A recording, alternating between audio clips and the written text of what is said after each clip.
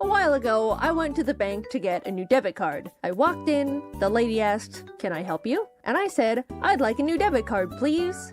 Her face scrunched a bit, and then she replied, let me see what I can do. Would you take a seat for a moment? I sat in the lobby chair for 30 minutes, assuming that she was doing everything in her power to get me a new debit card, and when the lady finally came back, she simply said, "No, we don't do that."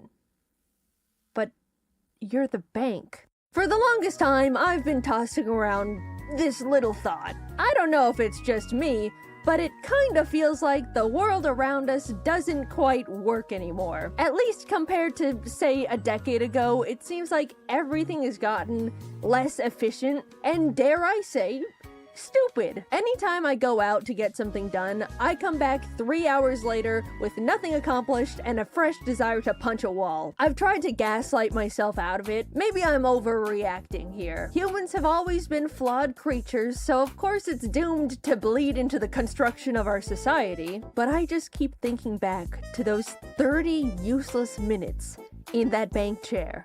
And I simply don't believe it. You're not gonna convince me that a bank has always been incapable of giving people new debit cards.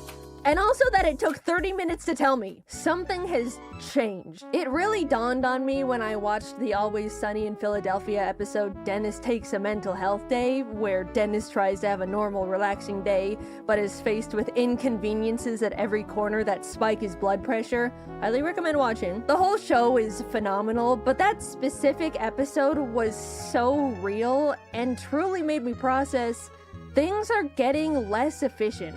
And it's not just in my head. First of all, like the episode addressed, everything needs a goddamn app now. The thermostat, air filters, light bulbs. I bought the cats a new automated litter box, and guess who now has a litter box app on her phone to get it to even turn on? I'm sick of the stupid apps. They don't make life easier no matter how many times these products try to convince me they do. The UI is always clunky and confusing. Nothing is optimized. Companies act like you can part the Red Sea with their apps, when more often than not, I'm stuck trying to connect it to the device in the first place. When was the last time you bought a new anything and had it completely set up and working within 5 minutes of unboxing it? At this point, if my Wi-Fi goes out, every electronic in my house becomes a useless block of metal because none of it works on its own anymore. Everything needs Wi-Fi, an app, an account linked to my email, a subscription service, and on top of it all,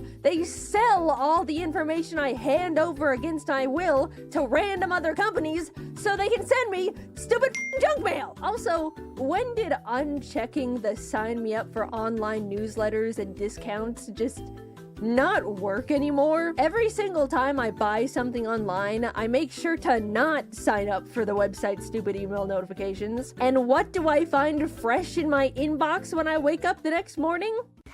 Check out this month's wacky deals. So I have an electric car, right? One day, it just straight up refused to play music. After troubleshooting for 5 minutes, it turned out I needed to download a software update to my car, even though the music worked perfectly normal before the update. Sure, fine, the future's now. But for some reason, the car couldn't find or connect to the Wi-Fi, so because of that, I get to experience LA traffic in pure silence. I spent thousands of dollars on a car just for it to randomly not be able to perform a task cars have been able to do for the past 70 years. I do like electric cars. They're better for the environment, and it's great not having to go to the gas station. But let's not pretend the car has to be a computer now. I got one of those modern tech cars that made the innovative choice to remove all the physical buttons and knobs and put every single basic feature into the car's giant touchscreen. Before getting it, I didn't think that would affect my experience too much. I thought, well, when I drive, I normally don't fiddle with the buttons all the time anyway, but now I have to deal with things like not being able to manually open the glove compartment because it has no latch. I have to speak into the car microphone, "Open glove compartment," and every single time it opens the charging port. Didn't think about that one before buying. Also, when I do need to do something while driving, It feels way more unsafe than I initially realized. They didn't even build AC knobs, so to turn up the air, I have to essentially play on the car iPad while paying attention to oncoming traffic. Correct me if I'm wrong, because I'm neither an engineer or a car specialist, but that feels stupid. Apparently, enough people started complaining about the lack of buttons in high-tech cars, so they started putting them back in, which now puts into question these experts making these decisions in the first place. What do you mean thousands of people had to say using a giant iPad while driving is unsafe? Before they were like, you know what?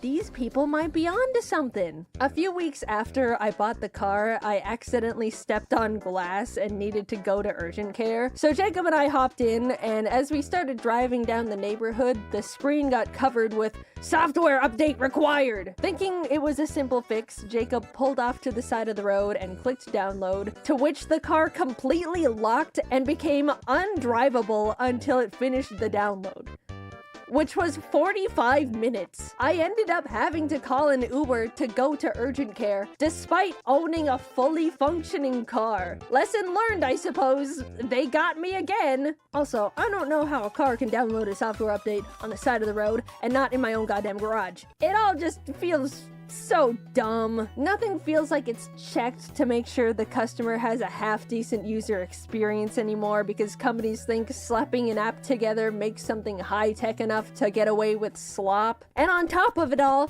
everything is a subscription service. Why can't I simply buy my stupid computer car and have it come with the tech that's already built into it? Subscribe to be able to connect to the internet. Subscribe to enable auto steering. For a while, companies were thinking about turning the seat warmers into a subscription. The heating coil is already in the car that I bought. Just leave us alone. Imagine pitching to someone 15 years ago, "Oh yeah, the car you bought? Yeah, it's all yours.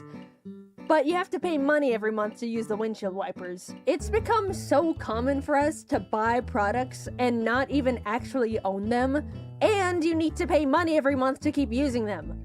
And they're bad! Businesses have always prioritized profit. That's never changed. I'm not upset about that. But at least in the past, they had to, in good faith, offer something that actually did the shit it was advertised to do. Now they just go, "Oh damn, we can give less and charge more? Hell yeah, brother, lock the cold out the fridges." The other day, I wanted to get a new router for my office. Jacob and I headed over to our internet provider store, and I said, "Hello, can I buy a router?"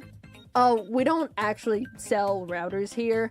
You need to go online and ask customer service to send you one." As I was processing this, Jacob decided they wanted to get a phone upgrade. "Excuse me, could I actually buy this phone?" Yeah, we don't have those in stock here. You can buy it, but it'll have to be shipped to your house."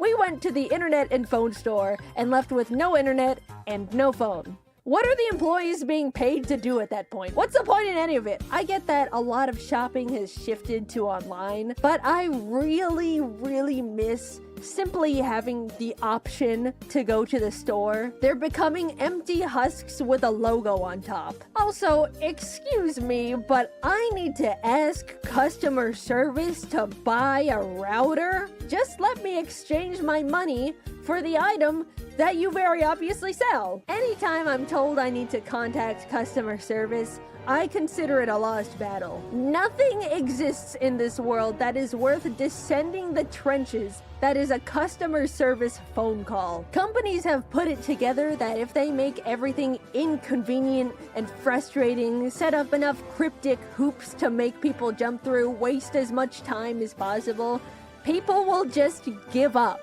And they don't have to deal with anything. It's sick. Once I needed to call a plumber, but was only allowed to go through a very specific company for the service. So I called in, sat on hold for 40 minutes, as to be expected, and finally got connected to someone. "Hello, what can I help you with today?" "Hi, I was calling to make a service appointment."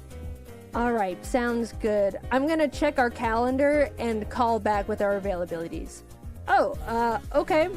Thank you."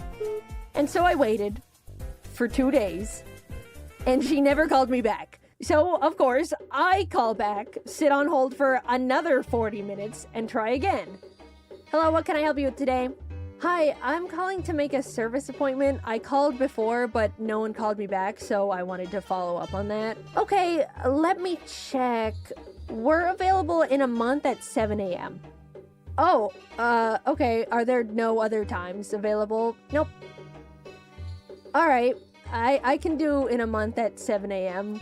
Thank you very much. Awesome. Exactly what I wanted. A month comes and goes, and the day before the appointment, I get a call from the plumbing company. Hello, I'm calling to let you know the person that was scheduled to do your service appointment is sick and we'll have to cancel it. Okay. When's the next available appointment? In 2 weeks? Okay. Thank you. At this point, I was fuming, right? How hard could it be to get a very specific company to provide a service they forced me to use them for? Well, get this. I woke up the next morning at 10 a.m. because I didn't have to wake up early anymore, looked at my phone, and saw a single missed call from, of course, the plumbing company. Hello, the plumber arrived at the location this morning at 6 a.m. but left because no one was home. Please call back to reschedule. Thank you. Guys, I can't even write into words what I was feeling that moment, because if I did, this would be the last video of my career. A single service appointment is all I ask for my sink that is dissolving at this point. Also, we're completely brushing over the fact they arrived an hour early for the canceled appointment, so I would have missed it anyway. And just like that, it was all back at square one. And you know what? I gave up. Congratulations, plumbing company. You won! The trophy? My sink is broken. I was justifiably feeling upset, so I wanted to go out and get myself those Pillsbury Halloween cookies with the pumpkins and ghosts on them, because it was the season. I looked online to see if the grocery store had them, and the website said, in stock, confirmed in the past hour. So I got dressed, drove over, and lo and behold, the store had 0 Halloween cookies. I did the same charade 2 more times until I just went home and cried. What's the point anymore? Really, my car doesn't work, the stores don't work, the litter box needs Wi-Fi. I'm just so tired. We're doomed to be wrung of every single dollar we have, cursed to scroll endlessly on social media because it's evil now. It's nothing good anymore. We're being left behind over here, and no one can do anything about it cares. I don't want to get too doomer in the silly animated YouTube video. Sorry, maybe a bit of reality started to seep in there between the funny little stories. Quickly, I'm gonna talk about things that do spark joy in my life. There's been an influx of people going back to old tech as a way to step out of the overwhelming and predatory modern innovation era, and I am also on that boat. A while back, I started playing on my old 3DS, and something about using a classic handheld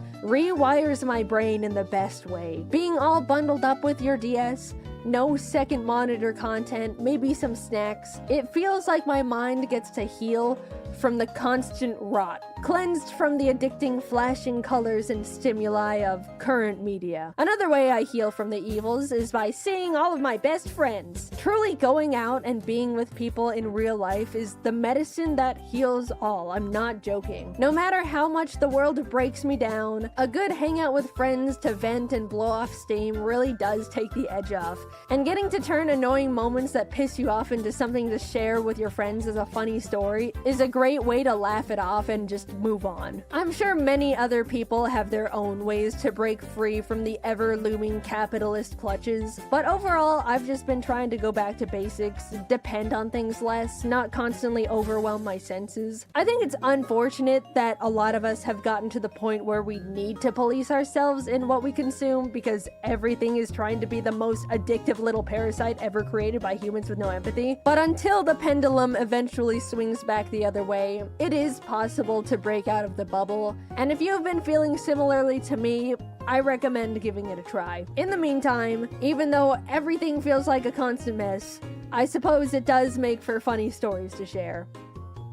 I didn't realize I scripted 2 different complaining videos in a row. I'm really sorry about that. I didn't mean to, and it comes across really negative. But the next video is very, very, very positive. I'm really excited for you guys to see that one. I've been excited about that one for a long time. Thanks for watching. I'm done complaining for a while. It's all out of my system now. Genshin Impact needs no introduction. It's taken the gaming sphere by storm since being published in 2020, is enjoyed by millions of players all over the globe, and even if you've never played Genshin Impact before, you've definitely heard about it. Up until this video, I was in the heard about it but didn't know anything about it category. Not for any particular reason, I kinda just don't do anything ever. I don't know why, I should probably figure that out. It might be a therapy thing. As I was sitting on the floor, barely existing one day, Genshin Impact themselves suddenly reached out. Hi Jaiden, I see you're up to your usual nothingness. How about we pay you to play Genshin Impact? Okay, so yep, this video is surprisingly sponsored by Genshin Impact. My first sponsor on this channel, wow. Are you proud of me, parents? No, please don't go. I'm being paid to play Genshin Impact, but it's still gonna be a good video and experience. Here, watch, I'll prove it. I'm talking to Paimon, my spirit companion that I see all over my Twitter feed, about my past. Yeah, I was literally just minding my business traveling from world to world with my sister, when all of a sudden some sustainer of heavenly principles goddess appeared, absorbed my sister with cubes, and chained me to this land. Biggest hater I've ever seen. Yeah, that's crazy. Anyway, thanks for saving me from drowning in the ocean. As we walk and talk, a bunch of little critters are scurrying around. Of course, I was scooping up all of them. The ecosystem was definitely starting to crumble with me on this planet now, I'll tell you that much. Let nature flourish? Nah, it's all going into my inventory. To live is to hoard. As I'm chasing a squirrel around the lush forest, we discover a mysterious statue in the middle of a glistening pond. Oh, hello, great wind god. Maybe this isn't the time to have 12 lizards stuffed in my pockets. I'm suddenly granted mystical powers by the statue, and can now see the map. The city of Mondstadt is close by, so we decided to head over there to see if anyone knows anything about my lost sister. But while walking, we ended up stumbling into a strange bard talking to a dragon. That's not my sister. Unfortunately for everyone, I have a little magic hiccup, which gets us caught, and both the bard and dragon scatter. Closer to Mondstadt, we run into Amber, a knight who warns us that a dragon called Storm Terror, an awesome name, has been terrorizing the town lately. She then joins our party to lead us to safety, which is crazy because I thought you had to spend money to get girls to join your party in this game, but this one just joined us for free. In Mondstadt, Amber then gives us a wind glider. Woo! Flying! I take a running leap off the side of a building to try out my new wings when suddenly the dragon shows up and spawns a bunch of tornadoes all over the town, catapulting me into the air. With a full view of the dragon, I do what any sane person would in that scenario. Storm Terror ends up fleeing, and as a reward for shooing him off, I'm introduced to basically the protectors of Mondstadt. I'm Jean, the acting Grand Master of the Knights of Favonius. Kaya. Very impressive going up against the dragon.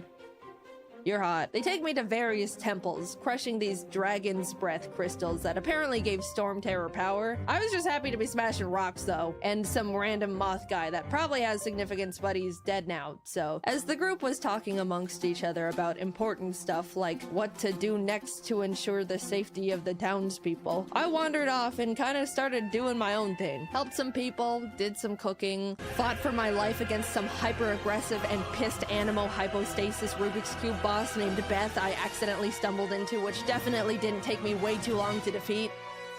Fed some ducks. I then found the bard from earlier doing a guitar solo for the town. He introduces himself as Venti and tells about how him and Storm Terror, whose real name is Dvalin, used to be friendly before it was attacked and poisoned by another dragon, leaving him bitter and angry. Venti essentially says, I can fix him. Do you want to commit a burglary with me? Yes. With a freshly stolen Holy Lyre, we were able to summon Dvalin, who pulled a bit of a tsundere and was like, if you really cared about me, then you'd come to my castle, but you probably won't because you hate me, don't you? You hate me and want me dead. I just can't do anything right. No! Dvalin, come back! Listen to this sick riff I made. Bada bing, bada boom, we entered his lair and started fighting him in a swirling vortex. No, take your time. The dragon eventually falls, we purify him, and the day is saved. Yippee! Happy dragon, happy Mondstadt, happy... Wait, I was supposed to find my sister, not fight a dragon. Even though I'm riding the high of saving all these people and a dragon and being awesome, I head off to Fontaine to continue my journey. The town sits on the edge of a cliff, sparkling waterfalls pouring off the sides around it, framed perfectly by the mountains behind. Wow, what a beautiful town. Is that girl about to jump off the cliff? The water will rise and eventually drown everyone here, leaving our Hydro Archon to sit weeping on her throne for all eternity. Hi, twin sister! Oh, sorry, did I interrupt you talking about the prophecy where everyone in Fontaine is born within sin and one day we will all dissolve in the waters? That's a classic. Come see our magic show. The magic twins Linny and Lynette decide to take us to the Opera House, but on the way there, we're actually stopped by the Hydro Archon herself, Farina. Welcome, travelers, to my city of Fontaine. Everyone give them a warm welcome. They're fierce and noble warriors who have done much good for the land and its people. Hey, thanks, it's really nothing. We just tamed a giant dragon. Actually, I hereby declare the traveler under arrest for having a flying object, which is illegal. What? She's not even... Paimon doesn't count because she's a balloon. Yeah, Paimon's my balloon. Ha! Alright, that's funny. Case dismissed. Later. So, can we ride the Aquabus? Yippee! We get to the Opera House and the magic show begins. Everything is going well, but as Linny was about to do a trick where he swaps boxes with a random audience member, a giant water tank falls onto the box, obliterating it. Oh my god, we killed my assistant Cowl? Why is he here and not the audience member? Speaking of which, where is she? A murder mystery plus disappearance case was now in place, with everyone looking at Linny as the prime suspect. Dude, this is getting good. A man died. Everyone starts trying to be a hero and chime in on the court case where some guy died in quite possibly one of the most Looney Tune ways possible. But I can't really be bothered at this point and go outside to jump into the ocean. Using my new diving skills, I was able to explore the whole world the water had to offer. I was actually shocked when I first saw it because of how gorgeous it was. I don't know why the people of Fontaine are scared of these waters. It's awesome down here.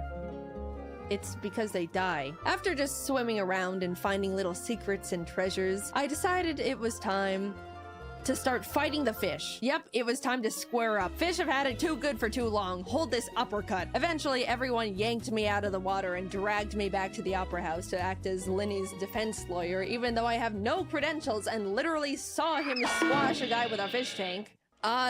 Linny couldn't have killed Cowl because... Cowl killed Cowl! Dude, she's right! What? Everyone is freaking out at this point because somehow Cowl actually was the murderer and had a secret plan to dissolve people in water. I don't know, it was a lot of adults talking in big words. I was just thinking about punching fish the whole time. Next thing I know, people are shaking my hand and congratulating me on a case closed. Even Farina is like, excellent job, Jaiden. You're a funny one. Thank you, Farina. Even though you've been trying to take me to court and put me in jail for your own entertainment, you're also a funny one. I hope your people don't drown. With that, the trial is adjourned and I'm released from my forced upon lawyer duties, left to finally explore the world to my heart's content. There's so many more quests and stories to uncover in the game, also a lot of lore, so if you're a big theory head, proceed at your own risk. I enjoyed the time I spent playing Genshin Impact and was surprised at how beautiful the visuals and music are. It's overall just a well-developed game that's pretty to look at. I got immersed in the world and spent hours exploring to find little secrets and bosses and treasures. Thank you again to Genshin Impact for reaching out and sponsoring this video because I had a great time learning about the universe you all created. If you're interested in playing the open world action RPG game that is Genshin Impact yourself, then ladies and gentlemen, if you would please look under your seats, you'll find... Oh, nope, sorry, not your seat. I meant to say the description of this video. If you look in the description, you can click the link to download it for free. Yep, I said it already, but I'm saying it again. Genshin Impact is free to download. You can have 0 money in your bank account and still get to play it. as long as you have at least a PC, mobile device, PS4, or PS5 to play the game on in the first place. In battle, you control elements like Kyro, Dendro, Pyro, Hydro, Anemo, Electro, Geo, and when combined strategically, you can deal devastating elemental damage to your opponent. By the way, if you think you've spoiled the game's story for yourself by watching this video, you've never been more wrong in your life. There's so many more towns, quests, stories. Don't worry, trust me, there's plenty left for you to explore. As someone that wants to 100% the games I play as much as possible, I feared for my mind, body, and soul when I realized how much content there was waiting for me. Genshin Impact actually just released a new 4.2 update that includes new characters and even an entirely new storyline for Fontaine. There's a bunch of new events that let you play different kinds of minigames to win rewards. You got to meet her a little bit in the video already, but Farina is a huge new character in this update as you continue the next part of the Archon stories. Fontaine as a whole is also expanding by introducing new environments, boss ascension materials, and local specialties for Farina. It's an ever-changing and growing game that has a lot of passion put into it, and if any of this sounds up your alley, why not give it a try? I mean, the link's right there. Might as well just click it. Huge thanks to the team for all their work on this video. They're beasts, they're machines, they're incredible. A while ago we brought on a bunch new people, and this is the first video I'm posting that they've worked on, so make sure to perceive them. All their links are in the description as well. I wouldn't be able to be doing the things I'm doing without them. They're so awesome. Thanks for watching my first main channel sponsored video. It's not gonna become a common thing, but it was cool to give it a try. Alright, see you later. Everyone, I have exciting news. We're having a baby! Well, okay, I was gonna hype this video up to make you think that we were having a child, but it's not a child. It's a dog! Aren't you excited? I know this is all probably kinda sudden, but I mean, come on. Everyone likes dogs. Save it. Now, before you all go crazy with your obvious dog hype, I bet you have some pretty big questions like, oh, Jaiden, what's its name? It's Ari. So now that we've got all the big questions out of the way, you probably want to see him now. Well, you can. Here he is. So, we just got back from picking up our baby. This is gonna be his first moments home. Hello. Oh, what you thinking about? Yay, dogs! Parents are right. Having a child is a magical experience, and I'm glad I'm part of it now. Come to think of it, since we're all parents of this dog now, your parents are grandparents. Mom, you're a grandma now. What? We as responsible parents have to make sure we raise our child right, with manners and good morals. And don't worry, I've already started the process. Alright, Ari, hold the door open for me. Come on, you have to learn how to be a gentleman. Ari, it's rude to eat without utensils. Here's a fork. I'm trying to teach you manners. Here, let me help you. Ari, we have to have a serious talk about peer pressure. If all your friends were jumping off a bridge, would you do it too? I also filmed me putting Ari's room together, which was an experience. So here's the cage I bought, and I'm gonna put it together now, but I'm gonna put it together in my room, which is around the corner. So...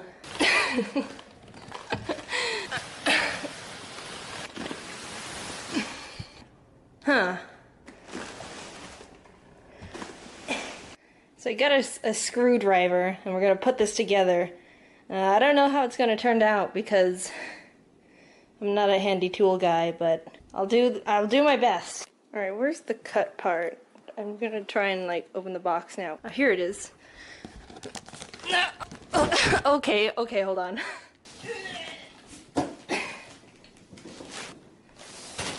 Now we can start.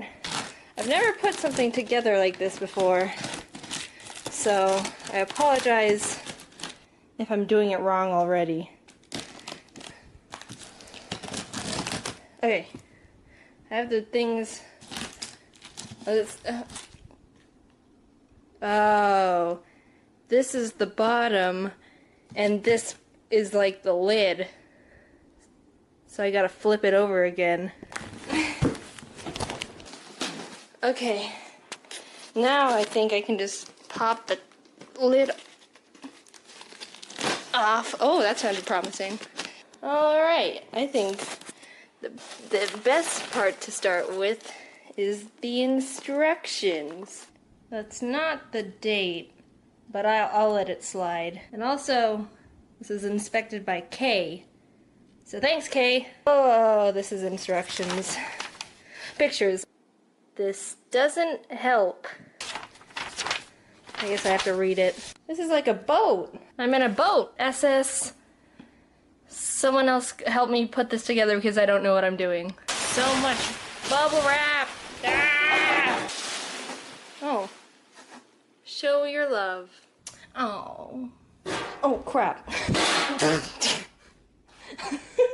So now that I have everything out of the box, these instructions should start making more sense. The instructions say that these are numbered.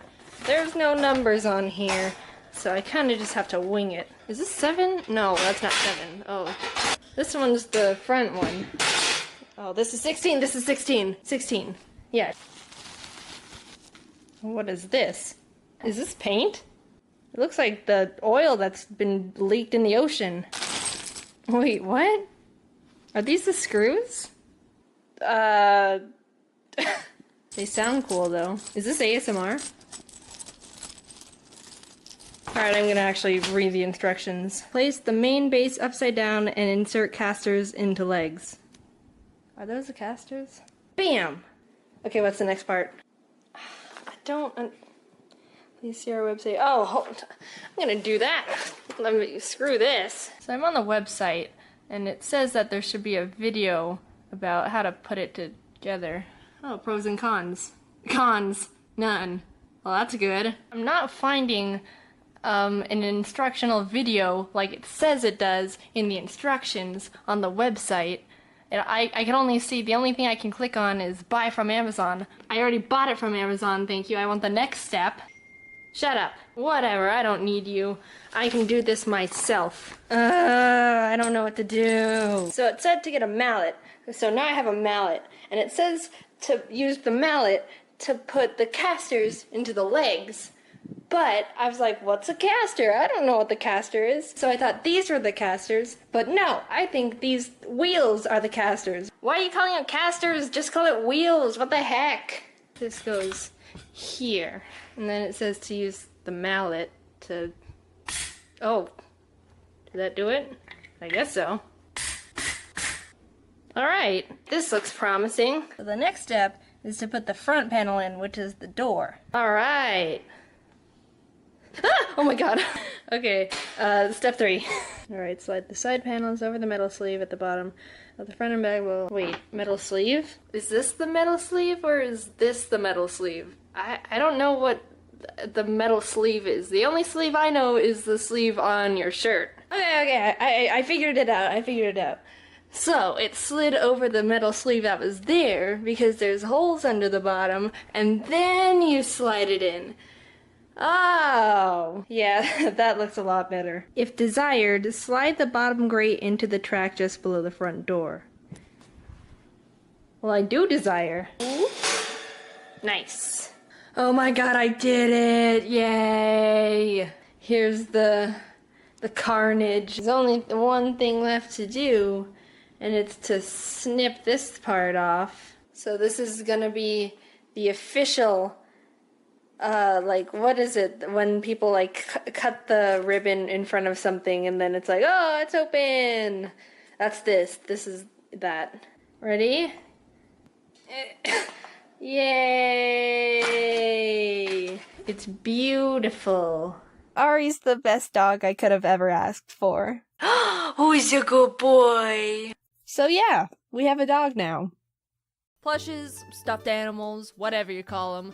You do not realize how much I love those things. I am not kidding. No matter what age or point in my life, something about stupid little fuzzy squishy creatures has always filled me with so much joy. You know what else fills me with joy? Pokemon. So combine those two things and you've got a hyperfixation like no other. Don't believe me?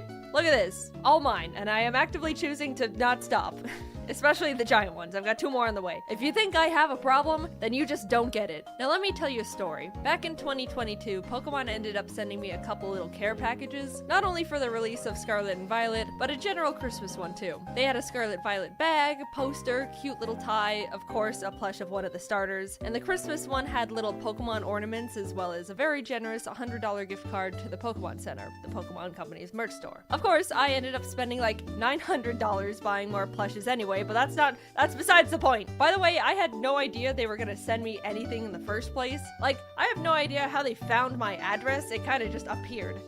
Anyway, in the boxes, there was also a business card for a contact at the Pokemon Company, Stefan. I decided to send them an email mentioning the boxes were received safe and sound, and to say thank you so much for sending me anything in the first place, because it made me very happy. To my surprise, Stefan actually responded, and was very happy it all delivered with no problems. They also mentioned that if I ever needed anything Pokemon related, to hit them up. And I don't know why, but in that moment, understanding I had just purchased $900 worth of Pokemon plushes 2 hours prior, I decided to say, Stefan, can you send me an entire Pokedex of Pokemon plushes for me to rank?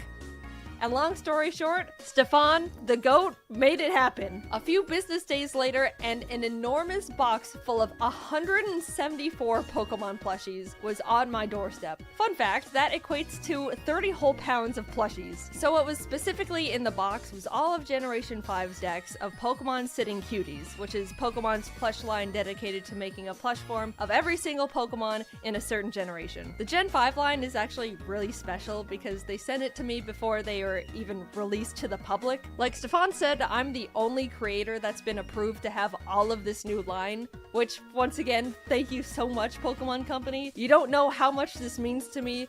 I'm eternally grateful. I do want to clarify that the Pokemon Company sent me all these plushies for free out of the kindness of their own hearts, but they aren't paying me to like promote them or make a video or anything. This is all me. However, if you just happen to want to get yourself any of the plushes you see in the video, the line is available starting April 5th on the Pokemon Center website if you're in the US, Canada, or UK. It sounds like a sponsor, but it's not. I just like Pokemon a lot, okay? Is that such a crime? Now, all that being said, I'm gonna do the first ever IRL tier list of every single Gen 5 Sitting Cutie Pokemon has to offer. I haven't seen them yet, I'm going into it completely blind. And Pokemon, if you're watching, if a plush just happens to be a little bit ugly, I hope you understand that I'm gonna have to call it ugly. I'm so sorry, please don't be mad at me. I have to speak the truth for the people. So, as you can see, we have a IRL tier list. First ever done from my knowledge, I haven't looked. Oh, I should probably talk about what we're gonna be doing as like critique. So we're gonna be looking at how good the Pokemon looks, just in general. Since they're called Sitting Cuties, we're gonna rank them based on how well they sit. So if they're like, look really good, but they faceplant,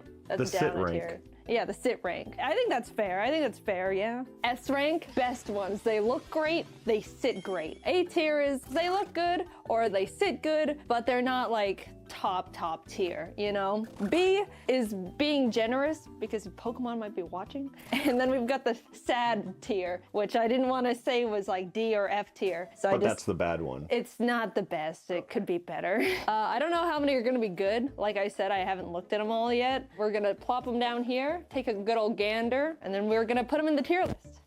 The Pokemon Company sent me a nice little letter. They said, let me know which one's your favorite. And I'm like, I'm gonna tell you all of my opinions. I don't think they knew what they were signing up for. We found Victini. I will say right out the gate, this guy looks great. He sits very well. He's got his little wings. He doesn't sit that well, actually. Like if I were to plop him down, he'd fall over. I'll consider Victini very cute. If I'm a Victini fan, I'd be ecstatic about this. I think this is a safe A tier because he's not that consistent on the sitting, but if I had him on my desk, I would look at him and be like, that's an awesome guy. Next, we've got Snivy.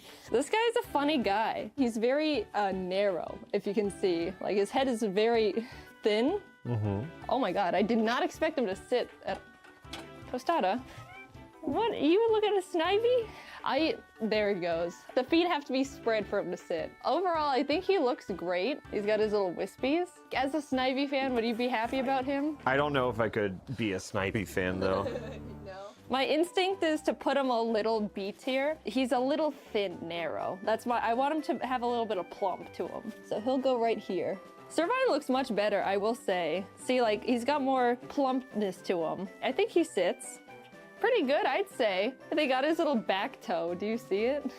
I think he's also a good old B tier. I'm seeing so many guys. You don't really realize how many Pokemon are in Unova until you have 174 plushes of them all. I mean, at what point do you just dump them all out? You're right, actually. Be free, guys. Oh my god. Does that become better or worse for you? It'll get much more simple. We're moving on. Yep. We're going to Tepig. Well, here's this guy. I'll put him there for now. And then there he is. We got him. We got him. This guy's awesome. He's got his little oinky tail. I did not expect him to be like sitting. Kind of like in a meerkat stance. Yeah, he's kind of like up and ready, you know? But honestly, I think this is a great one. I think he goes A tier as well. Very cute. It looks like he's got underwear on though. Pignite. I could just like plop him down however, and he sits. The more I look at him, he's funny looking. And you're not ranking it off your personal Pokemon preference. No, but like... Because you're not a Pignite fan. I'm not a Pignite fan, but I think he gets a solid B tier because Tepig is cuter. And then we've got Emboar. Big man. All things considered, sits well. That looks like Emboar. I think he gets B tier. Good old B tier. Maybe I need to start changing my opinions a little bit. Maybe a little meaner. Oh. Quick Oshawott. Oh, that's adorable. Uh-oh. Uh-oh. He has a round bottom and he's got like a Mickey Mouse nose. I think he looks great. I like how the seashell is like plush as well. It's not just like felted on. I think he's a great guy. He doesn't sit that well though. Actually, he's got like beans at the bottom. Do you hear it? I think the engineers, Oshawott engineers, put beans in his butt so that he sits easier. So he's built to last. He's built to sit. And you know what? I think that's an A for effort. I think he's so damn cute that I can look past how difficult it is for him to sit naturally. And I think he goes in A tier. I think that's a really cute guy. We got Duat here, who looks like he's standing guy. In the sitting cuties line? He actually can sit down. Actually, he sits really well. That's probably the best sit we've seen so far. I think he looks great. I think he also goes into A tier. So can you find Samurott in here? Yes, I can, Jacob. We got him. Oh, he looks a little silly. He's a little bit of a silly guy. Very good sit. That is a posture where like I could plop him down and he sits automatically. The big old sausage head of him looks a little funny. I don't know how they were supposed to translate it. They've got his attitude. Do you see like the smolder smirk look? He's pissed. I get that he's a samurai and he's supposed to be like ready to fight or something. This is a solid B tier. Carried by the sit, I think. Carried by the sit. If he didn't sit and he looked like that, that's a sad face tier. Oh, we got him. Oh my goodness. He sits, but he's a little crooked, I might say. I would have liked it to be like more planted like this. I guess you have to mold him. Just compared to these guys, I think it's a bit of a downgrade. I think he's a sad face tier. No, I think he understands. I feel bad. He looks so alone and sad. Tostada, will you find Pat Rat for me? She doesn't know what to do. She doesn't even know what a Pat Rat is. Got him, got him. Whoa, I've got some notes with him. Oh no, Pat Rat. Too chonky for his own good. This is what he's supposed to look like. I will say, I think this is the first one where the color is a little off compared to normal Pat Rat, and his face is giant. He sits well after kind of like molding him to the ground a little bit. I think he goes right here. No. What do you think he goes higher? No, it's just sad, right? It's a bummer every time. I feel like I'm just being really mean to these innocent Pokemon. Now we got Watchog. Oh, I see him. Oh, I like his little toes. He's got the little like Adventure Time hands. I think that's adorable. The face is not better. Can you get a side profile on him? He's got like a little bit of like a indented face. Oh my god, it's actually like, he is meant to have an indented face. He's got like the pattern just printed onto him. I just don't think he looks that great, I'll be honest. No, I'm gonna put him with his buddy. I think that makes it a little easier for them because at least they have each other. Okay, now we got Lillipup. Oh. Oh no, buddy, you're gonna make me have to rethink the entire tier. The body looks good. Tostada, you wanna see? Tostada, what do you, no. You don't go to that tier, Tostada. You're S tier. I think this is not great. It's cute, but... I feel like this is more of a prototype than anything. I think he's not quite fully baked. Wah, wah. Okay, Herdier is next. Yeah, I found him. This is actually a really good one. Proportions are good. He sits really great. If I'm a Herdier fan, I pop off with this plush. I think he's A tier. There you go, buddy. Yeah, he looks great. Yeah, he fits amongst the other ones. I'm actually kind of rethinking Victini. I'll give it like a couple more, but he's very close to being S tier at this moment. Oh yeah, Stoutland. There he is. Oh my god. Surprisingly small. I think it was an interesting choice to sew his little tufts down because he's kind of just a form. I think he's a safe B tier because I don't think he's as bad as Lillipup, but he's not as great as Herdier. We've got Purloin coming up. We found Lipard. Oh, look. Aw. This just looks like, oh no. We're running into the Lillipup conundrum. Let me just like mold him. He looks great. I love how they have the little arms curve out like they do in the actual Pokemon game. He does like one of these, like that. And that's what they did here. It kind of makes it look a little weird with the little gloves, but I would say pretty good. The face doesn't look the best. It kind of looks like someone's persona, but I think that's also kind of the territory that Purloin is in. A solid B tier, I would say. Then we've got Lipard. Lipard looks great. Sits really well. He's got his little tuft here. I like how they always are pretty good about the little tufties. He kind of looks like he's taking a little pee. Do you see that? Yeah, there's an elevated leg there. Yeah, something's happening. I think he looks good. I think it's also just a B tier though. There you go. Pansage. Here we go. Found him immediately. I'll say it, I'm a Pansage hater and proud and vocal. He looks fantastic. He sits pretty well. He looks soft and cute. Not a thought behind those eyes. The sage heads are popping off for this one. I think this is the first Pansage dub in like forever. I think this is what's gonna happen. I think this guy and this guy get promoted to S tier. Ooh, breaking the seal. I think they just look really, really good. Like I see that and I'm like, oh, that's adorable. That's a Pokemon plush. Every little part of them are like adorable. And I can't believe that Victini is up there with Pansage. So Semisage is next. This is Semisage. He sits really well. For as complicated as he is, I think he looks fantastic. Feels easily thrown off balance by like... Just a little bit of like an earthquake. Oh no. Well, that's like a 7 earthquake. A 7's a lot. A 7 would knock this whole bookshelf down. If I'm a Semisage fan, I think this is a fantastic plush. I think he replaces where Victini was with A tier. Okay, now we've got Panseer, the fire guy. There he is. I found him. Oh, we haven't encountered any of them that don't actually sit yet, which I'm surprised. This guy looks great. I think he's cute. I don't know what it is. Maybe it's just the face. I don't think he looks as good as Pansage. I think it's also the big flame. Like the bush up there looks really, really good, but this is like a little bulbous, you know? But I think that's a solid A tier still. Yeah, he belongs there. Okay, Semiseer. I found him. This guy's tail. He looks funny. He's a little too goofy. Oh, the mouth is a little different. Is that how he is? That's super cute. I didn't notice that. He looks fine. He's also just an A tier, I would say. He doesn't sit that great though. As an A tier? Yeah, do you belong up there? No, he doesn't. There we go. He belongs there.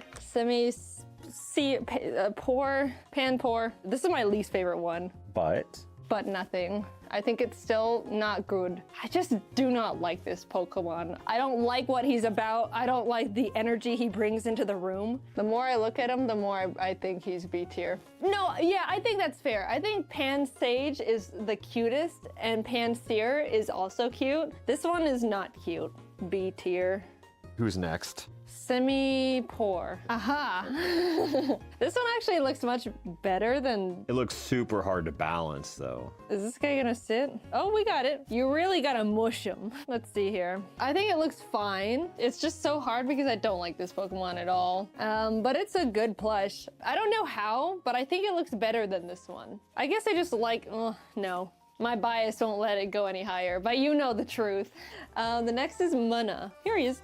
Oh my goodness. This guy's adorable. Oh, that's a good plush. This is a fantastic Munna plush. There's not even anything to critique. It sits well. It's got like good proportion. This being a Munna plush is fantastic. I think this is a great plush. Yeah, this is a very underwhelming Pokemon, but he goes straight up to S tier. All right, and then this guy. Does he sit like this? I guess he sits like that. I think this one also looks good. It's not an easy of an S tier as the other one. I think this is a good Pokemon. I'd say that's an easy S or A tier. Perfect. Hello, Taylor.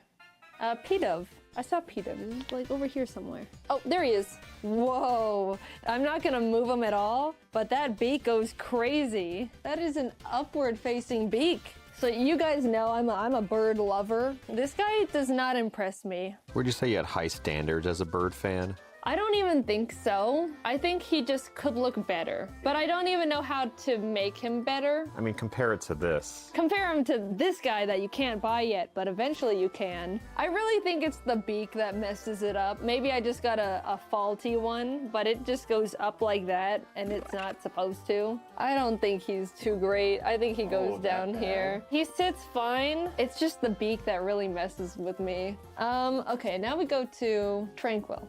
This guy looks much better. See, like he sits better. I don't know if it's like a different fabric. It doesn't feel like it, but he's much softer as well. This beak is arguably more weird shaped than this one, and they did a phenomenal job with it.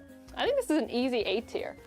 I think it's a good Pokemon plush. We can do both Unfezants at the same time. Oh, I found him. He was at my feet. Or at my knees. She? This is the he. Oh, he. Jacob doesn't know bird facts. I would say they both go into the same tier. I think it's the head shape. Like this one's head shape was so good. This guy just doesn't look that great. He's a little turkey-like. I could even put this in the Forbidden Realm, In honestly. the Forbidden Realm? Oh, his beak also goes up? Oh no. Yeah, it's also like the back of this fabric is not soft. It's like the back of the fabric is also different. Maybe he does go to the Forbidden Realm. Sorry, buddy. I guess they aren't in the same tier. But we're on to Blitzel now. Oh, here he is. Oh, he is meant to sit. This guy's cute. Oh, that's a good one. He's a really good one. Unfortunately, I think the different fabric is, like, he's not as soft as the other ones. And I think that's because this fabric is easier to print on, because, like, they printed on the stripes. I wish he was softer, but honestly, he's really good. I'd say he's A tier. He could have been S tier if he was, like, the really soft fabric. Yeah, he's close, though. He's a really good I think one. high A tier. I wouldn't feel bad putting him in S just because we have so few. You think so? He can chill up there for now. You're so right.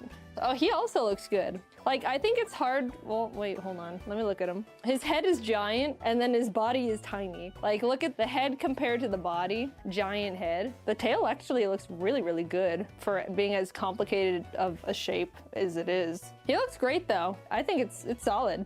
A tier. It's gonna be hard to put any of like the big strong Pokemon in S tier because I think what makes a good plush is it being cute. It's just hard to make good looking plushes be scary and tough. We're looking for Roggenrola. There he is. Whoa, bro is 3D. He sits phenomenally well. Oh, that was designed to sit. This is my pitch to the Pokemon company. You need to make Roggenrola pencil sharpeners. I think that merch goes crazy. I think this guy goes into B tier though. But if he could sharpen pencils, though. If he was a pencil sharpener, S tier. I think they did as best as they could with him, but he just doesn't look too great. I think he's meant to be a B tier guy. Then we got Boldor, which is not him. Right there. They're together. He actually looks great. I love the color. I've actually never looked at Boldor before. Oh wait, they made it so like he's just sitting completely. Easy A tier. Is he a S tier? I'm thinking if I'm a Boldor fan and I had this plush, I'm like, it's Boldor. It's a perfect Boldor. Would you say that's an S tier? I think he's a contender for sure. But he's definitely not as cute. No, he is. Yeah, I said pull the trigger. I think he's an S tier. I think he goes down here. Yeah, that's the smart decision. Then we got Gigalith. Given what he is, I don't think he looks bad at all. I think he just runs into the thing with Zipstrika or whatever. He just doesn't look tough. No, he's not supposed to be a plush form. He's supposed to be a cool action figure where you can get all his tough edges and corners and stuff. He doesn't look bad. I also like how he can just do like a little dance. Oh, his face is very narrow though. I think it looks good, but Looks a lot better from the side, if I can be honest. yeah, like I'm seeing it from the side. Seeing him from the front doesn't bode the same. His design has a plush ceiling, you know? Oh no, I really want to put him in B, but the more I look, I think he's not that great. It's the face that really does it for me. It's this face. buddy. Like, just trying to put him here. Yeah. No! Yeah, that's okay. I'm sad about it. Pokemon, you did good. It was hard to work with. Woobat. I know where he is. This is just a Woobat. Straight up Woobat. I like how they made him really fuzzy.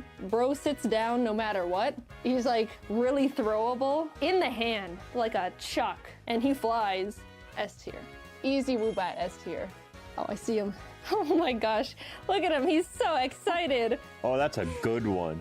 He's awesome. He's a silly little guy. They gave him like a lot of character somehow. Like his wings are up. His tail looks good. A weird shape for a tail, but it looks fine. His face is silly and happy. His feet are cute. He has like the anime gap in his smile. Yeah. What a guy. Is he also S tier? I think whole so. line is I like him S tier. better than Woobat. Wow. It's the ones you don't expect, I guess. Drillbur. Oh, I saw this guy before. Where is he? He's one of my favorites. Look at this. This guy, he's S tier in my heart, personally. Yeah? Say what you will, he's awesome. If Drillbur was my ride or die, and I got him as a plush, I would pop off. This is the nature of Drillbur. Whether you like it or not, he's S tier. Hey, it's your tier list. I am not wrong. No, I never said that. Drillbur deserves S tier. Who are we looking for? X-Control? Yeah, I see him. I see him. This little guy also looks great, though. I feel like they still captured his like tough and rugged aspects while also still being cute. I think the design choice to have his pupils be square, but the rest of his body be very cute and plush-like was really, really good. I like how they embroidered his design and isn't just like painted on. They choose to like print some textures and like embroider some, but it looks really good in this case. I think he looks great, but I'm just starting to mix up S tier and A tier. I'm a huge Excadrill fan, but is this an S tier plush? Do I put these both in the same tier? My heart wants to. I say follow your heart. I think they both go up here. Wait, I need to go over here on this side now. I love that Drillbur so much. He's such an awesome guy. Aw, Dino's next. Found him immediately. This guy's adorable. Holy crap, that's just straight up Audino. I like his little feet, his little hands. This plush looks good. I think it's A tier. No more thoughts, just, yeah. Just A tier. Timber, where's the little man? Oh, here he is. They're all together. Whoa, this guy's great. He's really cute, I would say. The log, I didn't expect them to make it square because I feel like it's so much easier to make a cylinder plush, but I like the attention to the squared log. I think he looks funny and silly and cute. I think he's a good one. I think he goes A tier. Yeah, that looks like him. This is Girder, right? Yeah, it is Girder. This guy is a weird Pokemon. Will he even sit? Is this the first one that won't sit? No, he can sit, but not well. Yeah, you gotta finagle him. He's a finagler. I just don't like the look of this Pokemon, if I can be honest. His little steel beam. I don't know how they could have made the steel beam. I think this is the best it could be. It's okay. His face is okay. If they put actual metal in it, he would fall over every day of the week. Kids would be throwing their Girder plushes at each other in like recess, and he would be banned from schools. He's really hard to sit. I was surprised I got him to sit in the first place. I just don't like him. Yeah, and the sad tier. And he's not sitting for it either. There we go. He's kind of got a hunch over. And then it's Conkeldurr. I'll be honest, this guy looks really good. I feel like his beams stabilize him, unlike the others. Yeah, like his beams definitely help him out in the sitting category. He looks fine. I think this plush form does his original form justice, to be honest. And I don't think we've encountered that before. So I think I'll put him in A tier because of that.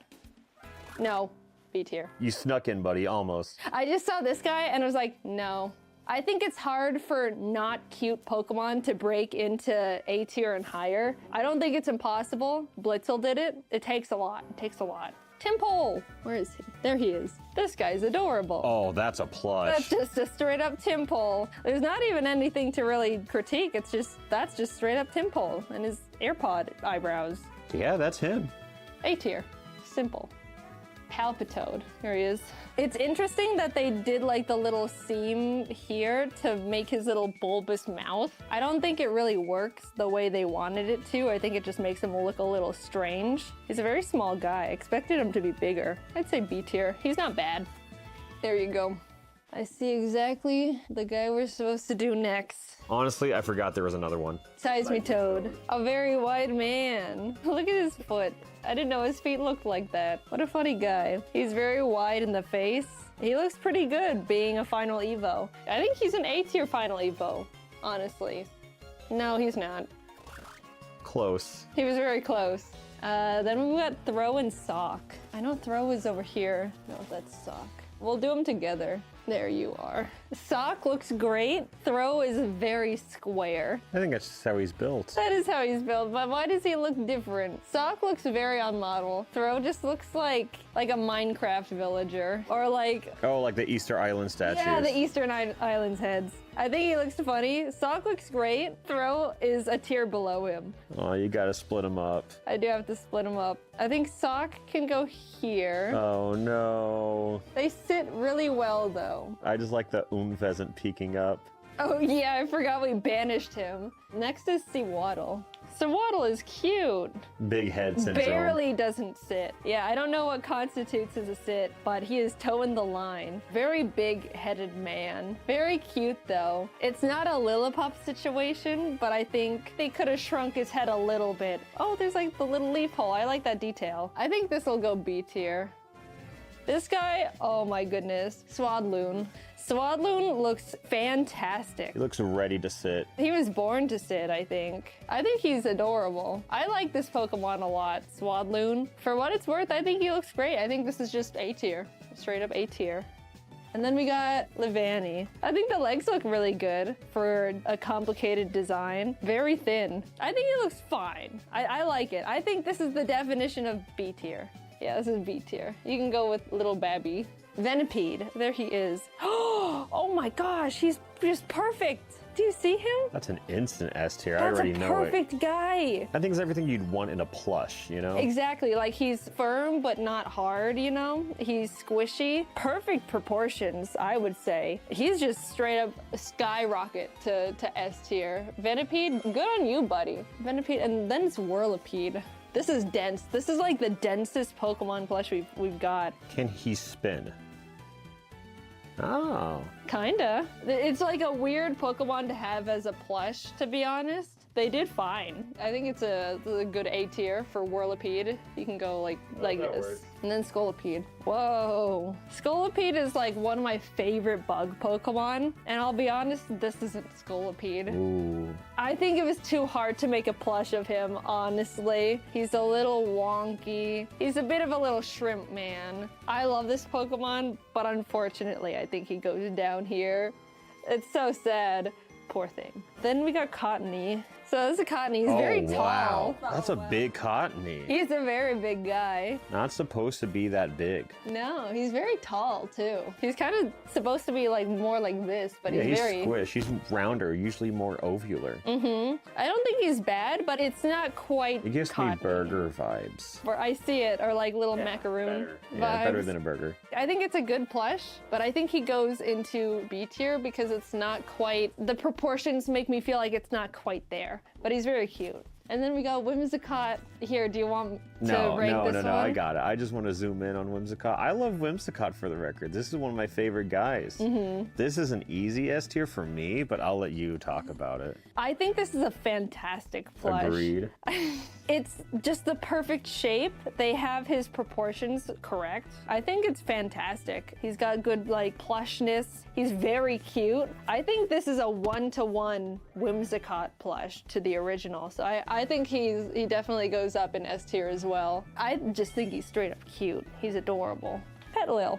Surprisingly sits well. This is a very bright yellow, almost. Like a lime. I think this is a very, very good Petalil. I think it's adorable. The shape is perfect, but the color is not quite there. I think they could have used this color and it would have been a perfect Petalil. It's a shame because this is S tier quality, but the color brings him down to A tier for me.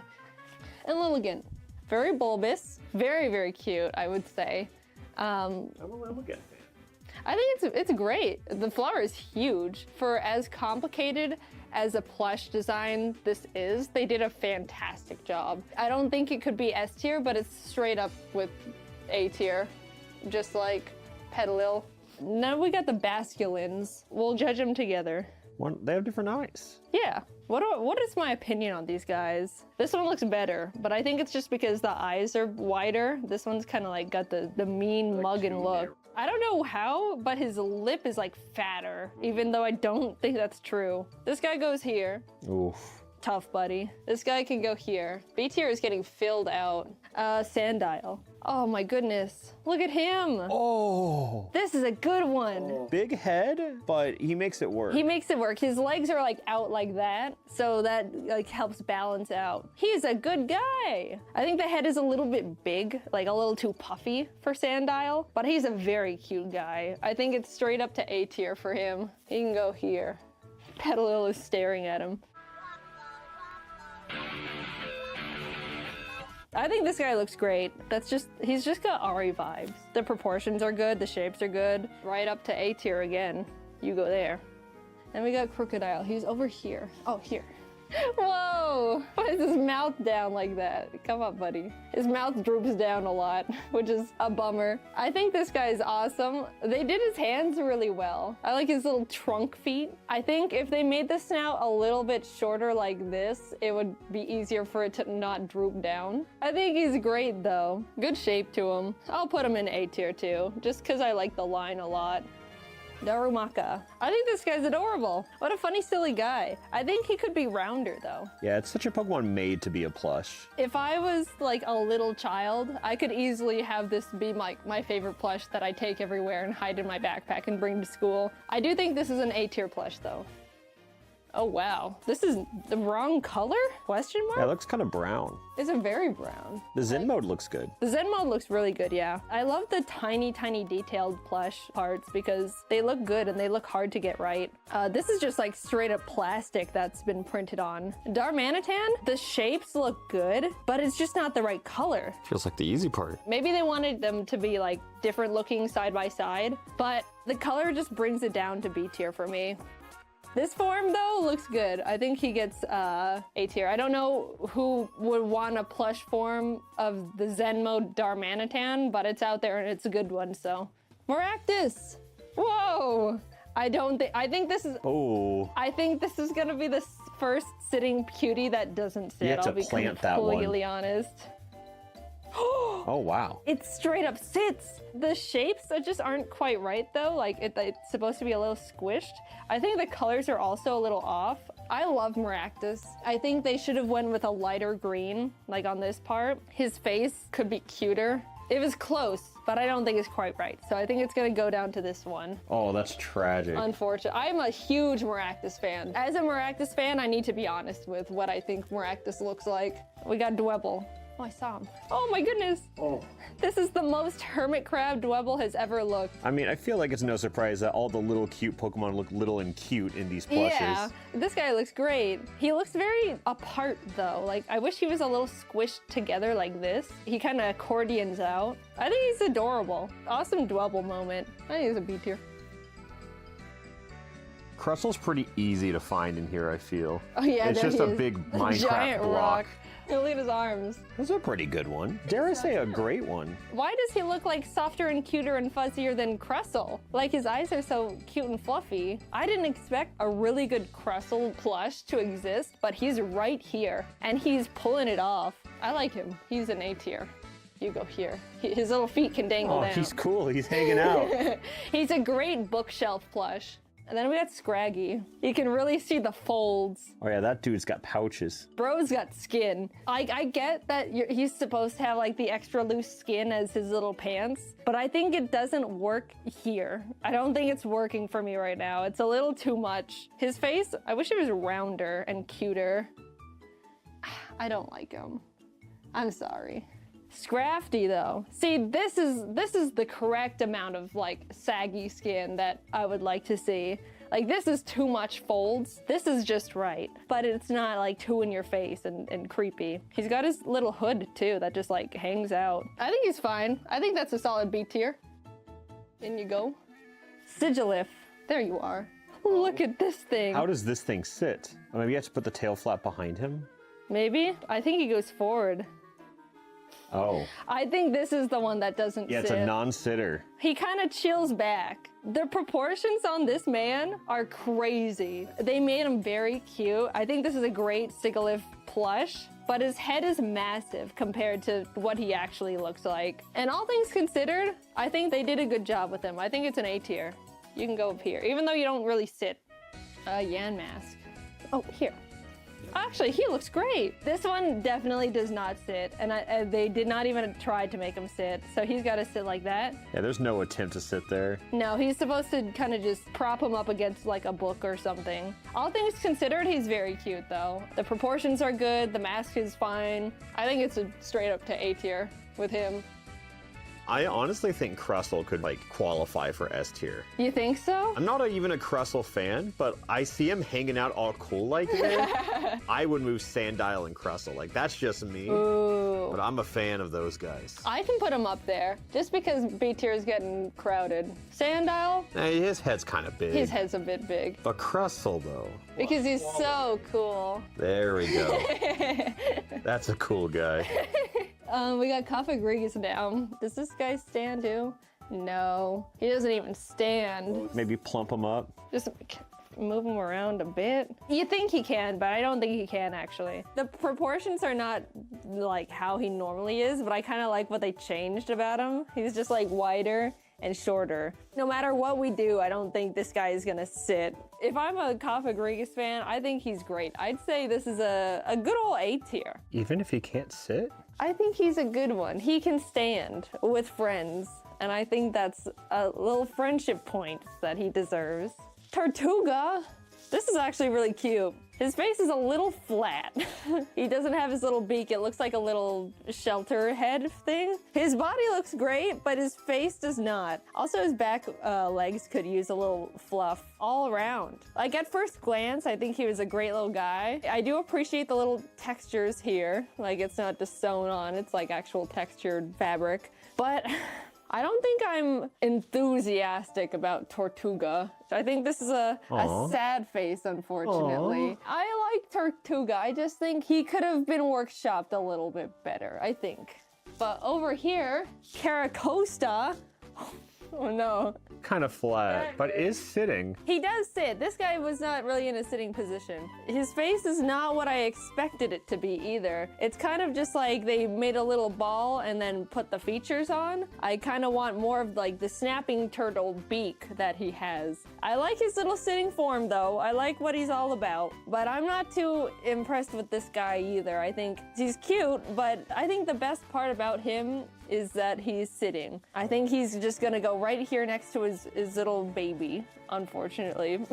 Archon! Okay, Archon and Archeops are one of my favorite fossils, or just Pokemon in general.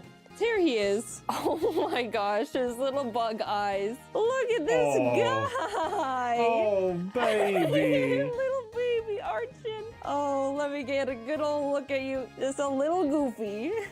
That's like an easy S tier right there. You think so? He's sitting, he's a cutie. That's a sitting cutie. He's very derpy, but in the fact that Drillbur is derpy. So yeah, I think he's great. I'm popping off as an Archon fan. He goes up here with the greats. I love him.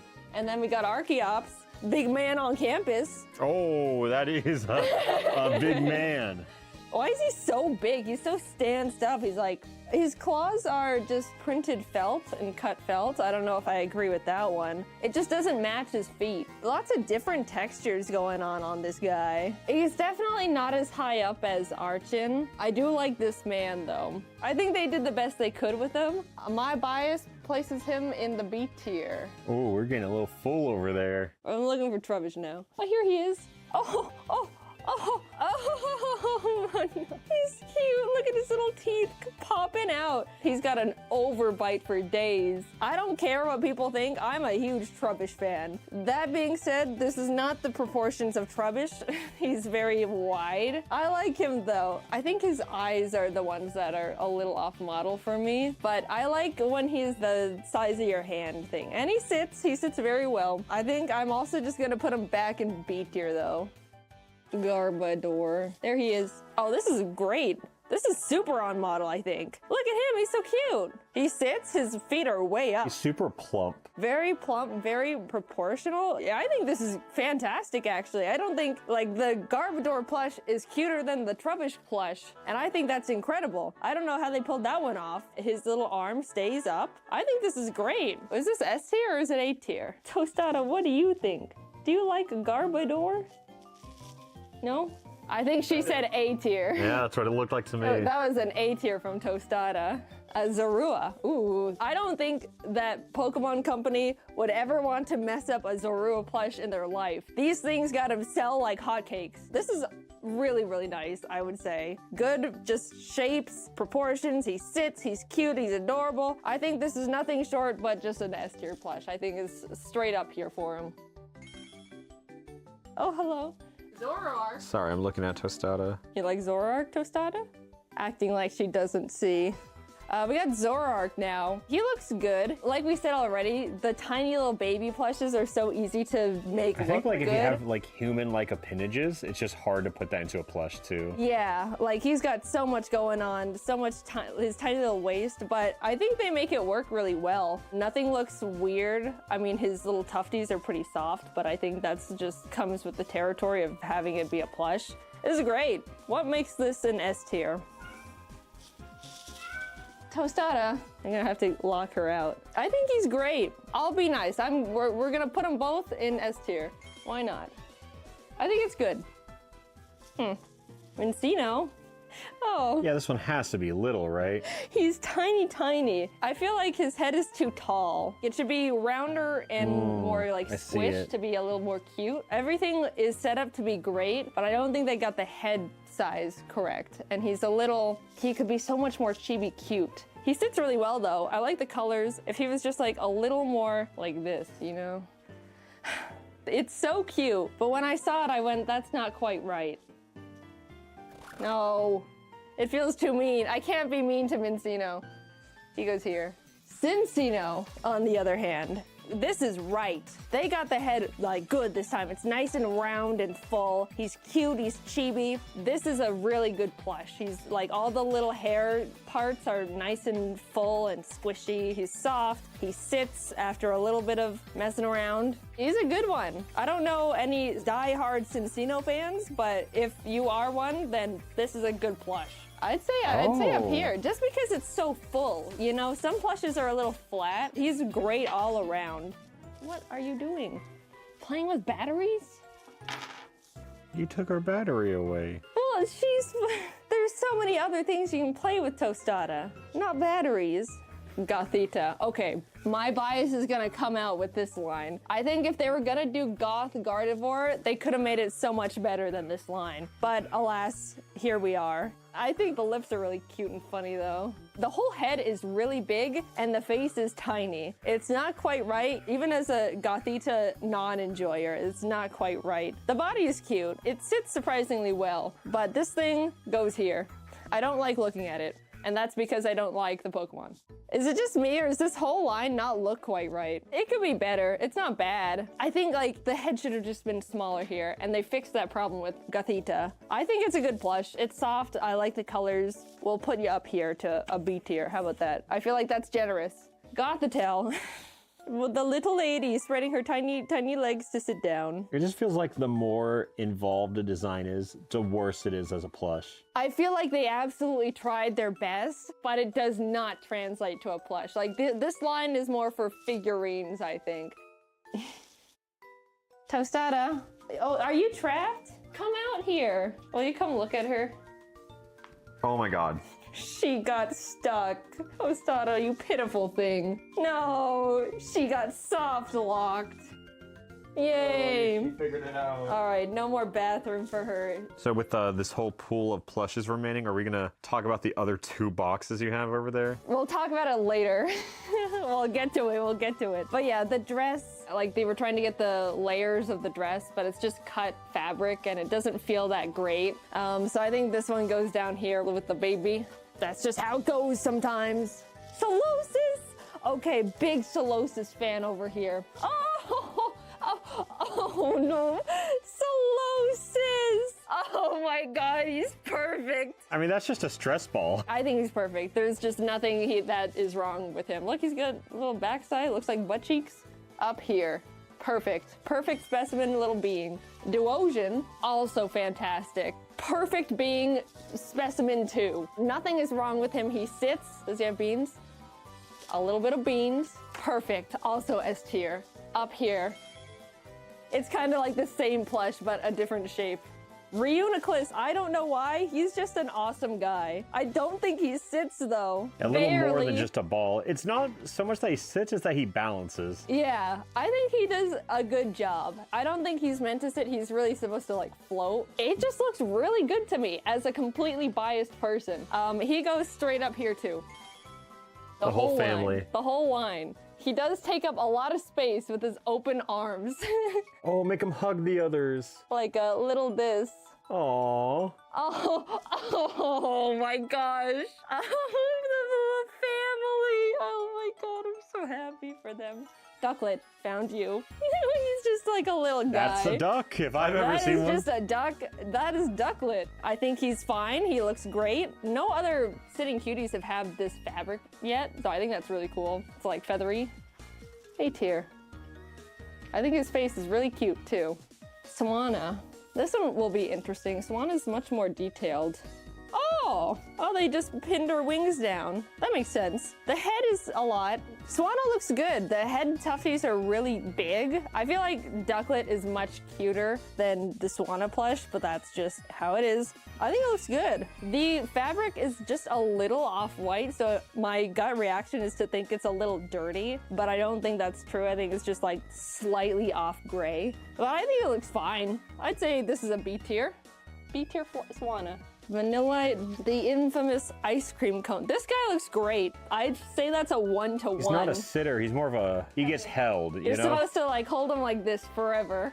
Ice cream cones are not meant to sit. And if they made him sit, it would be an abomination. He'd be like this. And I don't think anyone wants that. I think this is great. This is just a good plush. I think he goes up to S tier because he's so on model. Yeah, it's just good. Vanillish, where is he? Tostada. She's got a lot to say tonight. She's got zoomies right now. She gets the late night and zoomies. And the talkies. The talkies and the zoomies. Hello? There, wait. Oh, wait. Oh, you reviewed the wrong one. I reviewed the wrong one. Okay, well, we'll go baby now. My bad. Vanillite. Okay, so the other one was Vanillish. This is Vanillite. Pardon me, I don't know the line that well. The Vanillish fans are in flames right now. I'm gonna get flamed. He looks great. I think he's fine. Yeah, he's cute, but I'd say he's A tier. Right in there. Tiny little baby guy. All right, now we've got Vanillux. Are you sure? Yes, I'm pretty sure. You're not angry at the Vanillux community? I'm sorry, guys. I have to put a statement out now.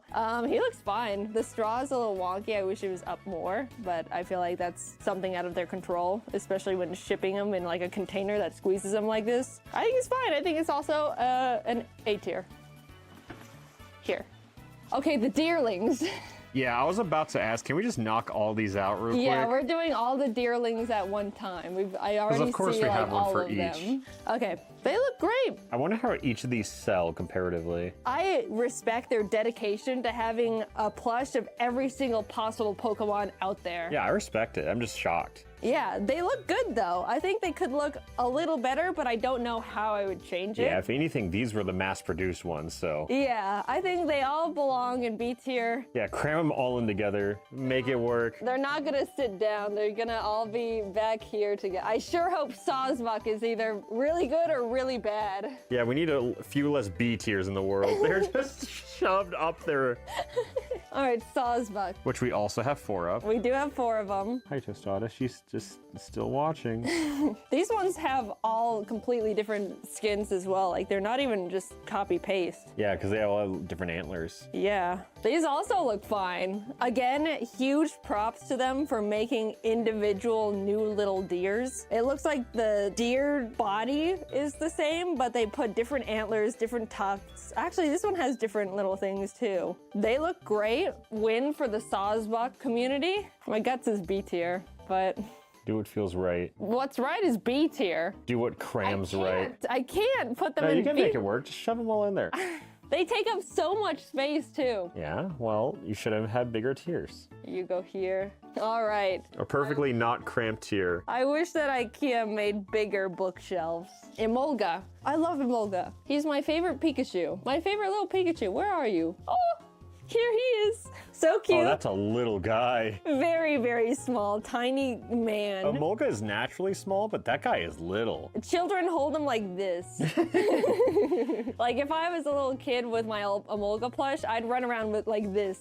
He's very cute. The proportions are a little not quite right for my taste. I wish the ears went a little more like this way. I think he's great. I would say this is right up to A tier. Yeah, that's the littlest form of Emolga I've ever seen. I recommend that Emolga to any Emolga fans. Carablast. He kind of just, oh, here he is. Oh my God, a little football. Why is he so chunky like this? He's like a little smushed Hershey's Kiss. He kind of sits backwards a little bit. Let me, oh, that looks good. So it looks a bit more curved than he should. He's very bottom. He's a curvy little guy. He's angry and he's curvy. I think this guy's awesome. Thoughts, feelings? They made him such a droplet. I think that even though he's more droplet form, I think that was the executive correct decision. I now have an opinion on Carablast, and he's an awesome little guy. He will go back here. Escavalier. Here you are. Oh, his arms, he is swinging. He'll jab you. This guy does not look that great. It's a very confusing design, and I think the plush makers were just like, I'll be honest, I got nothing. So he's gonna go down here, but he's a very funny little guy. But it's an understandable sad tier. It's a sad tier that's slash pause. A slash pause frown face. Fungus. He is tall. I wish he was more droplet formed. He's supposed to be more like this, am I wrong? But he's like this. Definitely does not sit. He is a top heavy man. Yeah, this guy does not sit. Oh, hello, Tostada. Fungus? No, you're not in the frowny face tier, Tostada. I would say this guy is not that great. If he just was like this size, then I'd be like, this is perfect. Wah wah. What everyone was looking for. Everyone wants to know this one. What's this guy's name? Comment section. Who is he? He doesn't look great. He's a funny guy. He's a funny guy. What can I say? He's a little silly. Frillish? Oh, we'll do both of them at the same time as well. They don't sit, do they? They just they just fall. Maybe we can do like one of these. That's cute. Like this. Oh no, that works totally. That totally works. But yeah, they do sit. Nothing spectacular about them. Nothing bad. I'd say B tier. Jellicent. These guys definitely sit like the other ones. Why is this one so flat? They mainly just flop. I did not expect this one to be so flat compared to this one. I've never been a big Jellicent fan, but these are cute. This one's just like sits on the floor though. It's hard to have opinions on these guys because they're so oddly shaped. But if you had to have an opinion. But if I had, oh, they even have the little tentacles actually. This one actually looks a little weird. Like the head is really big compared to this one. I feel like this one's more on model than this one. I think they get separated. Yeah, I think I gotta separate them. As ironic as that is, I feel like that's like the first big separation. You go here. God, that is a cramped shelf, that B tier. And then these guys right in there. Yeah, people don't realize all the Pokemon that are behind this tier. Alabamola. Okay. I forgot this was a Gen 5 Pokemon. I always thought this was a Alola for some reason. Oh, really? I think it's because it's in the name, honestly. That makes sense. Very flat, but a very flat Pokemon. It's Alabamola. Could be better, don't know how. That's a B tier. Oh, I know exactly how to put this one in. Sliding it in. Yeah, that's perfect. That's perfect. Oh, look at Tostada. Where is she? Oh. Oh, you're looking like that. Okay. She's done looking like that. Joltik. Okay, I've got a story for Joltik here. So I'm a huge Joltik fan. If Pokemon were real, I would have a little Joltik just like this. Every once in a while, I go through a plush buying phase, like every month. And I go onto eBay and I just like look at what eBay has to offer in terms of the plushes they have. And I saw this plush. This was like a month ago before the line was released or I even knew it existed. And I saw this plush on eBay for like way more money than he should have been. And I'm not gonna disclose how much it was because you'll judge me a lot. You buy it? You have another one? Oh, I see. So I bought this one. They have different tags and he's also different. Wait, what? What? Maybe it's just not a sitting cutie. Maybe. Well, either way, I've got 2 Joltik plushes. This is the sitting cutie. This is just a random one that was way too much money. I like this one, but we're ranking this one. This one's very cute. He's definitely more compact than this one over here, but he's perfect. I think he's great. I wish these were like out more to give his face like a little more fluffy face, but I can't put Joltik any lower than S tier. He was meant to be a plush and he was meant to be my best friend. Oh, there he is. All right, Galvantula, another friend. Oh ho ho. Joltik and Galvantula are one of my favorite lines ever. I love these guys. His legs are all spindly. He's a cute guy. I like him. I wish that these were plush and not like, I'm not a big fan of the cutout felt, but I think that's just what they have to do sometimes. I think he's great. I wish he was a little more plush-like though. He's a little like too loose for me to call it fantastic. So I think he goes safely in the A tier, just like that. Pharaoh Seed. Little guy. It's the tiny ones that they can get perfect, honestly. He's a spiky little stress ball. He is. Oh, it's this one. They could have just removed that one and no one would have noticed. He can sit, but it's difficult for him. I'll be honest, I can look past the not sitting because this is perfect. This is a perfect Pharaoh Seed Yeah, he's plush. gonna get crammed. So many little brothers are gonna get this thrown to their head, and that is an S tier for me. Pharaoh Thorn now. Pharaoh Thorn, I see him. Yeah, I feel like he's gonna have like the jabbies. Can you spin him for us? Yeah. He's got physics to him. This is like the noodliest one we've encountered. His face is a little goofy. Just the legs are so long and funny looking. They're pretty good though. It's a complicated shape and I think they nailed it. I think this is a good old B tier. Oh, he's easy to cram in there though. Yeah, he doesn't take up much space. We got Clink, the Clink Clink Clunk. All right, these guys also look fine. No one just happens upon Clink and is like, this is a cute little plush. I get what he's about. Okay, here's what they did. They made one of these guys and then they sewed them together, you can see. Oh, they are the same guy, you're right. They're the same guy. I think that's funny. For a plush, he's fine. Nothing Oh, wrong an with S him. tier, wow. Maybe not, actually. No, trust your heart. My heart says this. Ooh, tostada. Yeah, his name's Clang. He's okay. This one is a lot more bulbous. She likes Clang. This guy's fine. B tier. Cling Clang. Well, all things. Wait. We gotta compare.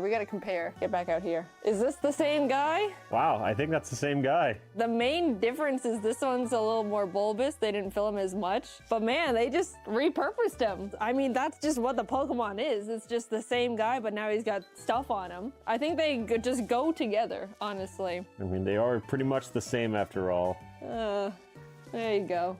Tynamo! I love this line. Oh my goodness. Huge Tynamo fan here. And I can say with a lot of bias, this isn't quite right. His head is very big. He's very ice cream cone-like. This is a chubby man, but he's very cute. I think he's a good plush, but I would say as an avid Tynamo enjoyer, this is a B tier. There you go. Electric, probably not the best Pokemon name out there. It's probably my least favorite, but Electric is a cool guy. I think he's fine. He's a little flat, but no points against it. Does not sit. Really nothing else to say. You go right into A tier. Electros, my favorite guy ever. Electros is so underrated. Come on, sit for me, buddy. Please, please. No. How I need you to sit. Work with me here. He doesn't sit. I don't think he sits. Electros is one of my favorite Gen 5 Pokemon. Unfortunately, he does not sit, but I think he looks great. This is a good Electros plush. He's big, tough guy, and they kept his big, tough guy energy, and I like that. I like his big, tough guy energy. He's a good one. He doesn't sit, but I'm biased, so he goes way up here. He sits alongside his friends. He has to lean on Crustle. Elgin, the forgotten guy. The tiny forgotten baby. Oh, that is, This is infant built. This is the build of a little baby. How can you not look at this and say a human baby? I think he's cute. Oh yeah, I had to look up a picture. He does have like the little indents here. I didn't know that about him. He's just such a funny little guy. I don't know how to rank him. I'd say B tier yet again. You can go right on Seismitoad. Oh, Behemoth's got little butt cheeks. Did you guys know that? I didn't know that until the little plush. Look at his little butt cheeks. Does he sit? He absolutely does with butt cheeks like that. He's actually really cute. I like his little stance like that. He sits, he's got little feet. I'd say this is an A tier, right there. All right, Litwick. Very cute Pokemon. The plush form is also very cute. It sits. I wish he wasn't as tall, like if they made him a little squished down. I think it's a good plush though. Litwick is cute, and this is a cute plush. I'd say a good old A tier. I love Litwick. Lampint. I like this guy. I think he's a silly little cute mid-evolution. The top is just the printed cut felt, which, you know, like I said, I'm not the hugest fan of. He's got the little top as a butt. Sorry, buddy. My bad. I think he's a great little plush. I like the line a lot. I think despite having this big old, like whenever they do the cut fabric like this, my brain automatically thinks like a little bit cheap, but I don't know how they would fix it without it looking bad. So I think it's fine. It goes up here with his friend. Chandelure. A huge Chandelure fan here. This line is not meant to sit. The tag is also in a weird spot. He kind of just sits there. He kind of sits, kind of. He leans back, he chills. He kind of like reclines. That's the word I'm going for. Given the fact he's a chandelier, they did a fantastic job with him. Nothing feels out of place. Everything looks proportional and symmetrical and consistent. I think they could have made a lot worse of Chandelure plushes. I think this is great. He's a little too spindly to go to S tier, so the whole line is A tier. Axew, a big fan favorite Pokemon this guy is. Another baby meant to be a plush. He is. The colors feel a little off though. Yeah, I feel like he should be more green. Yeah, he's supposed to be a little, like a decent amount darker, especially on the top part here. He feels very, very green. I think that's the biggest thing throwing me off. Great proportions. He's a cute little guy. I just wish they had more accurate colors for the plush. So I think for that, he'll go B tier. Will you sit right here for me? Perfect. Fracture. I love Fracture. Oh no. He's a little squished.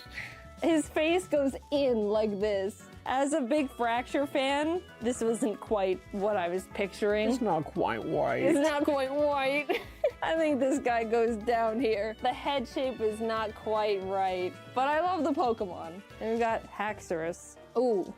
Haxorus, what did they do with him? Oh no. What did they do? He's got the gamer neck. Banana man.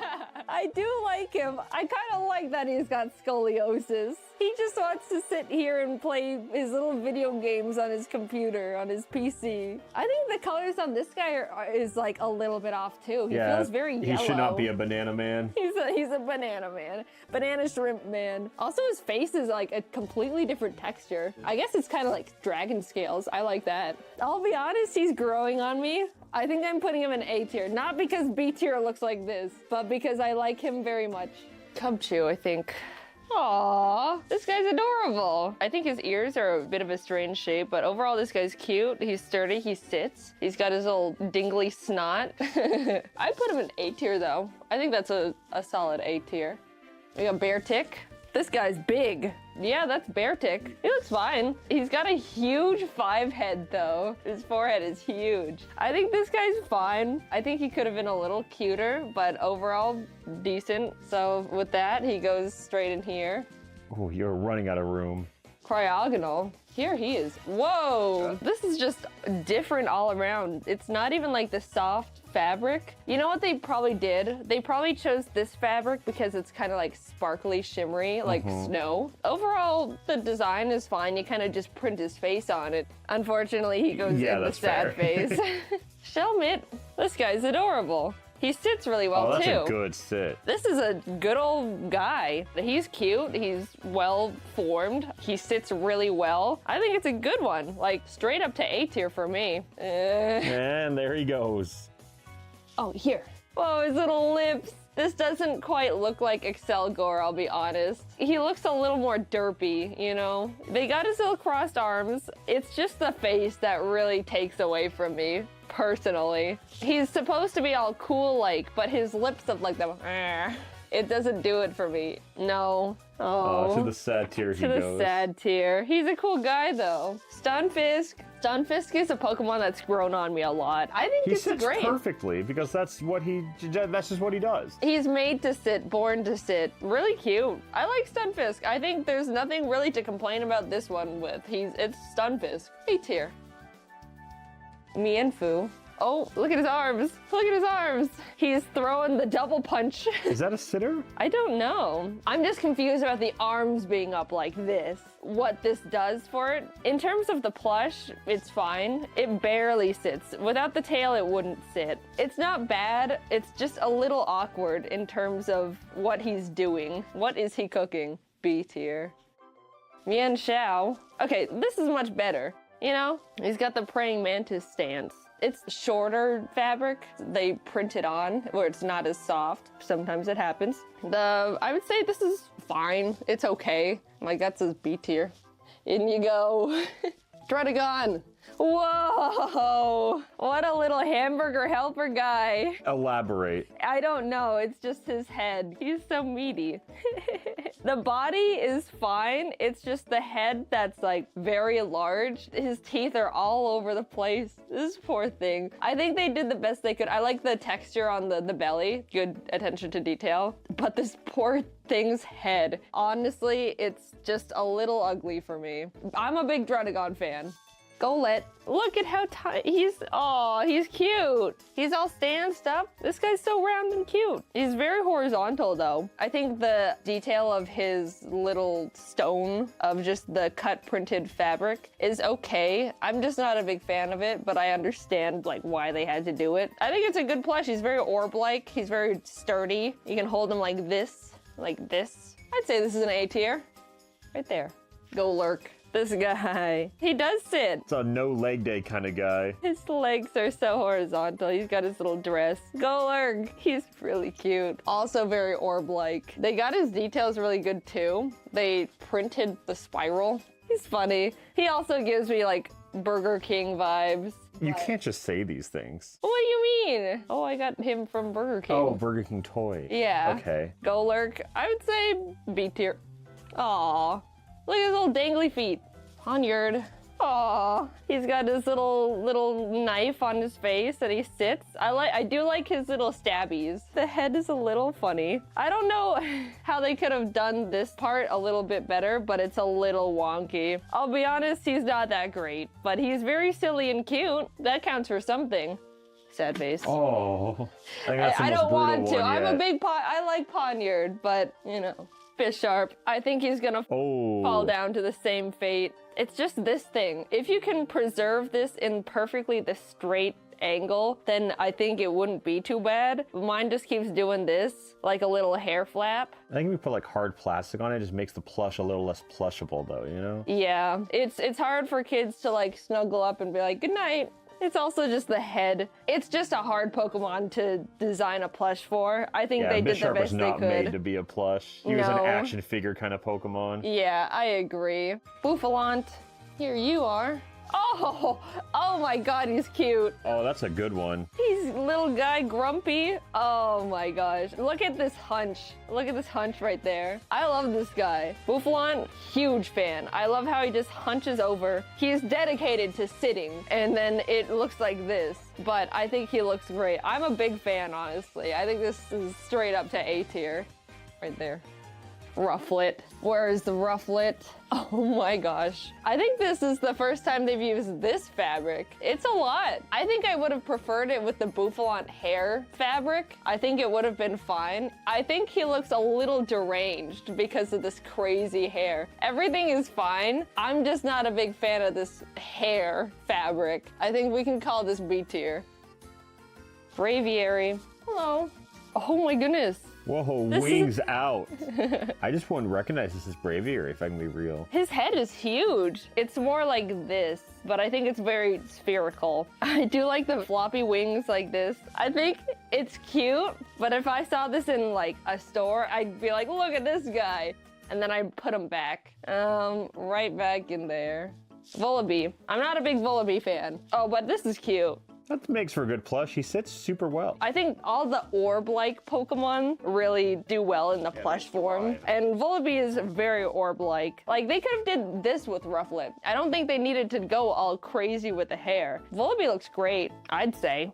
Up here. You can go right there.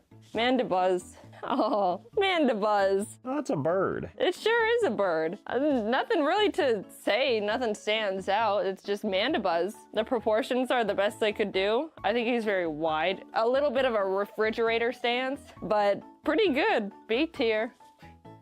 They're just like coming forward a little bit more every Almost plush. falling out, but not quite yet. Heatmore. Ooh, I love Heatmore. Oh, they didn't give him his little fire tongue. I'm shocked. I expected a little skink tongue. I feel like they tried, but they couldn't make it look good, so they just took it off. I'll be honest, I don't think it has to look good. They just have to commit to it. I don't think that's been their concern for some of these. The claws are really good, actually. They're not just, they're like individually sewn claws. They're not just like the felt printed out like that. I think he's really good. His arms are a little dangly though. Good guy. The way they printed this fabric here, it's kind of, the red has come off. So I think that's a little off-putting for me. But if you don't care about this, then I think it's a great Heatmore plush. He's a good shape. Where do I put him? Now I'm biased and like not putting them in B tier. You can just put him in B tier. Yeah, you'll make it work. No, no, no, no! It was a matter of time. Durant and his little spindly legs. Oh, he's very long. He's like a little train. His face is funny. I think this is fine. I just don't think Durant is meant to be a very cute plush. Like, this is a plush Durant, but it's not a cute plush in general. B tier. I can fit him in. He is small. Dino. He's a cute guy. That's not a B tier. No, he's not. I like how they have his mouth open and everything. He my dude is sits pogging. great. He sure is, actually. Dino Pog. Great plush. Nothing to say. A tier. Zawilus is next. Oh no. It's hard when you have two heads to work with. I think he's a little... I think they made it work. I think they made it work. He's a little scrunkle, but I think he's good. It's a little goofy, but I think it's supposed to look... But if you had to rank him... If I were have to rank him, it'd definitely be A tier. For any reason in particular? I think they earned it. Hydreigon! Oh. Yeah, this is one of those designs where let's just see what they There's can do with a lot it. going on here, and they committed to all of it. Does he sit? His little, his little tufty feet make him sit. Oh, that's so cute. I think there's just a little too much going on, unfortunately. I'm a huge Hydreigon fan. I think he could be pulled off in plush form, but he needs to be bigger. I do like their little guys here. Wow, wow. Unfortunate. A tragic, sad tier. Larvesta. Oh, I'm a huge fan of the Larvesta line. This is a cute one. Oh, look at his little face. He's a little guy. I love when they're just little footballs. He's just good. That's just Larvesta. I think these are really sturdy. They're not flopping around. He is a unit. He does not flop. I love his little face. I think this is A tier. Yeah. Volcarona. Volcarona is one of my favorite Pokemon. Ooh, I think they did a good job with them. I feel like they could have made Volcarona look very ugly. He's also a recliner, you see? Relaxin'. I love him. I love him a lot. The wings are nice. I like the ombre color gradient, and he sits in the palm of your hand like this. I like it. I like it so much that I'm putting him in S tier. Cobalion. They made him sit. What a cute guy. Cobalion's such a noble steed that it's very endearing to see him sitting like this. It's humbling. You feel like he's comfortable with you and he's being vulnerable right now. But as a plush, it's fine. It's Cobalion. Nothing stand out about him. I feel like I can make him work right there. Terrakion. Some people call him Terrakion. Ew. I like Terrakion. They made him all sit, I think. He's a funny guy. He should be like so beefy and strong, but instead he's tiny and sitting. He is. This is also one that you're like, he's a soft man for sitting down in front of me. I feel like we are bonding because he's sitting down and he doesn't sit for anyone else. He looks really good though. His face is very round, but I think it's good. I think it's better than Compilation, just in the fact that it was probably easier to make these shapes. There you go. Oh, an A tier. Yeah. Virizion. Aw. Oh no. Oh, what a 180 that one was. Oh, Virizion's like one of my favorites of the three too. She's very colon 3. She looks like a cat, you know? Looking without the head, it looks good. And then with the head, it's like, ooh. It's just too chibi. Like Virizion is supposed to be elegant and sharp and edgy and stuff, but this is like a little round face. I think this one goes down here. It just doesn't look like Virizion to me. Tornadus. The incarnate form, he barely sits. He's got the fluffy cloud, but he does have the beans to help him. The Therian form looks great though. There's a lot going on with him, and I think nothing looks too much or too out of place. I think he looks really good. Honestly, both of these look good. Like, I think these are both straight up A tier. As complicated designs these are, I think they did a really good job with them. You can go here, and you are way too big. In there. We got Thunderous next. This is pretty much just carbon copy of Tornadus. This guy though, the face is not right. I don't know how they did Tornadus Therian form so well and then Thunderous Therian form so bad. It's just the face, I guess. That tail drips. It really does. How is it supposed to go? I don't know how it's supposed. I guess it's supposed to just do this. When it doesn't go over the shoulder, it doesn't really, it kind of just flops around. This one's not that great. If you are a Thunderous fan, get the incarnate form because this is great. He is not, and he's very big. And then you go A tier. Yeah. Okay, and then the Pokédex weirdly goes Reshiram next and not Landorus. So we'll do Reshiram. It looks really good. They did his head really well. It's a lot, but nothing looks too much. They probably workshopped this guy a lot because it's the legendary, but he looks good. This is so hard. He goes in A tier, but now A tier is becoming B tier. Hold him there, Cressel. Now we got Zekrom. Oh wow, he looks great. All the little sewing lines make him look really good. I feel like this is actually a really good legend. Yeah, these are hard to make. Yeah, like, I don't know how they made him look so good. His face looks good, his wings look good, his designs all over the place look good. I feel like this deserves S tier because of just how complicated he is. I'm just really impressed. This is great, Zekrom. You can go in front of Pansage. Landorus. Time for Landorus. The tails. Okay, we can swing him around like this. This part on his head, like his log, looks so bad on this one, but not this one. Maybe it's because these things hold it down, but this is just like large. He only looks good from like this angle. But if you like do this, it's like, whoa, forehead. This is definitely the worst incarnate form of the three of them. The Therian form looks great though. I think I'm gonna put him just down here. He deserves B tier, but maybe he doesn't. He thinks he does. He can think what he wants. But I like the Therian form, actually. I think they did a really, really good job. He looks great. And that's why he deserves S tier. Yeah, he does. Good for him. Yeah. Good for T. Landorus. Kyurem. Oh, this pile is getting small. Oh, there's 3 Kyurems. Oh, they got all the Kyurems? I didn't even realize. Yeah. Okay, so Kyurem, his face does not really look good. I can't even like really see it. He's like a little, like a pug where his face kind of sinks in a little too much. His skin kind of overflows into his face. His arms are so small, and his little ice arms are also so small. This poor thing. I think I would be nice to him and be like, you know, it's hard to get legend plushes right, but seeing how well they did with Zekrom makes me say this is a little bit of a frowny face for me, sadly. I think it's also just hard to do the face right. He's kind of being swallowed by his own ice. The Kyurem white design is already a lot and kind of, you don't really know what's going on. And that multiplies in plush form. And then, does this guy look any better? This is a little bit of a funny face. I'll be honest, I think they all go in a frowny face tier. Understandable, I gotta say. Yeah. Keldeo. Oh, I forgot he's got 2 forms. He's got his little straight form and he's got his gay form. They're fine. Actually, the head is very horizontal and squished. It looks like he got a little bit clamped like this, and then like they removed the clamp and they're like, uh-oh. He's very, very horizontal. He's supposed to be much more round, I think. I guess you can squish him to be a little rounder. I think Keldeo is a very cute Pokemon, but for some reason he didn't translate the best.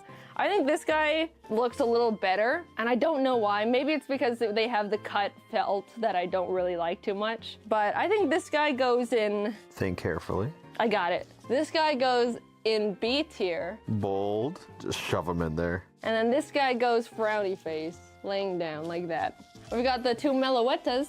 Hatsune Miku. Does she sit? Looks like she wants to. She sure wants to. This one definitely does not. It kind of looks like a little bit of a comb over. Besides the comb over, she looks good. I'd say it's good. She's soft, she's cute, dainty. I love her little feet. This one's A tier for me. This one is also good. Her legs are cute like that. I feel like they're both A tier. Like that. And then you go in here like this. One last one. After 173 plushes, we're finally on the last guy, Genesect. And I bet this dude is not B tier. Personally, a huge Genesect fan. Work with me, buddy. Pretty top heavy, to be fair. He very much is. He's got like all his mass up here and then the tiny little stick body. I don't think he sits. He kind of just lays there like that. Poor thing. Me when Pokemon forgets I exist and I'm super cool. I love him, but he goes down here, unfortunately.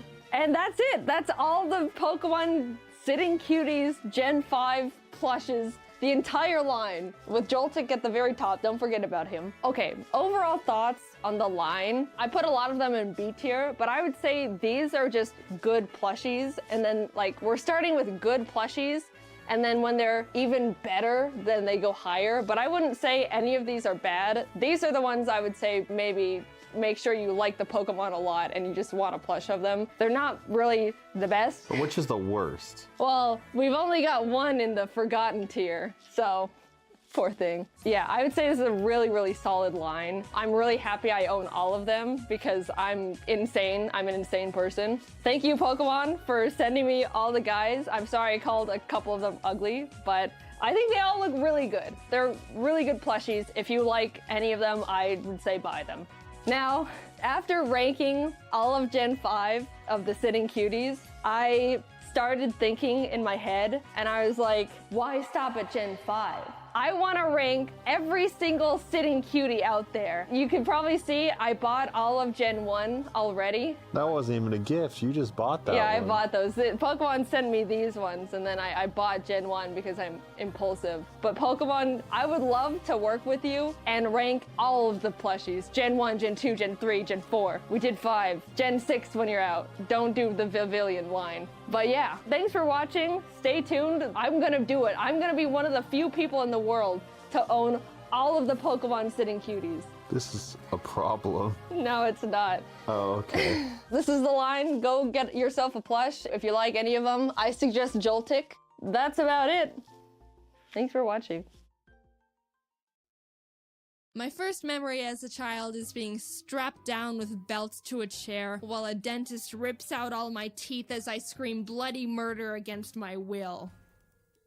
That's not true. But ever since I was little, I've had a really intense fear of the dentist. I'm not sure why. I mean, yeah, going to the dentist is a bit freaky, but even as an adult, I understand the fact that I'm not in any danger, and the dentist is just trying to pick out bits of plaque I've built up over the past 6 months. If anything, I should be scared of how much they charge. Even though I know this, my body still shakes uncontrollably when they do anything more than floss my teeth, which is still kind of scary because they're always so aggressive about it. Every memory I have of going to the dentist while I was a kid is filled with me just bawling my eyes out during the entire process, and then getting a little toy from their toy machine because I was, quote, so good. I mean, you're not fooling anyone. Even I knew that was just a load of bull. No, I still want it. When I was in 6th grade, my parents decided to finally slap some braces on my mouth. My teeth were pretty straight, but I had an overbite, so I just looked like a nice horse. My mom made an appointment with the orthodontist to talk about the process, and while there, he told me I've still got 5 baby teeth, and I'll need to pull them out before I get braces for common sense purposes. So they sent me out, and I basically had a month to pull out all 5 teeth before they were gonna have to rip them out for me, which I did not like the idea of. The imagery of them sticking a needle in my mouth fueled both my motivation and intense, overwhelming fear, and I wiggled those 5 baby boys every single day since that meeting. A few of them weren't even wiggling yet, so it was gonna be a race against the clock. Does anyone want to get into a fight? By the end of the month, I managed to pull out 3 teeth on my own. A PB. But it wasn't enough, which meant my mom was gonna have to schedule that dreaded nightmare appointment where they were gonna shove needles down my throat. I was in the living room and could hear her make the call, which made my stomach sink, and I felt petrified that doomsday was going to be my reality in a few days. I could hear them preparing all 100 needles and barbed wire over the phone. That little reality check was enough to fear charge me into new power levels, because maybe an hour or 2 after she confirmed the appointment with the orthodontist, I'd ripped out the last 2 of my teeth. The conversation where my mom had to cancel the extraction appointment 2 hours after she booked it was the biggest feeling of relief I've ever had. She also ended up paying me $75 because she said I just saved her like $500 for yanking the teeth out myself and not having to pay the dentist to do it. Wow. The tooth fairy been scamming me for years. What a happy ending to the story. Jaiden went on to never have anything scary done to her teeth. She continued to live a happy life, only needing to go to the dentist for cleanings and no freaky mouth procedures for the rest of her days. She got her horse teeth fixed, and the rest is history.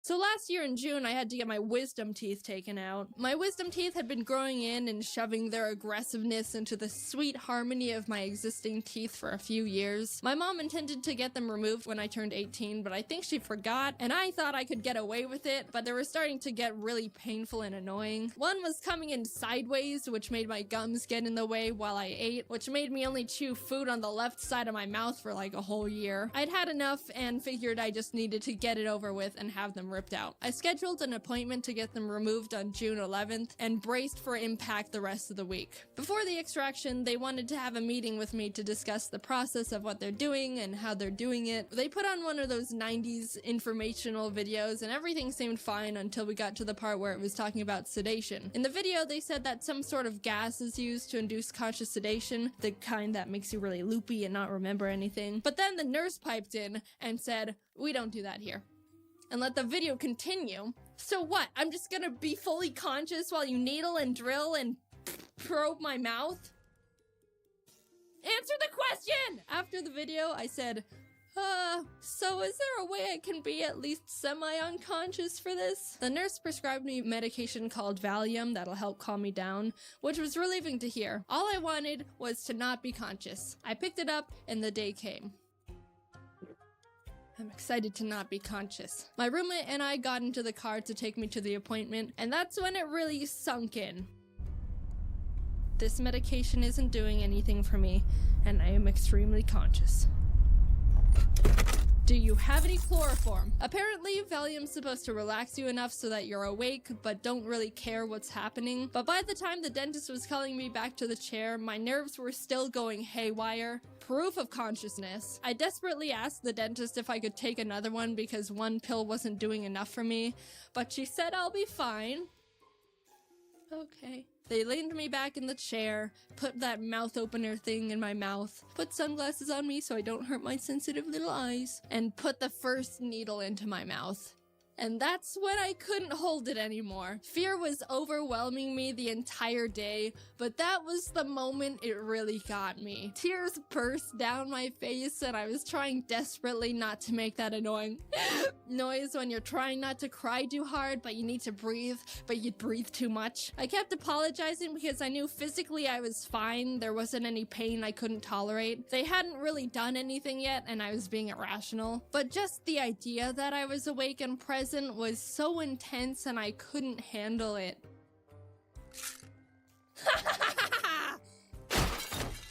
I didn't couldn't do that, but I wanted to. I was able to compose myself after a few minutes and they kept going, but the sounds of them sawing my tooth in half and yanking it out of my gums, and God knows what else, probably just playing tic-tac-toe with needles in there for the heck of it, was horrifying. I'm not scared of much and I'm relatively reasonable for the most part, so it was really surprising and eye-opening to feel genuine, uncontrollable fear. Like, my head told me things were okay, but my body was freaking out. And then my head was like, dude, chill. And then my body was like...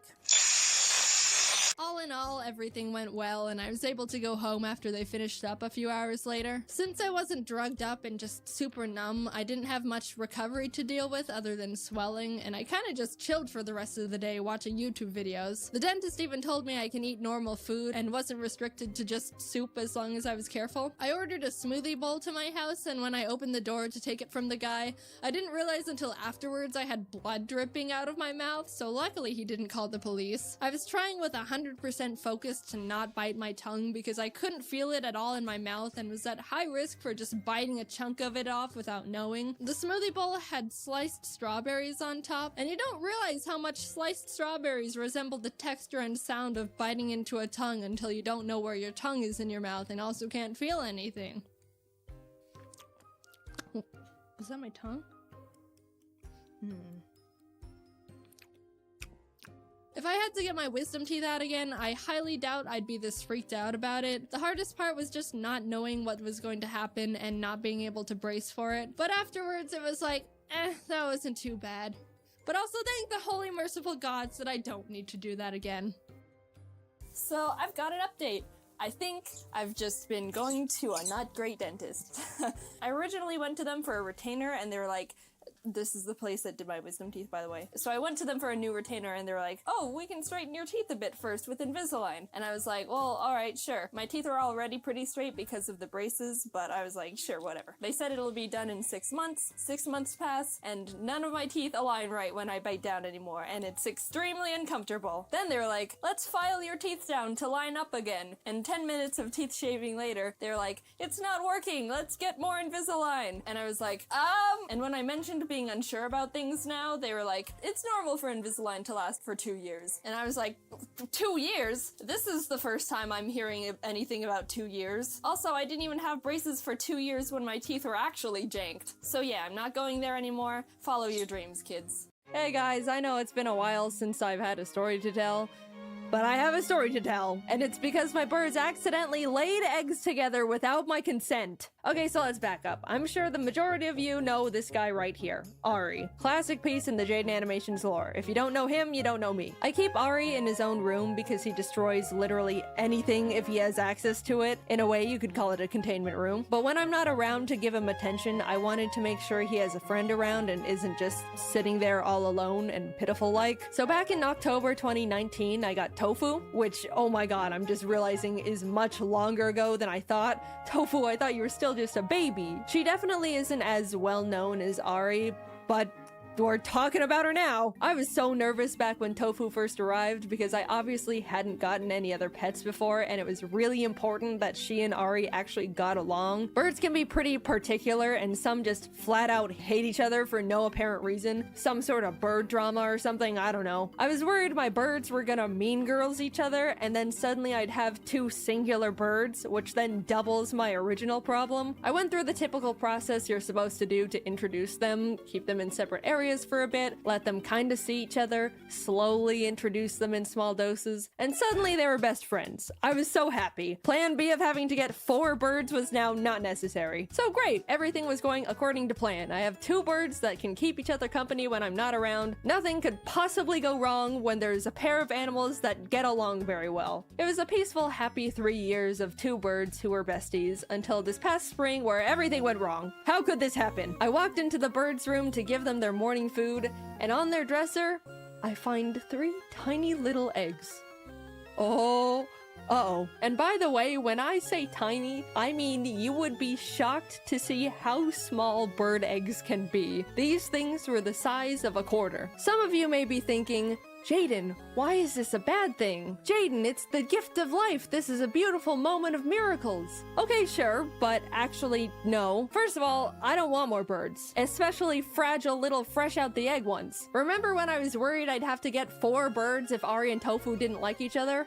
Why am I experiencing the same dilemma again? 2 birds is already enough, especially since one of them has devoted his entire life to being a full-time bastard. Anyone who has a gremlin pet understands that that creature is equal to like 3 pets worth of energy. It's a lot to handle at all times, and if my plate gets any more full, I'll unlock alcoholism. Second of all, this is now my problem that I need to handle ASAP. I can't be like, oh, I'm busy right now, I'll deal with it later. No, procrastinating would only lead to possible hatching. Not 100%, but there's a chance, I'll get to that later. Which leads back to my prior statement that I've stated multiple times at this point, of I don't want more birds. Immediately, I was like, how did this happen? I've been preventing them from laying eggs together for so long. What changed? Unlike cats and dogs, birds can't really be neutered, at least not easily. You could give them like monthly hormone shots or there's other stuff, but it's just really complicated, and you're better off simply making sure their environment is set up in a way to discourage nesting and egg laying behavior. There's a few things you could do to prevent it, but to sum things up, basically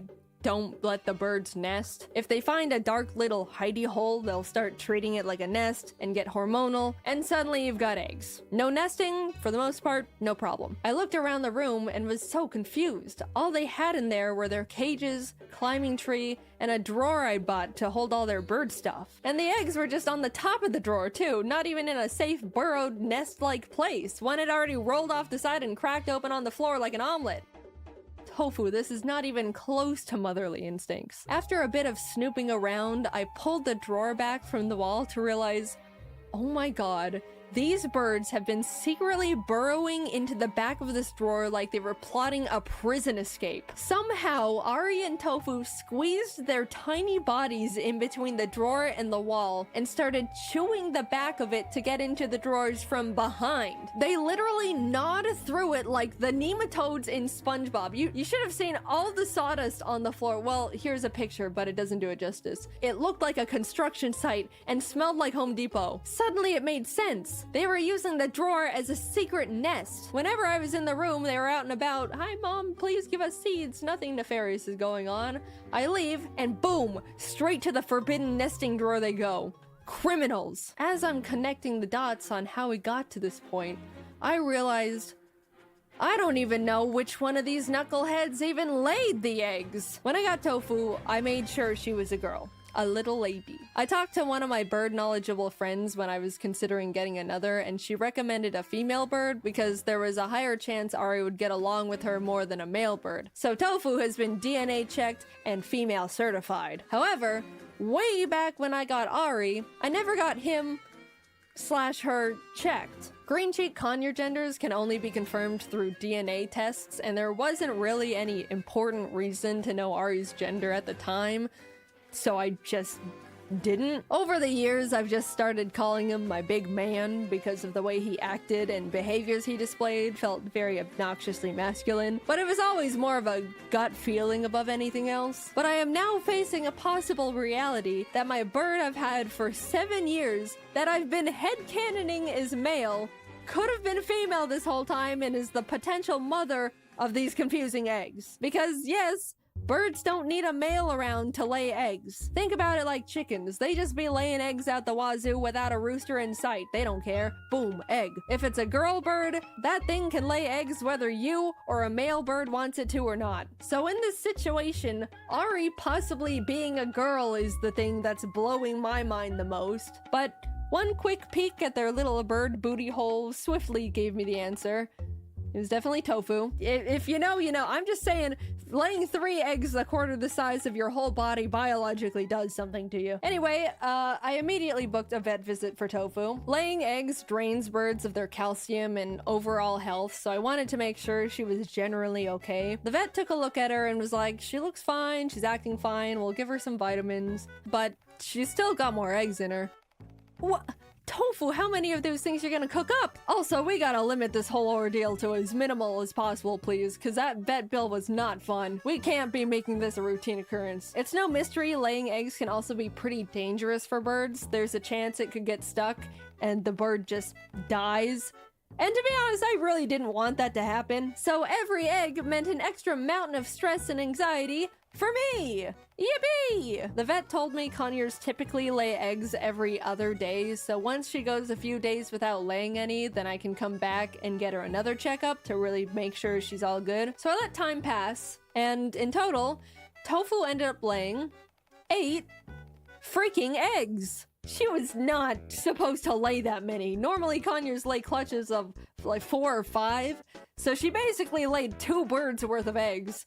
I don't know what to do. But alright, she's finally done. We can now move on to the second step in the what to do when your bird lays eggs without your permission plan. I have to swap out the eggs for fake ones. If I just yoink Tofu's eggs away, she's gonna be like, what the my eggs? Dude, what the hell? I just laid those. And she's biologically programmed to start laying more to replace them. Luckily, my friends Jordan and Kelsey had some fake conure eggs because coincidentally, their bird laid eggs like 6 months prior to Tofu, so they already went through this process and were definitely supplying me with mental support. They lent me their fake eggs, I swapped them out, and perfect. Tofu is now trying to be a mother of 8 balls of plastic. After a few weeks of them not hatching, she'll move on, forget all about them, and everything will return to normal. It was a successful heist, as in I gave them both treats, stole all their eggs right in front of them, and they did not notice. You might be realizing, even though Tofu's eggs won't hatch, I still am in possession of actual real bird eggs that may or may not be fertilized.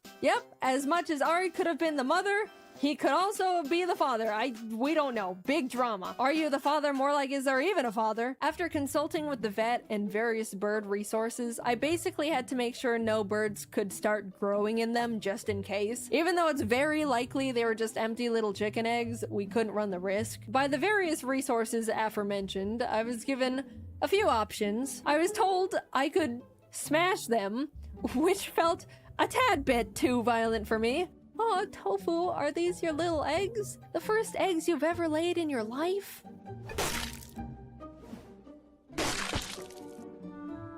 Absolutely not. I could freeze them, just put them in a little container, pop them in the freezer, and there you go. But the last option, which sounded the most insane in my opinion, was to boil them. Make tiny little boiled eggs. Why does that one sound the most deranged and psychopathic? I know people consume all types of bird eggs all over the world, but boiling my own conures eggs just feels way past the line in mental sanity. So I popped them in the freezer to hang on to whatever humanity I had left after all this, and they've been there ever since. I still have them. I'll go to grab a popsicle and be like, oh, hello, Tofu eggs. I don't know. Even though they won't hatch, they still feel special. They're my little baby Tofu's little baby eggs. I don't want to just throw them away like they're nothing. I'll just keep them in my freezer forever because that's somehow the most sane option I was given. Some people might be like, Jaiden, you should have tried to let them hatch. But you do not understand. I am absolutely,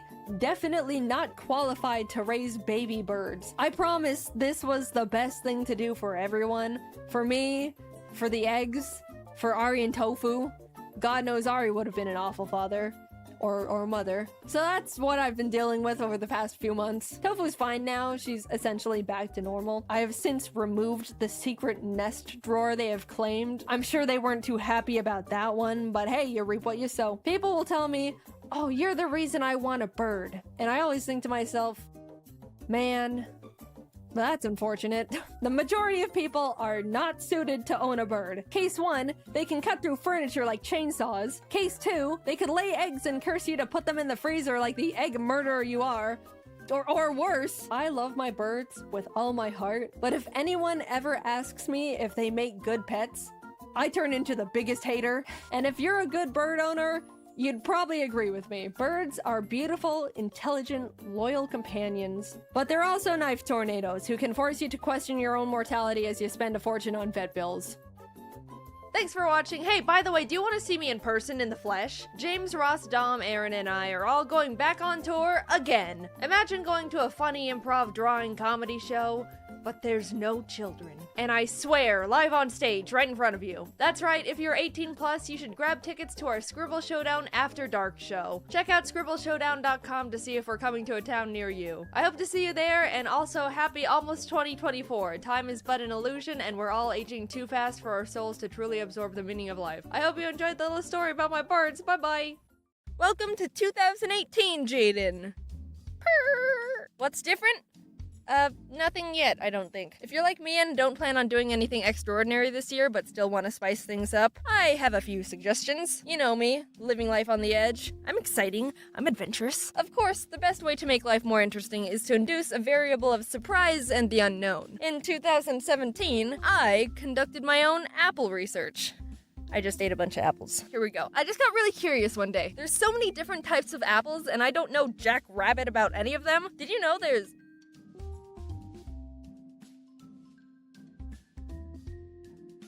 What the shit? Did you know there's 7,500 different varieties of apples? 200 in the US? Because that was the first time I actually Googled it. I didn't eat 7,500 apples last year, but every week when I went to the grocery store, I'd get a different type of apple I hadn't had before, so I'd be learning about a new apple every week. It sounds stupid, but shut up, I learned a lot about apples. You're such a vegan. So growing up, Mom always got us either Fuji or Gala apples, which are some of the most common apples in the US. This is all just my own opinion and research, by the way. If you have a different opinion, good for you. Gala is pretty much the standard average apple. Nothing bad, but nothing fantastic. Fuji are a bit brighter in flavor and crisper, but they're both good standard apples to make a constant variable. Ha! See, I learned something in 7th grade science. Now, yes, this is happening. Back again with another legit food review. Golden Delicious are softer and less sweet than Fuji and have more of an applesauce taste. I'm aware of the irony in that description. Crips Pink or Pink Lady apples are firmer than Fuji but more tart. I don't like Red Delicious. They have a thick skin and mediocre flavor, and if you get a bad one, they're super gross and spongy. Everyone knows Granny Smith. She's green and tart. Sugar Bees are a lot crisper than Fuji and, like the name suggests, super sweet. A top tier apple. Envy tastes pretty much like Sugar Bee. Call me apple racist. Jazz apples were a disappointment, mainly because I thought the name was cool and the grocery store had a fun little name tag for them. They didn't taste all that great. Ruby Frosts, no wait, I'll go faster, have thick skin and are kind of sour but not as much as Granny Smith. Pacific Rose are my favorite and the best apple. If anyone tries to tell you there's a better apple, they're probably right because I only tried like 15 out of the 7,500 varieties, which is like 0.2%, but these are the ones I buy all the time now. Honey Crisp apples are crisp. Nah, they're good, but they're more expensive. Peru apples are really crunchy and taste like a weak Gala. Rockets are super small and have a unique aftertaste. Macintosh are surprisingly super soft and sweet and taste nothing like a computer. Brayburn, also known as the worst apple to ever be genetically created. I tried it for the first time and was like, ugh, ew, whoa, what the freak? Like, it's trying to be sweet, but also tart at the same time, and it's like, just pick one, you're just a dumb apple. Apparently, they were created by accident and are a hybrid of Granny Smith and Lady Hamilton, so they're not even supposed to exist. Jeez, Granny Smith, use protection. But, I mean, to give them credit, that's pretty progressive considering it was the 1950s. Apparently, Brayburn is also a My Little Pony character. Anyway, avoid at all costs. I hope all the Brayburn trees burn in a giant fire and rebirth into Pacific Rose ones. So now you're an apple master.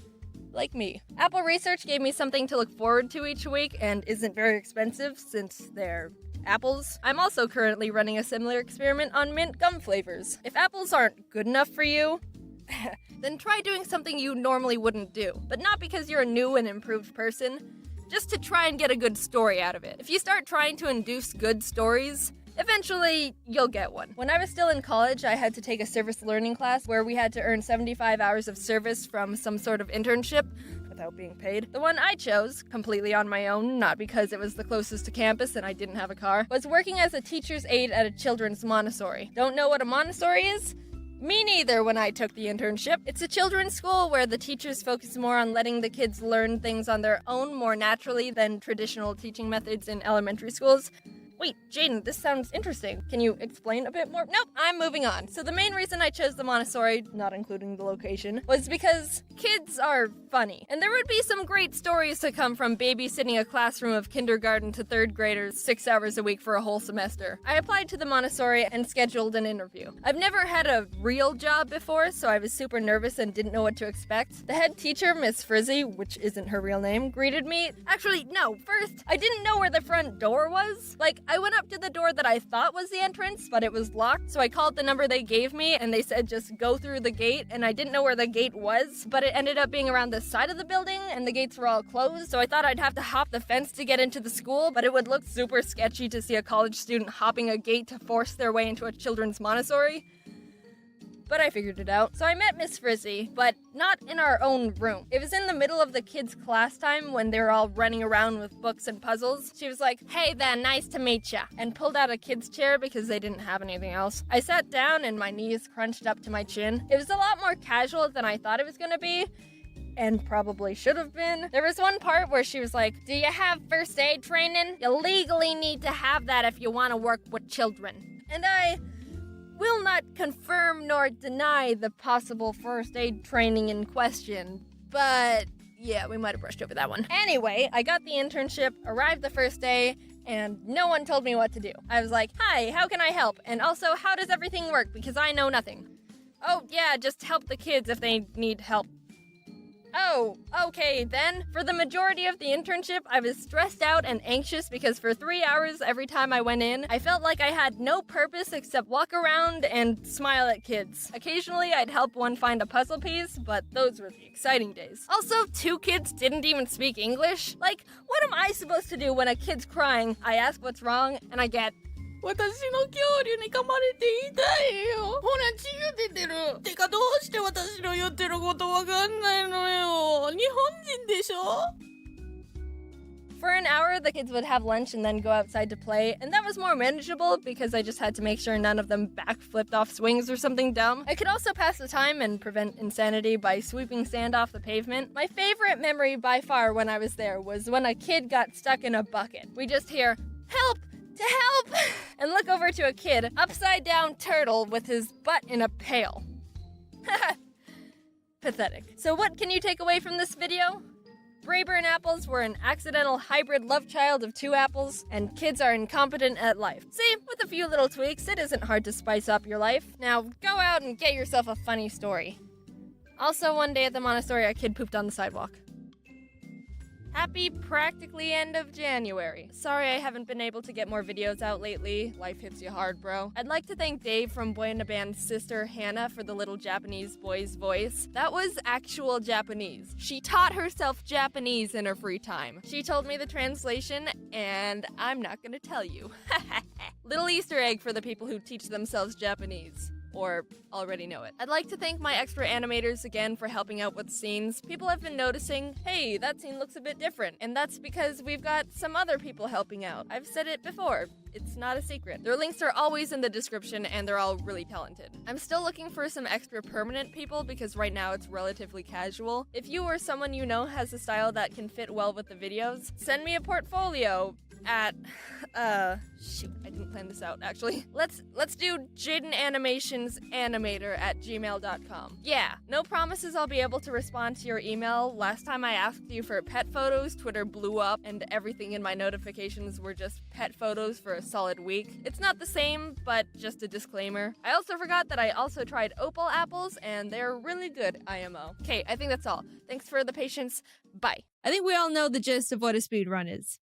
Play game fast. But there's so much more that goes into it than what's on the surface. People spend hundreds of hours practicing games, finding optimal routes, discovering the most precise glitches that can save from minutes to just a few frames, which if you don't know is basically risking your entire run just for a few milliseconds of time save. I've come to love speedruns, watching them at least. Something about them is really cool to me, and I think the community is really cool. It's all cool. I've been lurking and watching various speedrunners for a decent amount of time, and I decided that I wanted to do a speedrun. Now, I don't really have the time to set aside hundreds of hours to hone my skill on whatever game I want, So I decided I had to do a blind speedrun where I just play it for the first time and try my best. I spent a few days racking my brain on what game I'd like to run. I like Pokemon. Maybe I could run a Pokemon game. But that's a lot of researching and memorizing and luck.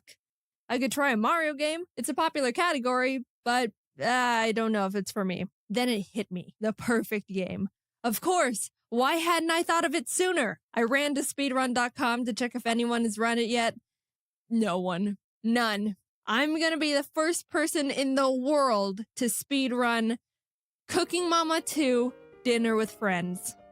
That I know of. Why did I choose Cooking Mama? Because, dude, Cooking Mama is awesome. If you haven't played, it's a DS game where you follow steps to make food and impress Mama. The better you do, the better score you get. Plus, I'm at an advantage when it comes to preparing food. I've seen Food Wars. I know all the techniques and secrets. If you're under 18, don't look it up. Why did I choose the second game and not the original?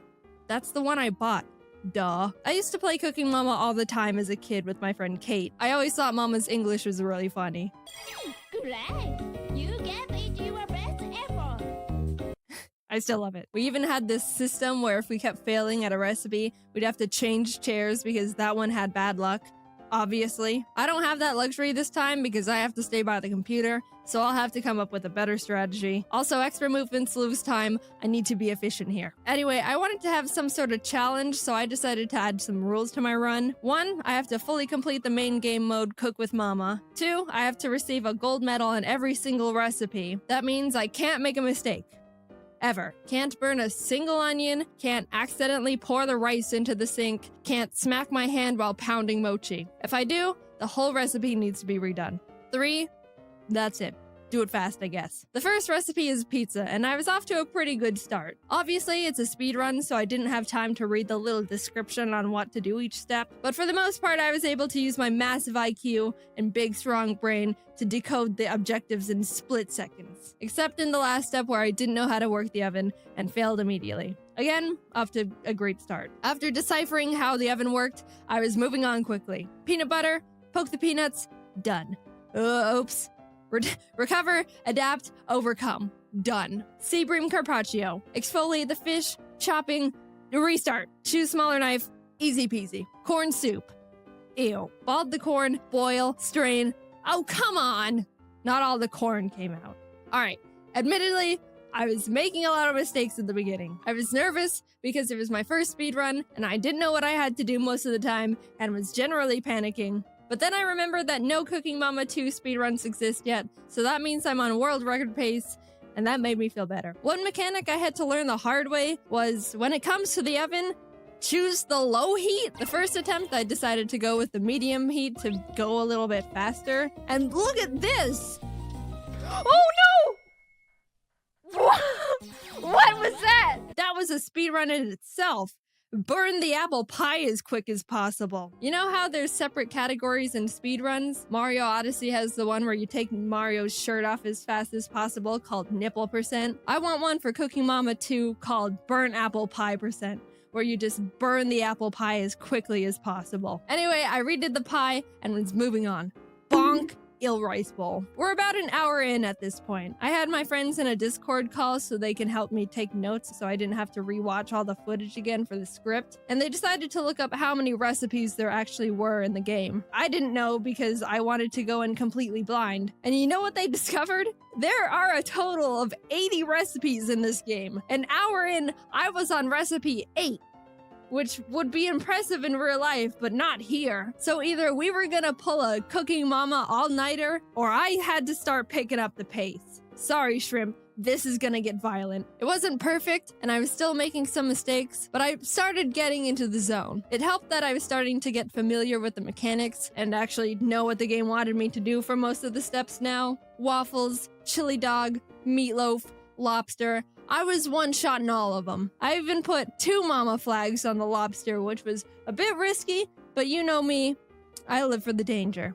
I almost forgot to put the lobster on.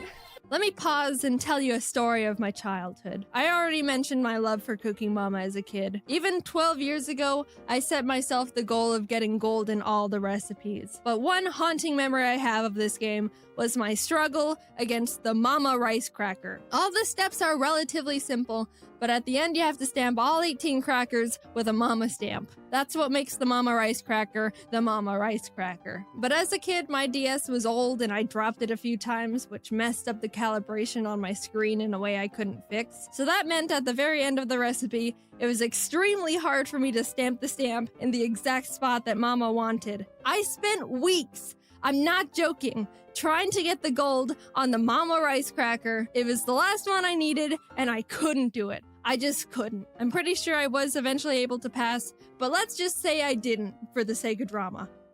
Either way, I was having PTSD. I was going through all these steps, washing the rice, putting the rice in the little hole, mochi pounding the rice scoop, and then it appeared. The screen that caused the most pain a video game could to a 10-year-old. I was slowly making my way down the line.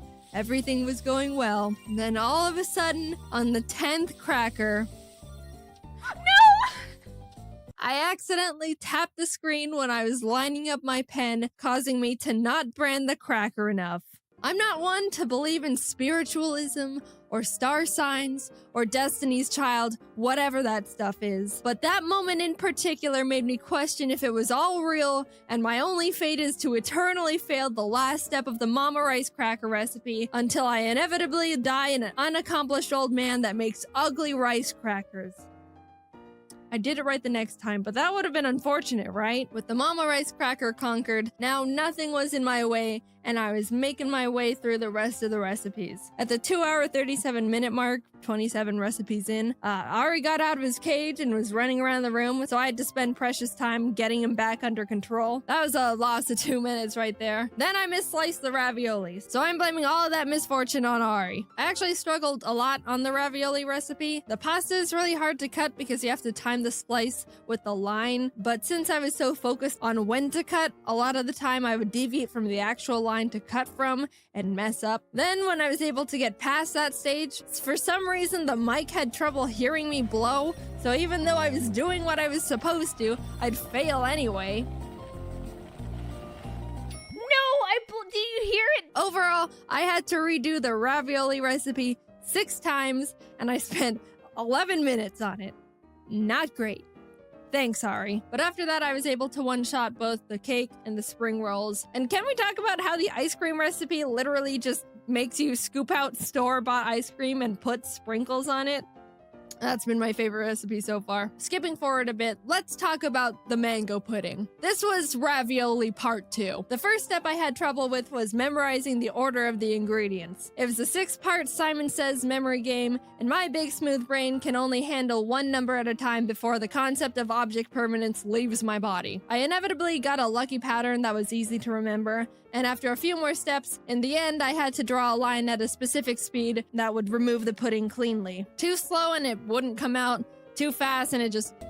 For the life of me, I couldn't get the pacing right 3 consecutive times in a row. And with the combined difficulty of that, along with the memorizing, I spent another 10 minutes trying to get it right and still failing. My confidence was shattered and I had to take a mental health break. I'll be back for you, mango pudding. I'll come back stronger, and I'll cook you so well I'll become the mama. I was in shambles from the pudding, but was able to move on and started getting back into a rhythm. All these foods, I was knocking them out one by one. I will note that I struggled with popcorn because I thought there was gonna be some sort of indicator or something on when to open the lid, so I just sat there until I realized I burnt it all. Oh, wait. So I was like, oh, okay, I'll open it when I hear the popping sounds. And then I opened it with like 5 popcorns. But it's okay, I was able to figure it out. Overall, the rest of the run went on without any major problems. I was able to finish up the rest of the recipes, and at the 6-hour, 38-minute mark, I only had 2 recipes left. The bento box, and of course, the mango pudding. Time is ticking, we're in the end game now.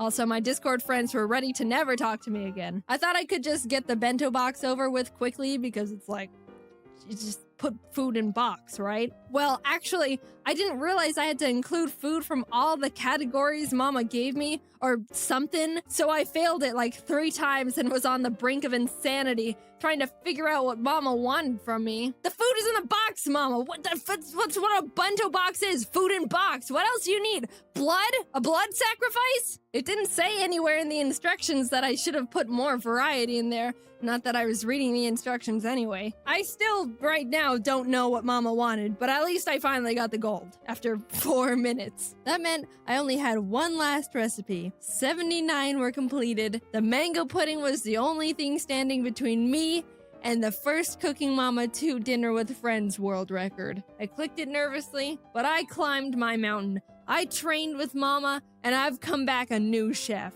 Peeling, slicing, blending, I was quicker than ever. There it was. The memorizing.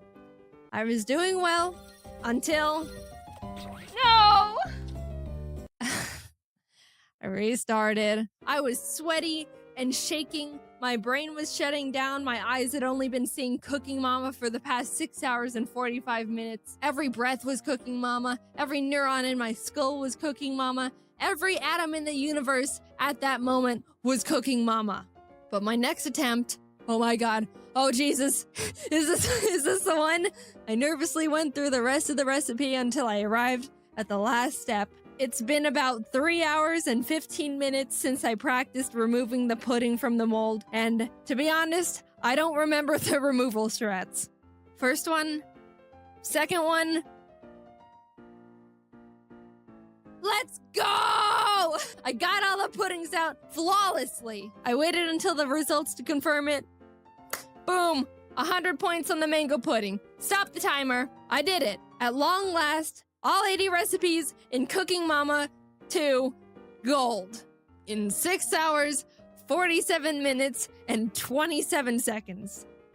There might be some room for improvement there. Overall, I had a really fun time with the speedrun. It's not even close to a good run, and the time can easily be halved, but I still pride myself in knowing I was the first one to complete and document the Cooking Mama 2 all gold %. And also burnt apple pie %. If there's any speedrunners out there wanting to try and take my crown, I'll share some speed strats I thought of during the run. If you complete the steps too quickly, you get a bonus, and at the end of the recipe, if you get 5 bonuses, you receive a gift that you can't reject or skip, which loses a lot of time. You're smothering me, Mama. So if you can get no bonuses within the entire game, you'd be saving a lot of time. Another tip is, if you're gonna mess up the recipe, don't mess up the last step. Because if you do, you have to wait through Mama giving you your score and clapping for you and being like, yeah, it's almost perfect. And the whole time you're like, yes, Mama, I know it's not perfect. I dropped an egg. And then she gives you like 3 presents in a row because you got too many bonuses. And you're just screeching at her to shut up the whole time. I didn't discover any glitches that would save time, unfortunately. I don't know what a Cooking Mama glitch would look like, but it doesn't sound pleasant. But it doesn't matter, because as of this moment right here, I'm the one with the Cooking Mama 2 Dinner with Friends world record. Guess I finally did something with my life after all. Anyway, thanks for watching my first attempt at a speedrun. I think, in hindsight, I should have chosen a game that could have been done in a few less hours, because I feel like I aged 20 years after this. But you live and learn. I wanted to submit my run to speedrun.com, but since no one has run the game yet, I need to submit a request to add Cooking Mama 2 Dinner with Friends. But I only made my account last night, and to make a request, I need to have had my account for 7 days. So I'll submit it in 7 days. But it's not gonna be interesting. I didn't record my audio with it. It's just 6 hours of Cooking Mama gameplay. Also, we're working to drop some new merch in the shop really soon. I don't know if it's on the site yet, but it's coming. And we've got some real fun stuff in the works. Alright, that's it. See you later.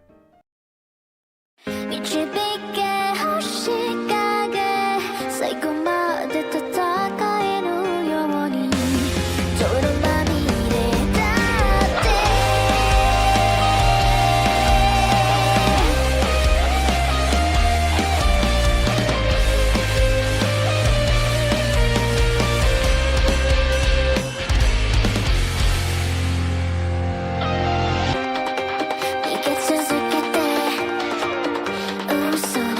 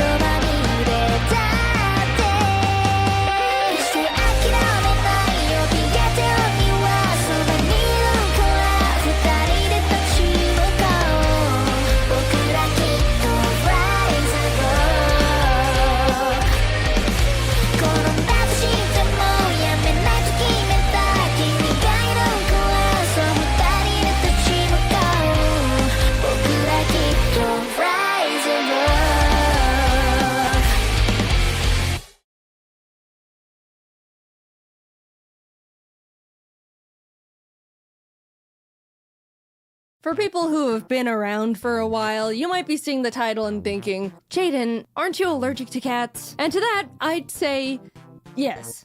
Kind of.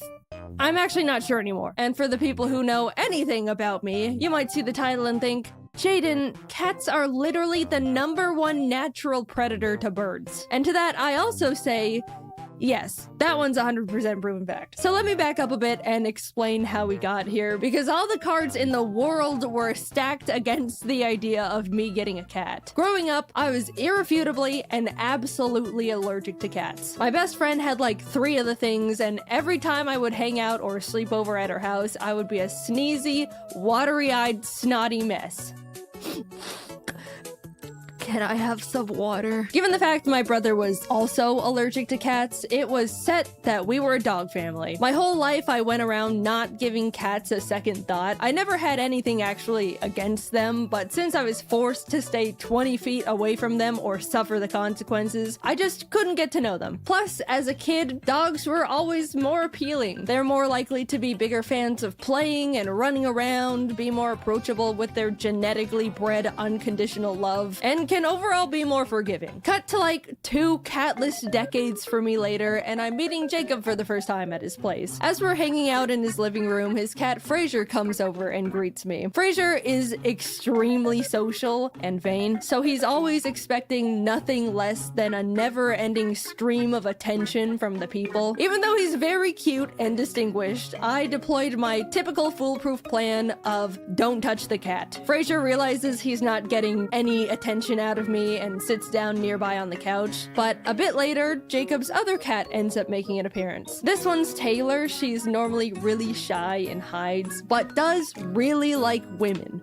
which I am. Taylor ended up crawling onto me and making herself really comfy in my womanly lap. Jacob, knowing I'm allergic, offered to take her away, but this was actually the first time a cat has ever done something like this to me. I've always been a bit of a cat magnet, if you want to call it that, because I act like they don't exist, which they interpret as me not pushing their boundaries and creating a comfortable environment for them to come up to me on their own terms. But never have I felt like a cat has chosen me like this before. I told Jacob I'm happy to let her stay comfortable on me, and I'll just reap the consequences of my sowing later on. This was my first extremely positive experience with the cat, and I honestly felt really happy and special and wanted to enjoy it. A few hours later, I'm saying my goodbyes, and during the drive back home, I realized I was completely fine. No sneezing, no itchy eyes, straight up nothing. I was so confused and curious. Thus, the start of my little cat experiment began. Every time I went over to Jacob's place, I would let the cats be as social as they wanted with me. If Taylor wanted to sit by me, I'd let her. If Fraser wanted attention, I would pet him. At one point, while we were watching a movie, Taylor literally decided to lay down on my neck, filling every one of my breaths with cat dander and hair. And you know what happened? No reaction, not even a little drip of mucus. Somehow, sometime, I'd grown out of my cat allergy and never noticed. Apparently, every 7 years, people's allergies have the chance to change. Maybe being surrounded by my friends' cats all throughout my childhood could have helped my body get more familiar with them. Either way, I've now unlocked the skill to survive cats. Oh, guys, it was incredible. Now that I'd been freed from my shackles, I immediately started taking time to get to know cats more. Instantly, they felt so much more cute and cool and approachable, and I was really starting to like them more, especially since every time I would hang out at Jacob's place, Taylor would walk over and be around me and purr, and it was amazing to be loved by a cat. So I really like cats now. And after some time, I decided I wanted one too. Jacob and I decided to peruse a local cat rescues website just to see what cats were available. I don't want to get one right away. There's a lot I have going on, but it doesn't hurt to— oh my god, that one! I want that one so bad. It's so cute. What's its name? Tostada? Tostada, my beloved. We have to send in an application. We have to. Hi, my name's Jaiden. I love this cat. Please let me adopt it. Please, please, please, please, please. What? You guys know me. I'm weak-willed and impulsive. My first mistake was liking cats to begin with. The rescue reached out a few days later for a cat screening interview to make sure we would be a good fit to be cat parents. After being approved, they told us we could pick any cat we wanted that was in their care. Of course, I asked about Tostada, but we were given the unfortunate news that she had already been adopted. No! We looked at the other cats available on their website, but unfortunately none of them really stood out to me. The rescue ended up inviting us to a little Meet the Cats event they were hosting where we could see all the cats they had up for adoption in person, which was awesome because that was actually the first time I'd ever actually seen and held a kitten before. It was amazing. But as cute and tiny as they all were, there still wasn't one that called to me. I pried Jacob away from the kittens, headed home, and we started waiting. Every day I would check the rescue's cat list to see if any new ones caught my eye. I didn't even know what I was looking for, but waited for the universe to send me my perfect cat nonetheless. One morning I refreshed the page and saw one new kitten added. A tortie they found in some dumpster named Scrabble, with the biggest eyes and forehead I'd seen in my life. Something about this bizarre little creature called to me. I messaged the rescue about Scrabble and they told me she's available, putting me in touch with Scrabble's foster parents. Every day they sent me new little pictures of kitten Scrabble, and every photo I fell more and more in love with her. She seemed so silly and playful, and those eyes. We got on a video call and they told me all about how big of a personality she has. Out of the 5 other kittens they were fostering, she was by far their favorite. The whole time we were talking, Scrabble was flipping around in their arms and looking at the camera with her giant orbs. I left that call knowing I found my cat. I needed to have little kitten Scrabble. Meeting her in person only cemented it. She was shy at first, but after flinging around her worm toy, she immediately started hopping around and being the life of the party. I talked a lot to her foster parents and they just gushed about how they wish they could keep her since they all loved her so much. Even though the rescue called her Scrabble, obviously that was more of a placeholder name. The foster parents called her Cammy, but neither of those really fit to me. However, I knew one name that I liked.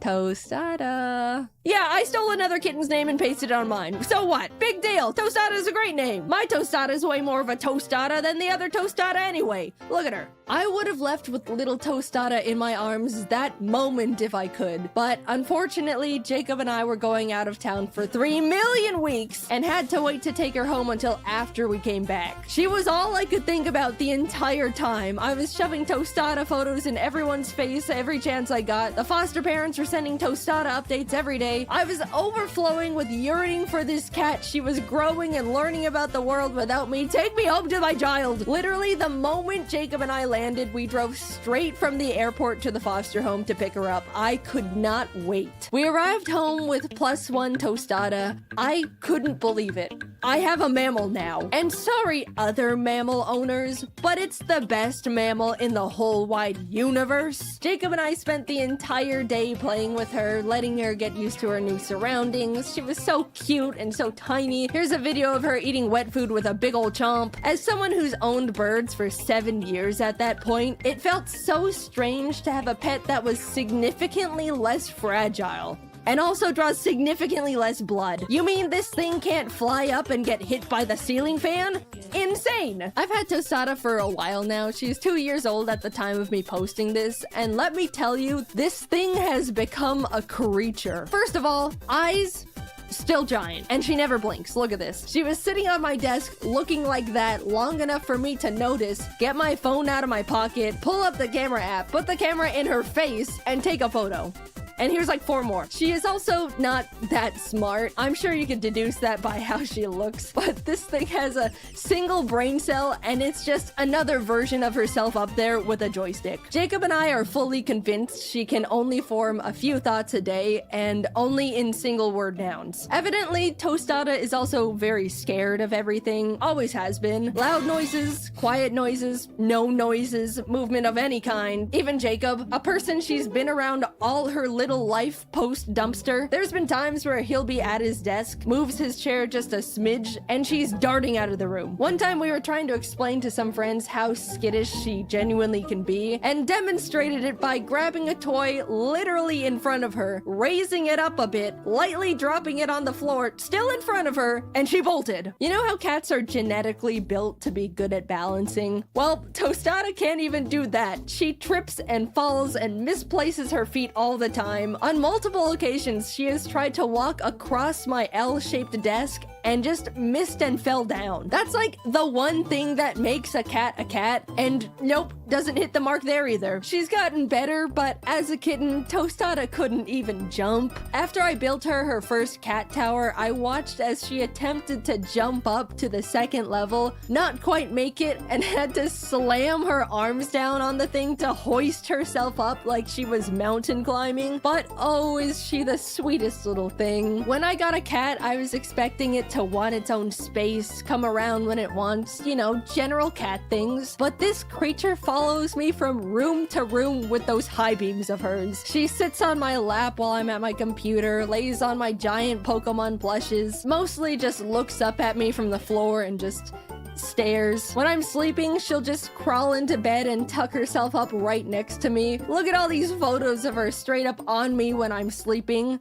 Don't look too close though, I don't have makeup on. Bedtime is sacred to her. She loves bedtime. If I'm working late, Tostada will come into my office around 9 or 10 p.m., aka past Tostada bedtime, and just start crying, scratching on my chair, rolling around on the floor. It's pitiful. And if I still don't move after that, she'll go into the bedroom and drag over her string toy she always plays with. It's just so sad and pathetic. I always play string with her when she brings it over though, don't worry. But lately, she's picked up another routine habit, which is pats. Not all cats like the pats, but Tostada lives off them. It's when you just slap a cat's butt and it looks like you're hurting them, but they actually love it. However, Tostada's really particular about pats. First of all, I'm the only one allowed to give her pats. Jacob has tried and she runs away scared and offended every single time. Second, she has to receive pats on a specific spot on the floor of the closet. If I try to give her pats in like my office, she bolts to her floor spot, staring at me to continue them over there. Also, she begs to be pat every single night. Like clockwork, she'll sit like a gargoyle in front of the closet and cry pitifully until I come over there. Now, when I finally come over for pats, she'll flop on the floor and start horizontally rock climbing her way across the floor with her claws and tangle herself up in the Ethernet cables while I keep up the pats. You think I'm joking, but I'm very much not. This is the only way she accepts pats, and I have to give them to her every night or else she's miserable. Tostada's world is so small. She's really just around me, Jacob, Taylor, and Frasier, but she loves her simple family so much. When Kitten Tostada first met Frasier, she was terrified of him. She'd been around other adult cats before, but she'd never seen a flat cat in her life, and she was mortified. Of course, she's since warmed up to him, and they play together and hang out all the time. They're best friends. But Tostada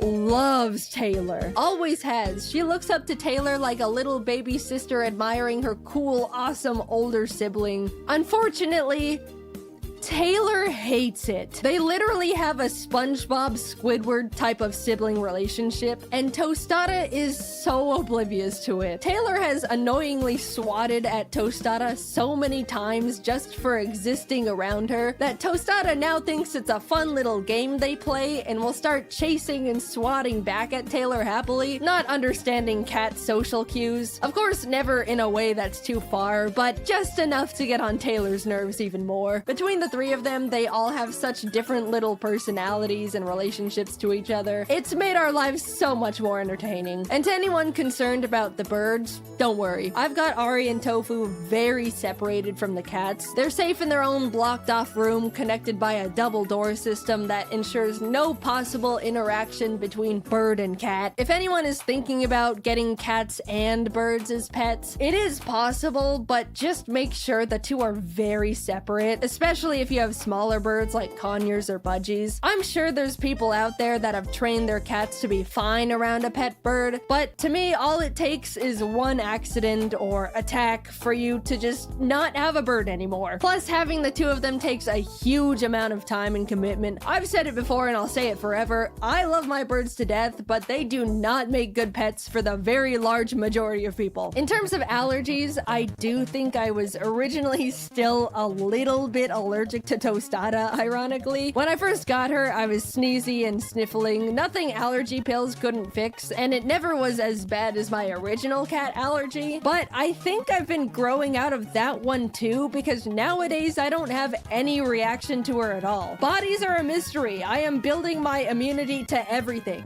Next up is rat poison. I didn't think I would make a video talking about this thing, but Tostada's just got such a funny little personality and has become such a big part of my life. She may be the description of autism, but I love her more than the world itself, and I know I'm the center of her little life too. I don't even see her as a cat. She's just a little creature that follows me around looking weird, but I love it, and I'm so glad I grew out of my cat allergy just so I can have her. It really has been so different owning a cat, mainly because I know Tostada won't just bite me at any given chance, unlike some avian creatures. Thanks for watching the video. Heads up, I'm going to be announcing new merch again soon, so be on the lookout for that. The last drop went so well, and I'm really glad that so many of you guys enjoyed it. I'm so excited to finally be getting back into making fun merch, and it really helps me out a lot. Alright, sorry, thanks. Anyway, I'll talk to you later. Bye-bye. So I've been on YouTube for a bit now. My 3-year anniversary is July 23rd, which might not seem like much compared to other people who've been grinding ever since YouTube was invented, but it's longer than I thought I'd be doing it for, so it's an accomplishment for me. When I first started, I didn't know a thing about animating. People ask me all the time about animation classes and special courses they should take, but I mean, I didn't do any of that. You want to know how I learned how to animate? I searched on YouTube, how to animate.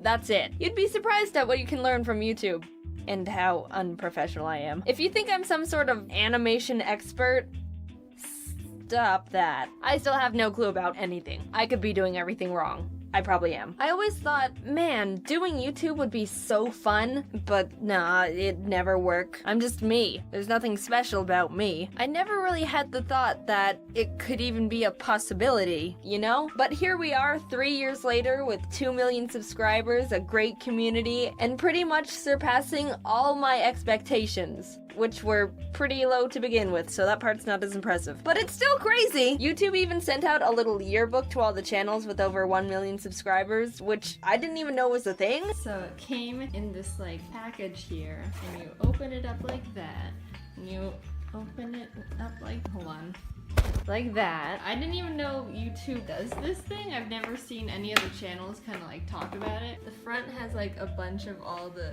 names that are in there. Up there I am, right next to your boy. White boy. Open it, it says, "Hey Jaiden Animations, you started your..." Okay, so that's when I made the channel, but I didn't post anything until July, so that's what I go by. And it's like, since then your channel's hit some serious heights. Keep reading and relive some of your biggest and most amazing moments. You open it, and whoa! What's this? It's like this huge timeline. Who could forget your first video? Jaiden Animations intro. I wish I could forget it. Up till now, you've uploaded 47 videos. That's an average of 1 videos a month. This is 2016 as well, so it's not like up to date on things. During that time, I was in college, so I only posted like 3 videos in the span of the entire college year. It sounds worse than it actually is. I post more now. 2 videos a month. And then it says like, this is the class of 2016 who hit 1 million. You can read that if you want. I'm not, well, I already did. And then it goes through like all the channels that hit 1 million this year, or in 2016. Up there I am. It's dope. And also I tweeted about this. I do have the 2 plaques that YouTube sends at the 100,000 and of course the 1 million. Yeah, I haven't showed it in a video. But look at that. That's insane. Eee. Putting yourself out there in front of so many people is a bit intimidating, and a lot of people can get stuck at that part. YouTube is unique, and I can't really think of many other careers that are like this. You're flat out exposed to the huge spectrum of different types of people all at once, and they all have the freedom to say anything they want to you while hiding behind a computer screen with almost no repercussions. Like wimps! I think YouTube as a real-life cubicle job would be ridiculously hilarious. You're at your cubicle minding your own business, doing work on your little computer, and some random coworker person peers over your wall and goes, "Hey, you suck, and I hate you," and walks away. And you're gay. I'm self-conscious and have low self-esteem, but even I've been able to get desensitized to meaningless hate comments and ignorance. On the surface, a lot of people probably think, wow, that must be hard, constantly dealing with an entourage of stupidity and ignorance. But in a way, I really respect how YouTube is helping me grow tougher skin. It can be harsh, but you can learn to take it. I can tell the difference between a meaningless, "you're stupid," and a genuinely helpful critique that I can use to improve my content. Another thing is that when I first started YouTube, I had no idea that people could start seeing me as more than just an average person. Okay, wait, that might have sounded super pretentious. What I'm trying to say is, I don't see myself as famous or anything other than just me. I grew up as an average kid in an average school doing average things, literally nothing special or stand out. And the fact that a lot of people watch videos I make on the internet doesn't change the fact I'm still that average person. Don't put me on a pedestal. I just talk about the way I see things and my opinions. It doesn't make them more valuable than yours or anyone else's. And if you disagree, you can get out. Just kidding. I've gotten comments and messages from people actually saying I'm a god that can do no wrong. And that, yeah, don't do that. It's not healthy for anyone to view someone as more than just a human. All I do is draw dumb cartoons on the internet in my pajamas and people watch them. Yes, 95% of my videos are created in pajamas. You think I'm joking, but I spend like 2 to 3 weeks in the same clothes. One more point about being considered a big channel now is how meeting new people and friends on the internet is actually more difficult. You think it's the complete opposite, right? Like, hey Jaiden, you've got like at least 2 million people who'd most likely be willing to be closer friends with you. Why would you even have the balls to complain about this kind of thing? Right? But this ties in with the people start seeing me as more than just an average person thing. It's getting harder and harder to be able to meet someone new without them seeing my sub count and either seeing value in becoming my friend for personal benefit or being intimidated.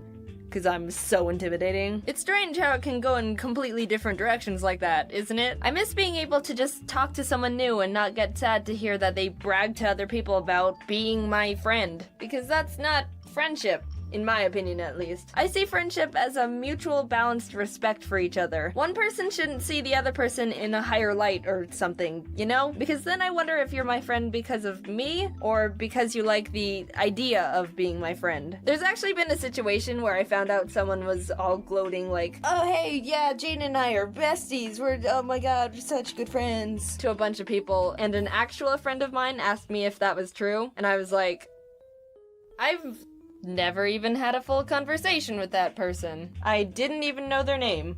Sorry, person. I'm sure you're cool and nice.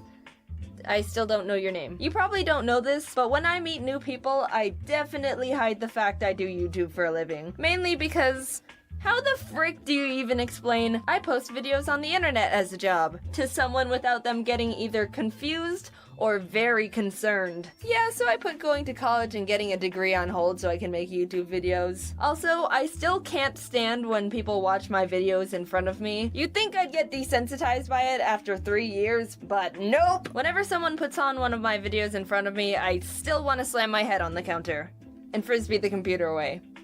Frisbee the computer away, and then slam my head on the counter. So when people ask me what I do, I just go, I do animation. Oh, cool. And also, it's kind of weird to just meet someone and find out right away that millions of people watch their dumb internet videos. That's something I'd prefer they find out after they get to know me a bit.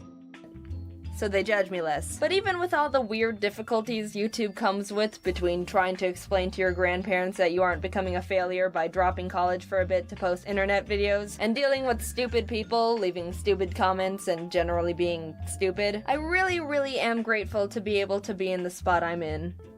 Boo, too cliche. Yeah, I agree. You're probably super desensitized from YouTubers always talking about being grateful to be where they are. So I'm gonna say I'm totally not thankful and lucky to be in the spot I'm in, and I'm not always gonna be in debt to you for watching my videos and helping my impossible dream come true that I totally thought I could reach in a million years because I'm so full of self-confidence. It's not like all of this has changed my life forever and I'm doing what I love with amazing friends I definitely would have met otherwise, and I can make people happier, which is all I ever want to do. Yeah, I'm not grateful at all. Psh, you think I'm grateful? You're grateful, I'm not grateful. Get out of here. Yeah, well, anyway, congrats on 3 years, everyone. We should all do something. Like, I don't know. I'd say I can post a video, but I just posted this video, so I wouldn't have enough time to make one that's not crap. Sorry. We should all... What if we did, like, a toast? Like, at a certain time, we all pour a drink of whatever. Could be water, could be juice, could be hard liquor, I don't care. And then we all have a massive long-distance toast to our anniversary. That'd be cool. I should think of a time. Okay, so on July 23rd at 12 p.m. Mountain Time, we all pour one out together. Mountain Time is just my time zone, so you have to translate what that is for you. When I set up the 1 million live stream, I said I was gonna do it at whatever time it was in Mountain Time, and people didn't know how to convert it to their time zone. Just Google it.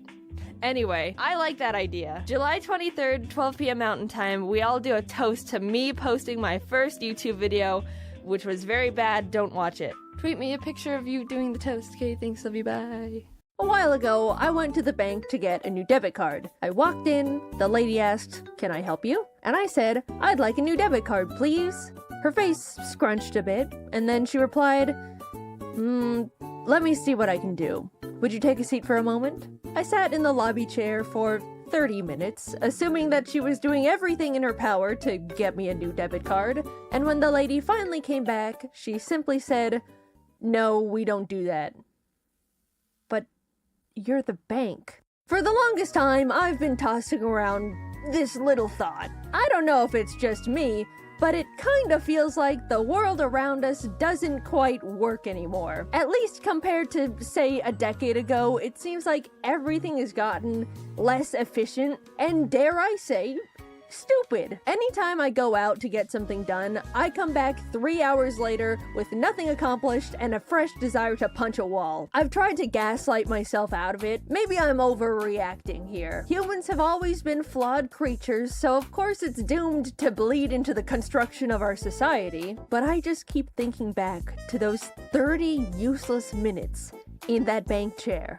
And I simply don't believe it. You're not gonna convince me that a bank has always been incapable of giving people new debit cards. And also that it took 30 minutes to tell me. Something has changed. It really dawned on me when I watched the Always Sunny in Philadelphia episode Dennis Takes a Mental Health Day, where Dennis tries to have a normal, relaxing day, but is faced with inconveniences at every corner that spike his blood pressure. Highly recommend watching. The whole show is phenomenal, but that specific episode was so real and truly made me process things are getting less efficient. And it's not just in my head. First of all, like the episode addressed, everything needs a goddamn app now. The thermostat, air filters, light bulbs. I bought the cats a new automated litter box, and guess who now has a litter box app on her phone to get it to even turn on? I'm sick of the stupid apps. They don't make life easier no matter how many times these products try to convince me they do. The UI is always clunky and confusing. Nothing is optimized. Companies act like you can part the Red Sea with their apps, when more often than not, I'm stuck trying to connect it to the device in the first place. When was the last time you bought a new anything and had it completely set up and working within 5 minutes of unboxing it? At this point, if my Wi-Fi goes out, every electronic in my house becomes a useless block of metal because none of it works on its own anymore. Everything needs Wi-Fi, an app, an account linked to my email, a subscription service, and on top of it all, they sell all the information I hand over against my will to random other companies so they can send me stupid junk mail. Also, when did unchecking the sign me up for online newsletters and discounts just not work anymore? Every single time I buy something online, I make sure to not sign up for the website's stupid email notifications. And what do I find fresh in my inbox when I wake up the next morning? Check out this month's wacky deals. So I have an electric car, right? One day, it just straight up refused to play music. After troubleshooting for 5 minutes, it turned out I needed to download a software update to my car, even though the music worked perfectly normal before the update. Sure, fine, the future's now. But for some reason, the car couldn't find or connect to the Wi-Fi, so because of that, I get to experience LA traffic in pure silence. I spent thousands of dollars on a car just for it to randomly not be able to perform a task cars have been able to do for the past 70 years. I do like electric cars, they're better for the environment, and it's great not having to go to the gas station. But let's not pretend the car has to be a computer now. I got one of those modern tech cars that made the innovative choice to remove all the physical buttons and knobs and put every single basic feature into the car's giant touchscreen. Before getting it, I didn't think that would affect my experience too much. I thought,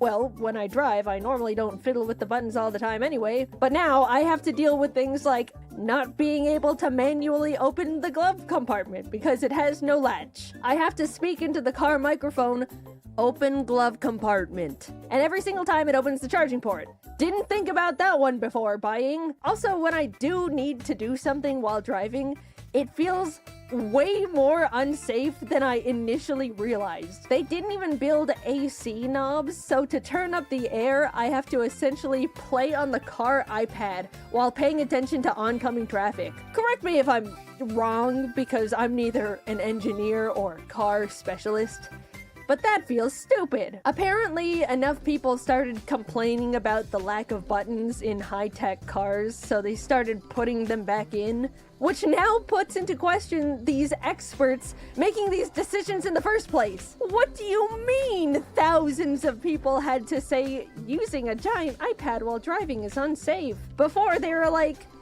you know what?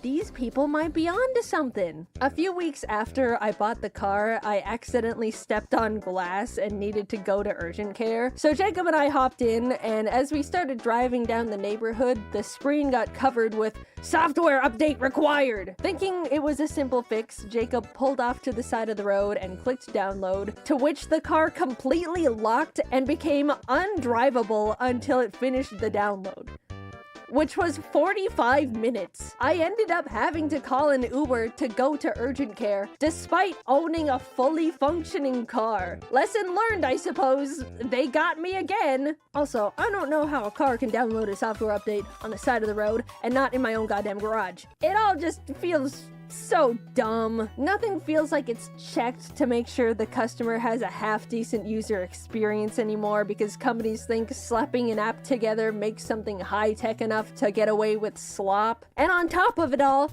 everything is a subscription service. Why can't I simply buy my stupid computer car and have it come with the tech that's already built into it? Subscribe to be able to connect to the internet. Subscribe to enable auto steering. For a while, companies were thinking about turning the seat warmers into a subscription. The heating coil is already in the car that I bought. Just leave us alone. Imagine pitching to someone 15 years ago, "Oh yeah, the car you bought? Yeah, it's all yours. But you have to pay money every month to use the windshield wipers." It's become so common for us to buy products and not even actually own them, and you need to pay money every month to keep using them. And they're bad! Businesses have always prioritized profit. That's never changed. I'm not upset about that. But at least in the past, they had to, in good faith, offer something that actually did the shit it was advertised to do. Now they just go, "Oh damn, we can give less and charge more? Hell yeah, brother, lock the cold out the fridges." The other day, I wanted to get a new router for my office. Jacob and I headed over to our internet provider store, and I said, "Hello, can I buy a router?" "Oh, we don't actually sell routers here. You need to go online and ask customer service to send you one.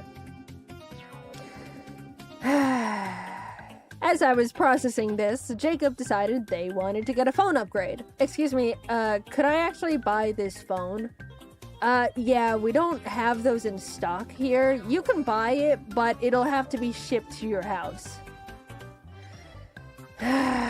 We went to the internet and phone store and left with no internet and no phone. What are the employees being paid to do at that point? What's the point in any of it? I get that a lot of shopping has shifted to online, but I really, really miss simply having the option to go to the store. They're becoming empty husks with a logo on top. Also, excuse me, but I need to ask customer service to buy a router? Just let me exchange my money for the item that you very obviously sell. Anytime I'm told I need to contact customer service, I consider it a lost battle. Nothing exists in this world that is worth descending the trenches that is a customer service phone call. Companies have put it together that if they make everything inconvenient and frustrating, set up enough cryptic hoops to make people jump through, waste as much time as possible, people will just give up. And they don't have to deal with anything. It's sick. Once I needed to call a plumber, but was only allowed to go through a very specific company for the service. So I called in, sat on hold for 40 minutes, as to be expected, and finally got connected to someone. Hello, what can I help you with today? Hi, I was calling to make a service appointment. Alright, sounds good. I'm gonna check our calendar and call back with our availabilities. Oh, okay. Thank you. And so I waited for 2 days, and she never called me back. So, of course, I call back, sit on hold for another 40 minutes, and try again. Hello, what can I help you with today? Hi, I'm calling to make a service appointment. I called before, but no one called me back, so I wanted to follow up on that. Okay, let me check. We're available in a month at 7 a.m. Oh, okay. Are there no other times available? Nope. Alright, I can do in a month at 7 a.m. Thank you very much. Awesome. Exactly what I wanted. A month comes and goes, and the day before the appointment, I get a call from the plumbing company. Hello, I'm calling to let you know the person that was scheduled to do your service appointment is sick and we'll have to cancel it. Okay. When's the next available appointment? In 2 weeks? Okay. Thank you. At this point, I was fuming, right? How hard could it be to get a very specific company to provide a service they forced me to use them for? Well, get this. I woke up the next morning at 10 a.m. because I didn't have to wake up early anymore, looked at my phone, and saw a single missed call from, of course, the plumbing company. Hello, the plumber arrived at the location this morning at 6 a.m., but left because no one was home. Please call back to reschedule. Thank you. Guys, I can't even write into words what I was feeling that moment, because if I did, this would be the last video of my career. A single service appointment is all I ask for my sink that is dissolving at this point. Also, we're completely brushing over the fact they arrived an hour early for the canceled appointment, so I would have missed it anyway. And just like that, it was all back at square one. And you know what? I gave up. Congratulations, plumbing company. You won! The trophy?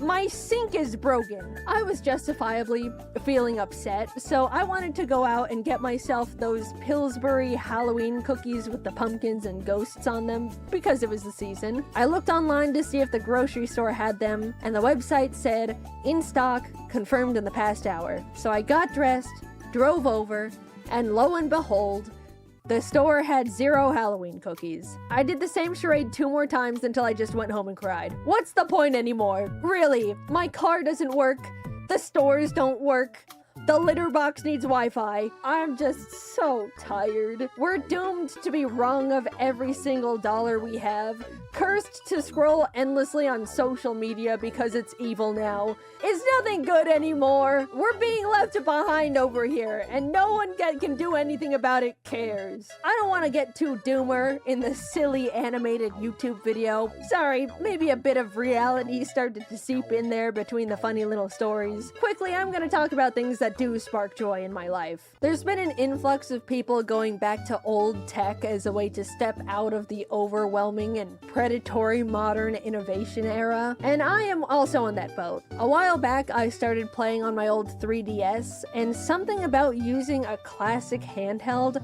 rewires my brain in the best way. Being all bundled up with your DS, no second monitor content, maybe some snacks, it feels like my mind gets to heal from the constant rot, cleansed from the addicting flashing colors and stimuli of current media. Another way I heal from the evils is by seeing all of my best friends. Truly going out and being with people in real life is the medicine that heals all. I'm not joking. No matter how much the world breaks me down, a good hangout with friends to vent and blow off steam really does take the edge off. And getting to turn annoying moments that piss you off into something to share with your friends as a funny story is a great way to laugh it off and just move on. I'm sure many other people have their own ways to break free from the ever-looming capitalist clutches, but overall, I've just been trying to go back to basics, depend on things less, not constantly overwhelm my senses. I think it's unfortunate that a lot of us have gotten to the point where we need to police ourselves in what we consume because everything is trying to be the most addictive little parasite ever created by humans with no empathy. But until the pendulum eventually swings back the other way, it is possible to break out of the bubble, and if you've been feeling similarly to me, I recommend giving it a try. In the meantime, even though everything feels like a constant mess, I suppose it does make for funny stories to share. I didn't realize I scripted 2 different complaining videos in a row. I'm really sorry about that. I didn't mean to, and it comes across really negative. But the next video is very, very, very positive. I'm really excited for you guys to see that one. I've been excited about that one for a long time. Thanks for watching. I'm done complaining for a while. It's all out of my system now. Welcome back to Jaiden Doesn't Know How to Map Out Video Lengths. Okay, so here's the story from Japan, getting home from Japan I was gonna talk about in the last video, but didn't. Please don't make fun of me. It was a long flight. I was very tired. Just kidding, I'm an actual idiot here. There's no excuse. So after another quick flight of 11 sleepless hours, I landed safely and was ready to go home and die. My roommate offered to pick me up, but my house is a good 40 to 50 minutes away from the airport, and I felt bad for making them pick me up so much because a week before I went to Japan, I was in the UK visiting friends for my birthday. Don't give me any birthday wishes. It was in September. You'll be an embarrassment to the both of us. They'd already driven me to and from the airport 3 times in the past 3 weeks, and I didn't want them to use up any more of their time and gas. So I let them know I was just gonna grab an Uber, which worked out because they were invited to go get lunch with a friend and were worried about time overlap. Win-win. They get a nice lunch, I get in a stranger's car. Warning flag number 1. I never used Uber before. I have my own car. I usually don't need to use an app to find a guy with a weird R name to drive me around. 10 minutes of confused button pressing later. Ding! Your Uber will arrive in 5 minutes. Nice. Hello? Yes, is this Jaiden? Yeah, I'm at the gate. Terminal B between area 44 and 45. I don't see you. Are you near Hello? Your Uber has canceled. What? If we were on a date and I was waiting at the table and you called me from outside the restaurant like, hey, you here? Yeah, I'm at the back in the table to the right.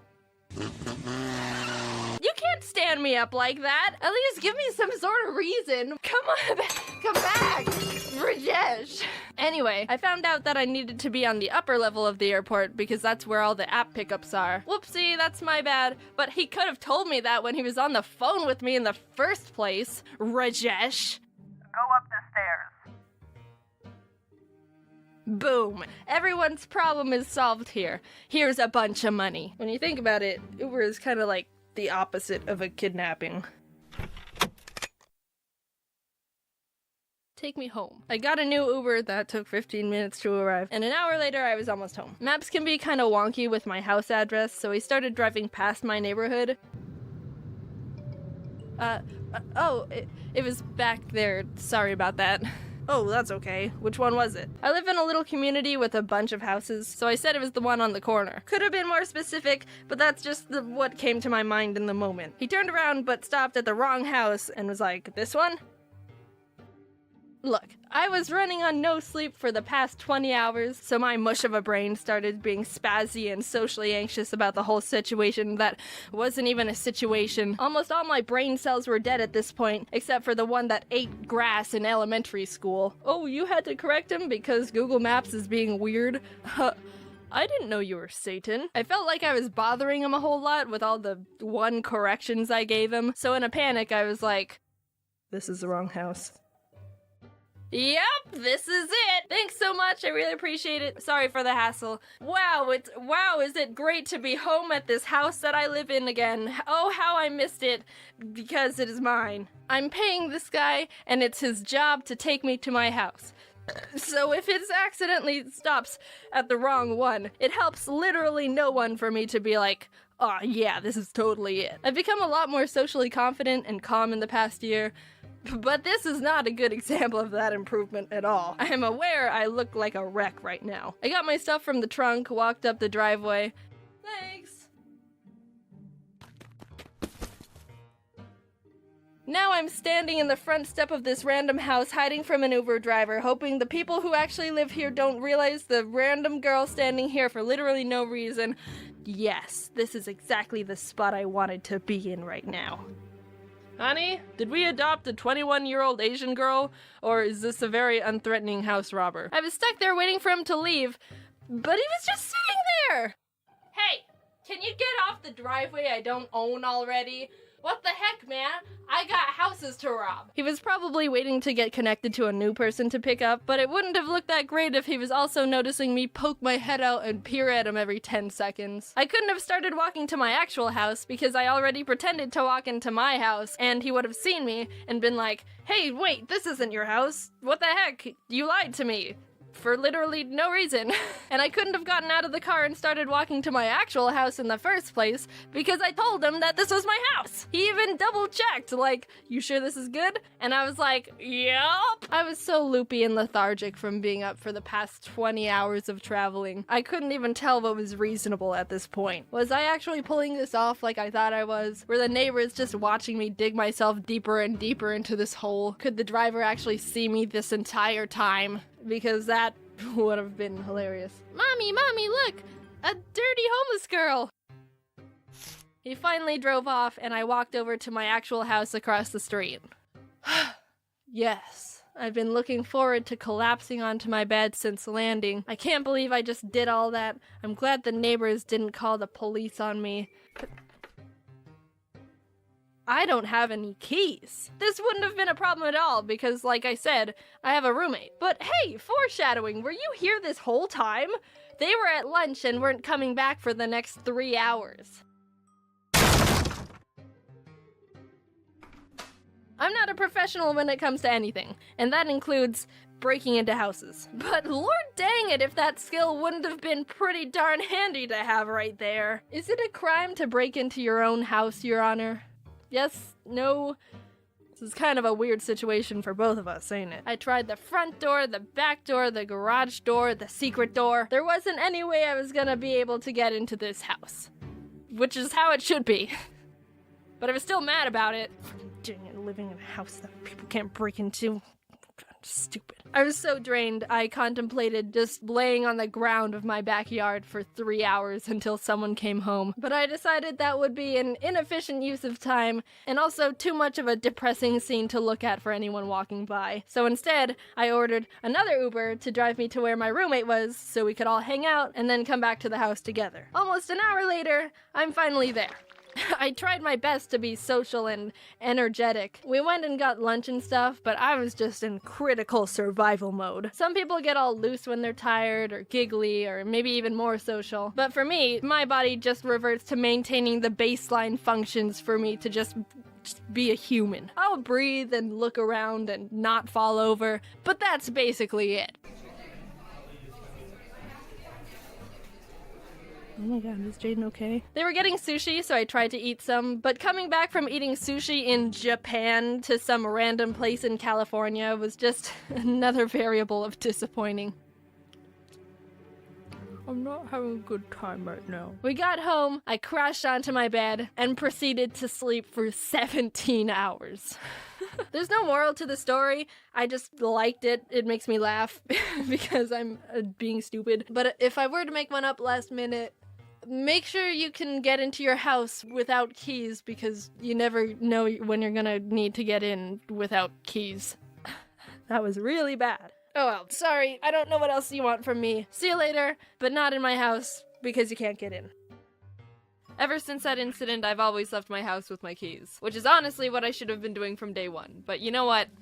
Shut up. Thanks a bunch for watching the video. As of right now, VidCon London is coming up, and I'm really excited to go and see my friends and some of you. I feel super freaking lucky to be able to travel around and do this kind of stuff. Younger Jaiden didn't have any plans for the future, but this is definitely beyond anything I could have tried to imagine. Also, Ari's in the sound booth right now. Yeah?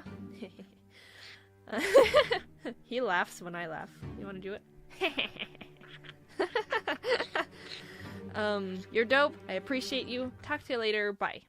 When it comes to the spirit world, supernatural, chakras, I'm indifferent. Normally, I just don't mess with any of it. Whether it's real or not, I'm sure not gonna fool around and find out. I'm here to live as normal a life I can, die, and then we can go from there. But I got curious. What would happen if I individually booked readings with a bunch of psychics? I mean, I don't even know what they do. I just know something about them being made of crystals and having 3 eyes or something. It's a world I've never explored before.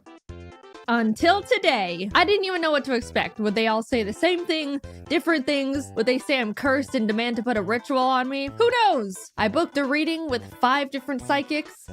Let's see what they all said about me. I wanted to keep as much consistency in all of this as possible. You know, scientific method and all that. So I specifically booked a tarot card reading and palm reading from all 5 of them. That way, they're all reading the same things for me, and we get to be good little scientists in the supernatural community. Anyway, Psychic 1. I walked into the shop and saw a table with a bunch of candles and crystals on it. You know, the typical psychic stuff. Now, I've never gone to a psychic at this point. I didn't know what they were gonna do to me. Were they gonna say my name and say they've been expecting me? And for all I know, a real-life wizard could walk through the door and speak in riddles to me the whole time. But Psychic 1 was a 5-foot-tall, middle-aged white lady in a black spaghetti-strapped tank top and a ponytail. All the psychics had a bit of a different method of doing the tarot card reading, but the overall gist is they had me put my right hand over the stack of cards, say my full name, then I pulled 18 cards that would determine my reading. Psychic 1 pulled the cards herself, though. I didn't get to pick them, so I don't know if that was a non-regulation move or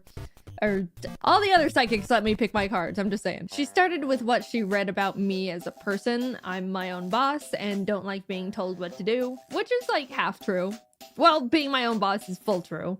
Hi guys. In normal day-to-day life, I love having someone else tell me what to do. It's just nice to turn my brain off and put someone else behind the wheel. But with YouTube, it's true. I don't like being told what to do. With the Pokemon XD video, I was asking Jacob what I should do with the thumbnail, and he said I shouldn't have Shadow Lugia in it because it's not that eye-catching. And I was like, no, I'm putting Shadow Lugia in the thumbnail because I love Shadow Lugia. And then I did. So the psychic's pretty on point so far. She said I don't like asking people for things. Everything I have, I worked to gain with my own 2 hands. I'm gonna live a long and healthy life beyond my 80s, and I'm gonna have 3 kids. All of those things are pretty fair. I do think you could say that to the majority of people though. Even if it's not genuinely true to their personality, I think most people like to believe that's the type of person they are. And if I don't live to be 80, what am I gonna do? Sue her? But that's the very strong skeptic in me talking. She do know me for real, for real. Then she asked if I had any questions for her, and I told her that I constantly worry that my birds are gonna die in some freak accident or sudden disease, or they get out and fly away never to be seen again. She pulled more cards and said she sees that they're safe, but would recommend placing a spiritual protection over them, which was very interesting to hear. From what she explained, I'd be doing a 3-day, 3-night meditation for them to create a spiritual barrier that can protect them physically, mentally, and medically. Promising medical protection is a big deal. You can't just throw that around lightly, might I just say. And to perform the meditation, I would need to buy the materials from her to do it. She was very big on making sure I knew I wasn't paying for her time, just the materials. Which, how thoughtful. Until she dropped the materials would cost $427. Let's just do a quick rundown on this whole session so we're all up to speed. During this psychic reading, this lady learned I'm my own boss, am successful enough to run my own animation team, care very deeply about my birds, enough to pay a psychic $90 to ask about their safety, and all I have to do to fully protect them from basically anything and everything in this world is set up this spiritual protection for the low price of $427. I didn't know you could repel cancer for under 500 bucks. Someone distract the government. I think we're onto something here. I just told her I don't have the money for it right now. A lie she most definitely didn't believe at that point, but I had to say something to stop this snowball in its tracks. And immediately she said, "That's fine, but this isn't something you should wait a long time on."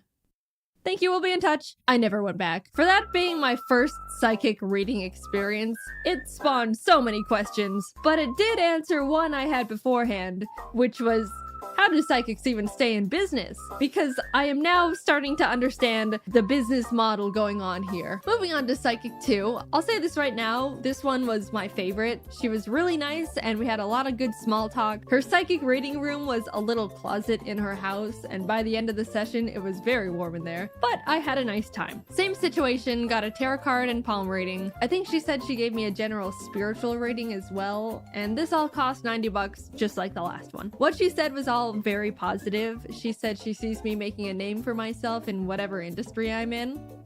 That was genuinely the first thing she said to me. I didn't tell her about my job or anything. She sees a lot of new and exciting opportunities coming for me in the new year. I got all these readings done late 2022, so by the time this video actually comes out, we get to see if that's true. She also said I'm planned to live a long and healthy life past my 80s, and she foresees me moving to a different location sometime when I'm older, which is most likely true. I don't like LA. It freaks me out. She identified my bad time of the day, which she said is 3 a.m. Again, true. If life gets a bit too hard to handle, I will absolutely have a meltdown in bed at that time. But also, everyone has a meltdown when they're broken and it's late at night. That's a universal bad time. They even wrote a rule in life about it. Nothing good happens after 2 a.m. But it's good to be more aware of because I forget and 3 a.m. hits different some nights. She said I've always been connected to animals. I'm gonna be a mother of 3. Okay, the other psychic did say that. Mental note. And for some reason said I should get into hiking, which just sounds like a nice hobby recommendation. I didn't know tarot cards and palms could say that. I asked her about my birds. I didn't get the spiritual protection from the other psychic, so they are still in jeopardy. And she said although she's reading that they should be safe, if I'm worried about any medical issues, I should just go to the vet and get general checkups done. Which, you know, I respect a lot. I came in asking about the health and safety of my animals and she told me what she read, but if I'm actually concerned, to just go to a doctor. And didn't charge me $427 for it. Overall, Psychic 2 was very nice. She gave me a good reading, didn't try to sell me anything, and reminded me that doctors exist. Psychic 3 was kind of back in the same vein as Psychic 1. She almost immediately said I'm gonna live past my 80s and have 3 kids. Alright. She said she sees me having good financial fortune and good opportunities are coming in the new year. But she also said in August, a man with a beard and/or mustache is gonna approach me with a business opportunity and to be wary of him. And then, before I could even process that, she said I may be involved in a light car accident in the next few months, possibly a fender bender. This is the first psychic that was this blunt about straight up predicting things, and by the time this video comes out, those months would have passed already, so I'll add right now if I was in a car accident. She also said someone near me is gonna have a baby and that I'm gonna become very attached to it. And that's gotta be the most incorrect sounding prediction of all the psychics so far because I am not a fan of babies. I don't like them. I think they are weird and unpredictable. I do not care who in my group of family or friends has a baby. I'm staying the hell away from it. She went back to reading me as a person, said I'm very trusting and to be aware of jealous people that are around me. In this industry, that's pretty fair. Then she said it seemed like I had a big purchase on my mind, to which I admitted there was something expensive I saw that I've had my mind on for a while. She asked what it was because she foresaw it being good for me, and I told her about the new giant Altaria plush that Pokemon announced. I don't think that's what she expected though, because she seemed to lose a little focus after that one.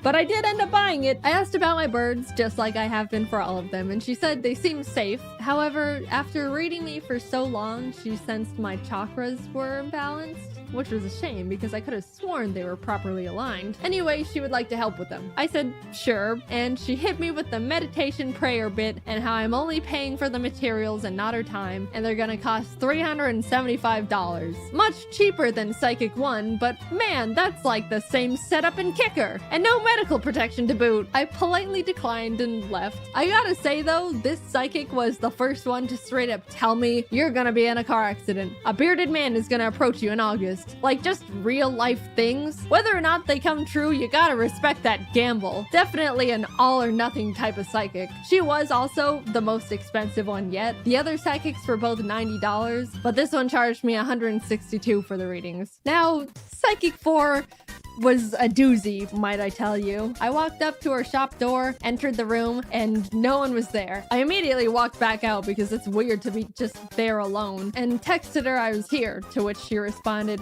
give me 15 minutes. Kinda strange a psychic is running late, but I'm not here to get into that irony, so I just sat on a little chair and waited outside. 15 minutes passed, then 20, 30...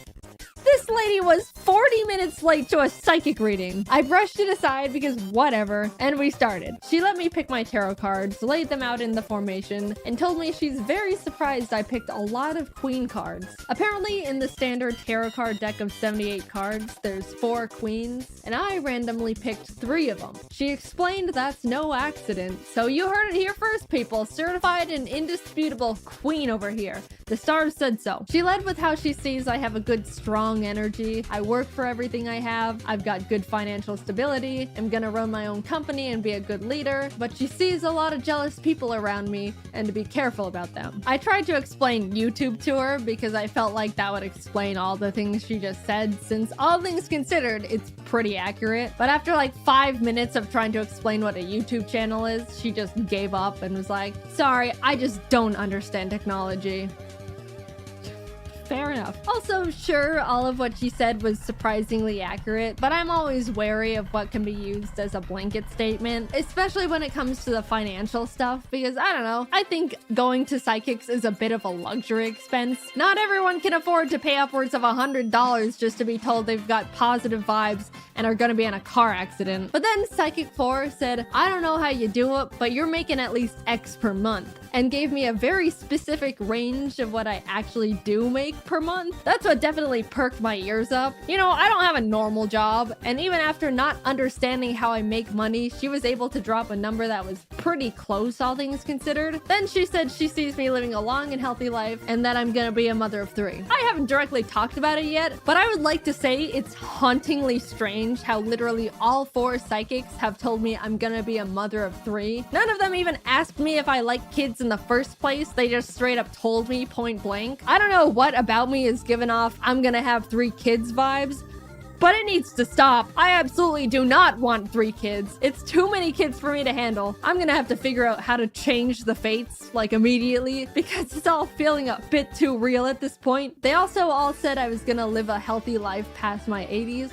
So if I die at 50, I want all of my money back. Anyway, Psychic 4 kept talking, saying it seemed my birds are safe, because I asked, but there seems to be a negative energy trying to attack them, to which she'll start meditating to protect them. Also, my chakras seem unaligned and my 3rd eye isn't very developed despite how old my soul is, which sure is a sentence, so she recommended a chakra meditation thing. She had me lay on her table under a lamp of RGB crystals and turned on relaxing spa music. Then she told me to close my eyes because when your eyes are closed, your 3rd eye opens, and that's why you dream when you sleep. It's your 3rd eye.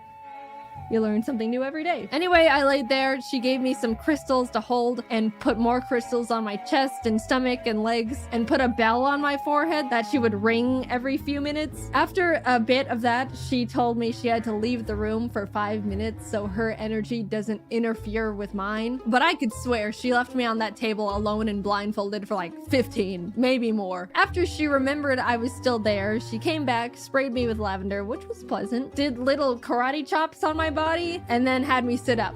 I did hit my head on the RGB crystals, so I hope that didn't jostle my chakras. And that was that. She said I had a lot of energy and that I'm an old spirit, but I need to develop my third eye more, and she's gonna send me home with a couple incense to burn, and that I need to come back tomorrow. At this point, I was in too deep. All the other psychics, I was able to squeeze my way out of these situations, but I just ended up doing it this time, mainly because she told me to burn incense, but I didn't have an incense burner, and then she lent me hers, and I didn't want to just take it and dip, so I burnt the incense like she told me to, and went back the next afternoon thinking that was it, and after that I could start not coming back anymore. But then she gave me some crystals, more incense, and bath salts this time, and told me to meditate in the bath while holding the crystals and also burn more incense, which meant I go home with her incense burner again, and that's when my friends told me to stop there and not go back. So I didn't. By the way, she charged me $776. I have no idea how she did that. She said the chakra thing where I lay on the table was like $100 or $200 extra. And then after we were done, she gave me the card reader and it said $650, to which I was just like, sure, whatever. And then my email receipt said $776. Again, I am reminded of how these people actually stay in business. She called me a queen, gave me a crystal nap, and then took $800 from me. And last but not least, Psychic 5. So for her, when I called to book an appointment, she told me she only takes cash and that I have to call 30 minutes before our appointment to confirm. So I did that a few days later when our appointment was scheduled, and she's like, oh, I'll be honest, honey, I completely forgot about you. Can we reschedule to tomorrow? Which is like, first of all, how does a psychic forget? I rescheduled to the next day, but a few hours later, she called me back and was like, actually, I overbooked you on top of a different appointment. Can we reschedule to next week? And at this point, I'm annoyed, but again, I'm like, whatever. So we reschedule again. I called to confirm 30 minutes before, again, and once again, she forgot. So I just gave up. Tell me how many kids I'm gonna have. And that was my psychic experience. I'm still pretty indifferent about all of it, but I can totally see how and why people can get super into it if they surround themselves with the culture. Whether it's real or I believe it or not, it was surprisingly nice to be told things were gonna be okay. I do think some of them can be a bit predatory on people at their low points, but hey, it's great to have my chakras rebalanced. Cool new guy alert. We made a super cute Ari pillow available now. Look at this big man. He is huge and super soft and awesome. Head over to JaidenAnimations.com to pick one up. I genuinely love him so much. Also, I've been streaming a lot more recently and wanted to say the influx in art from all of that has absolutely blown me away. Thank you guys all so much. I try to see all of it, but it's quite literally impossible. But yes, thank you, thank you. Alright, until next time, bye-bye. I'm sort of stealing this idea from Jaiden Animations. Wait, no, that's not right. I'm not stealing it. I'm plagiarizing it. Two can play at that game, James. Things I do that adults probably don't do. Plagiarized Jaiden edition. Also, by the way, I'm very proud of you, James. Congrats on trending. Again. I mean, if I were to choose one of your videos to end up being on the top of the YouTube trending list, I'd probably want to choose the one where you tell people to watch my videos at the very start anyway. Now go watch James's videos. I think I'm supposed to fall in the category of adult now, and apparently, according to Psychology Today, some of the requirements to being an adult are, don't be a jerk. Okay, check. I think I have that one down. If there's a situation where I can either be a jerk or not be a jerk, I'll probably choose not being a jerk. That one's not too hard. Check your ego. Check, it wasn't high to begin with. Call people back. People don't call me. So I think check. As much as I might have some of the traits to be an adult in society's eyes, there's still a lot of things I do that adults probably don't do. So I'm gonna steal James's idea and talk about him. James just told me he kinda hates that video because it's old, so go and watch it and tell him Yeah, it's pretty old. I do this weird thing I like to call the perfect bite, trademarked. Basically, when I'm eating, I can't just be a normal person. That's the gist of it. What I do is, after I sit down with a meal, I'll analyze it before I actually start eating. I'll look for a potato chip that's the best size, a vegetable that has the right amount of seasoning, an area on a sandwich where the ingredients are at perfect ratio with each other. I'll find where the best bite would be, and not eat it. I'll start eating where the second best bite is. Second best? Wouldn't you? No, I already know what you're gonna say. When eating perfect bite TM style, you can't start off eating the most absolute perfect bite. That's how you ruin everything. You don't want to ruin everything. You start with the second best and work your way around the best so you can finish the meal with the perfect bite. Boom! It all comes full circle. Start off with the almost best bite, end it on the perfect one. A good summary of the entire meal. I don't want to end on an unsatisfying bite. That would just make me disappointed and sad. I don't know of anyone else who does this. I don't even know how I started doing it, to be honest. I've always eaten food this way and been a freak. I'll end up having a plate with little individual bites of burrito, stray pieces of fruit, a single french fry. And when eating with other people, it looks really weird because there's just tiny sporadic bites organized on my plate. Sometimes they ask about it and I have to go through the whole process of how to eat perfect bite TM style with them and explain all the rules and yada yada yada, the whole story. And they judge me. But you know what? Don't knock it till you try it, okay? The perfect bite TM is a powerfully underrated technique. You don't even know. I wonder if I can copyright it too. Since I'm on my own, I have the freedom to decorate my living space with pretty much whatever I want. I like interior decorating. It's fun to decide what can go where and choosing color schemes and all that house stuff. But even though I enjoy good decor, I also don't take it very seriously. I buy things that are goofy and kinda stupid because when I walk into the room and see them, they make me laugh because of how ridiculous they are. I got a gift card for a home supply store I'd never been to before, and after a while of not using it, I decided, it's probably about time I use this. I walked into the place with $25 and no expectations, and came out with two things. A kitchen ornament with nothing but a funny-looking rooster on it, and in bold letters the word eat! I don't know why I liked it so much, maybe just the fact that it says eat with a possibly aggravated rooster on it. I don't know what that expression is, I'm just making an educated guess. It's pretty absurd.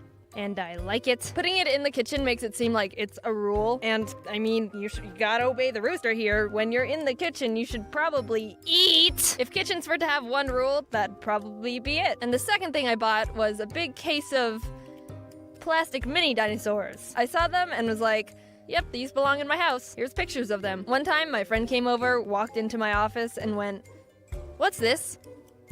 A dinosaur?" And then he smacked the mini dinosaur off the desk and slammed down a bigger one he bought in place of it.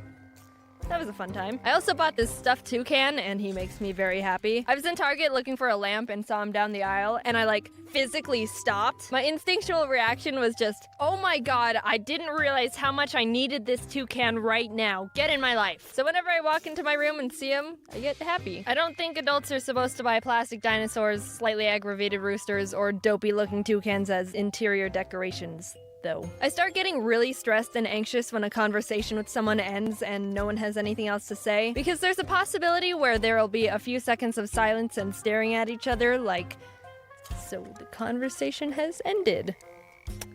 Yep, we're done here. Until someone eventually goes, well, I'll see you later then. I hate that. I hate that so much. I don't care that hate's a strong word. I have a strong hate for it. I think it's just one of the worst ways to end an interaction with someone. You could have had the most transcendent conversation in the history of ever. Hey, I'm so glad we found a solution to world hunger and discovered the chemical formula for the cure to cancer. But if it ends with that 3 seconds of awkward staring, it's ruined everything. Yeah, it was a lot of fun. Worked pretty hard on it. In an attempt to avoid that situation, my solution is to try and catch the conversation's end at the perfect time so it's a flawless conclusion with no bumbling around. If it was a human conversation simulator game, I'd totally get an A++ super with stars and hearts, and the person's little avatar would go,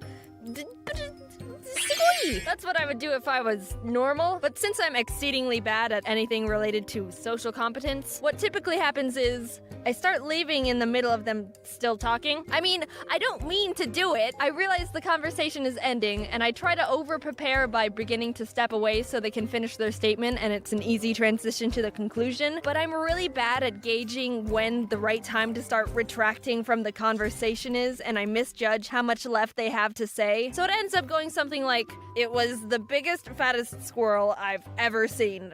It was crazy. That's insane. Well, and then my little sister came into the room and saw it and started freaking out, and she thought it was a mutated monster squirrel, and yeah. Oh, that's funny. Yeah, I wish I could have seen it. Yeah, it was crazy. Yeah, so I'll talk to you later. Yeah, okay, bye. Why does it seem like someone's either really good or really bad at social interaction? It's either, oh my god, this is me, / relatable, / I don't know. Or it's simple, just don't be stupid. I'm excited to be at the adult stage in life where all of a sudden socializing is easy. When does that part happen when becoming an adult? Whenever that wants to happen, that'd be great. In the meantime, I'll just have to endure not knowing how to end conversations. One time I was trying to end a phone call with someone and I didn't know how to bring up, hey, I have to go now, because they kept talking, and I ended up being on the phone with them for an entire extra hour. That was not fun.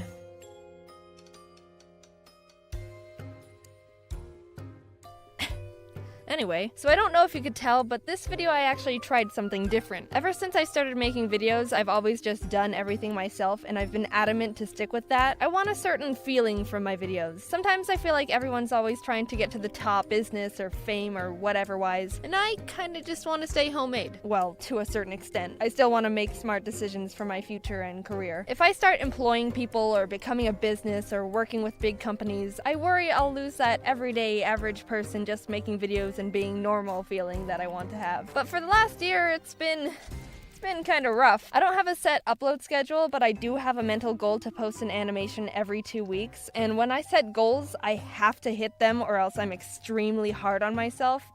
I'm always hard on myself. Sometimes I'm disappointed in myself when I don't exceed a goal I hit. Like, I'll hit it, but that won't be enough for me. It's stupid, and I can never just be happy with myself. But anyway, I started realizing I wasn't doing anything else other than working just to have enough time to get a video done by my deadline. I wasn't hanging out with friends, my family, I wasn't doing anything else because I never had free time to spare. And it kind of hit me like, yeah, I'm posting videos, but I'm pretty sure I should also be living a life. I'm in my prime enjoying life years. I don't want to accidentally spend them all just working and not enjoying anything. So I stepped out of my comfort zone and asked a couple other animators if they'd help me with scenes in the video so I can chill out a bit. They're super nice too. I like them a lot. I don't want the fact that other people are helping me animate parts of my videos to change your view on anything. I'm still wanting to stay as homemade and simple as I can, but I also felt like doing everything myself in limited time hurt the quality of videos too. I'd have to cut corners in order to save time, which sucked, and I feel like now things can start increasing in quality since I have more time to spend and don't have to rush everything. Either way, I hope this was okay for you. Sorry if you don't like it, but I hope you can see where I'm coming from here. Thanks for listening. This was a long end card. The animator friends that helped are in the description if you want to send them some nice words.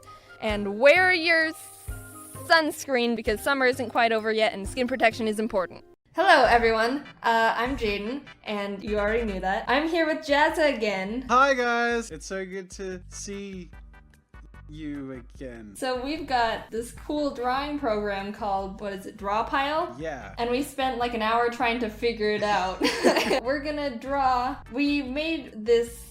Okay, how do I explain this? I have a way to explain it. You do a sketch of your avatar, I'm doing a sketch of mine, and then we swap, and we'll fill in the lines of each other's avatar. Okay. Oh, and Jaiden discovered this cool highlighter tool. Woo, look at this. Yeah, it's called laser pointer. Yeah. But it doesn't ruin it. It just gets in the way of what she's drawing. It's just obnoxious.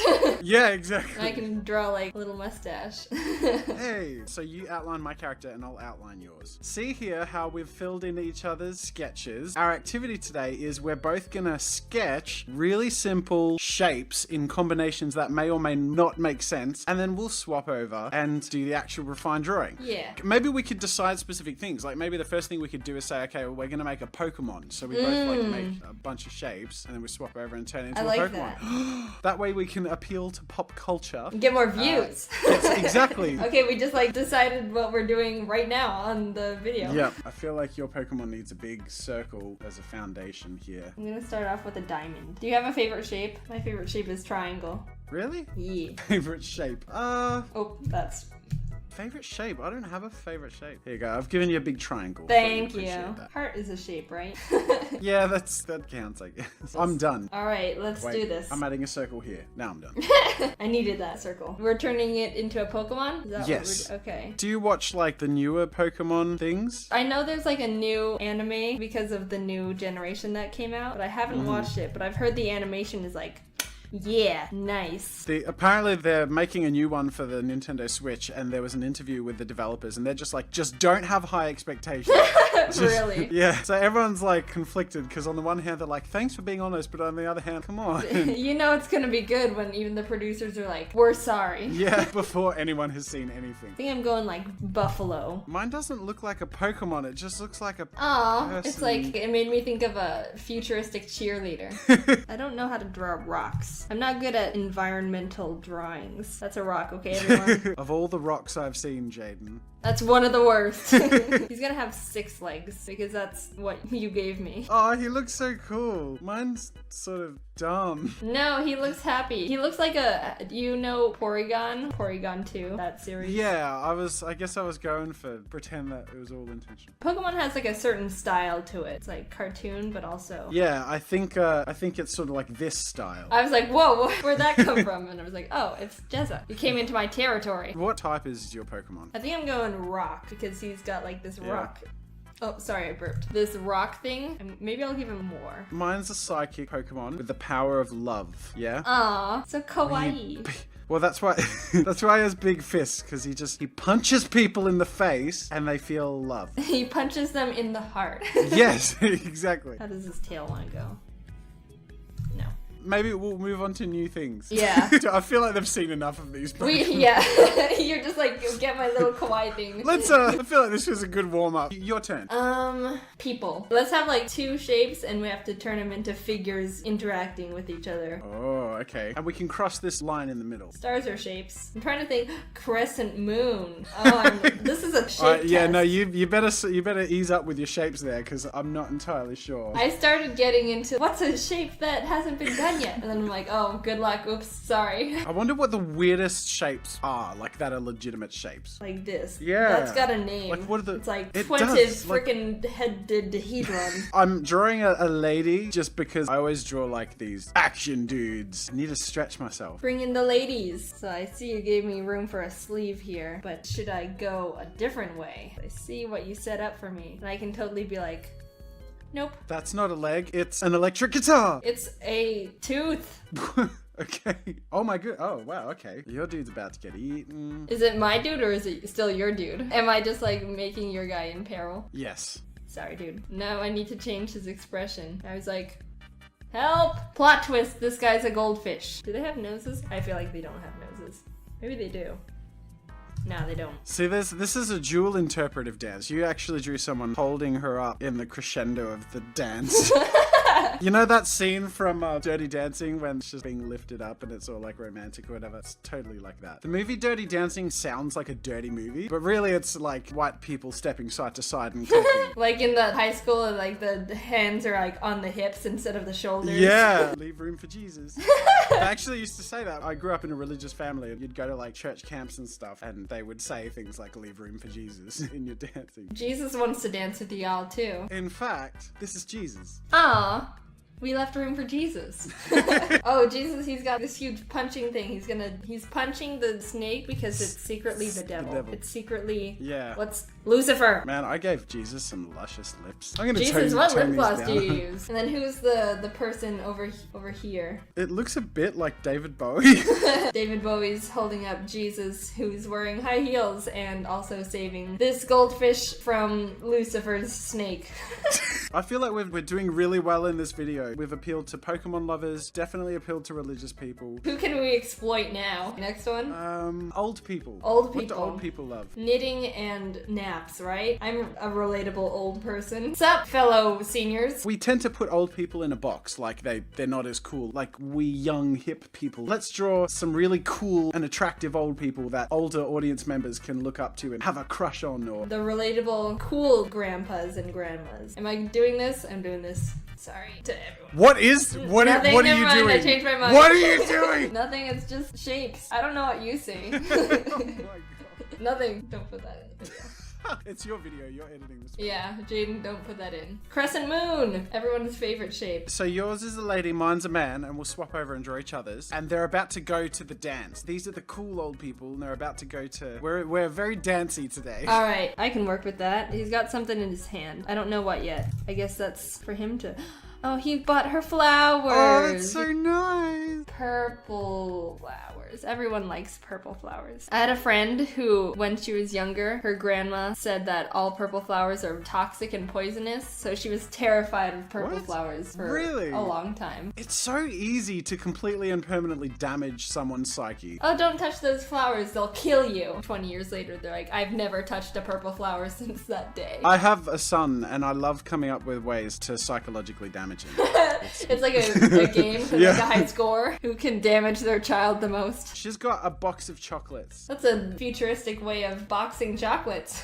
Well, she fought in the war where they couldn't afford full circle boxes of chocolates. Oh, this is more efficient. Yeah. She has like a giant rocket wheelchair. Oh, heck yeah. Because when she fought in the war, she was a rocket scientist, yeah. That'd be so cool. Like, they're going to the dance, and instead of appearing in a limo, you're just like two people in a space wheelchair. This guy is also a pimp, so his cane has a diamond on it.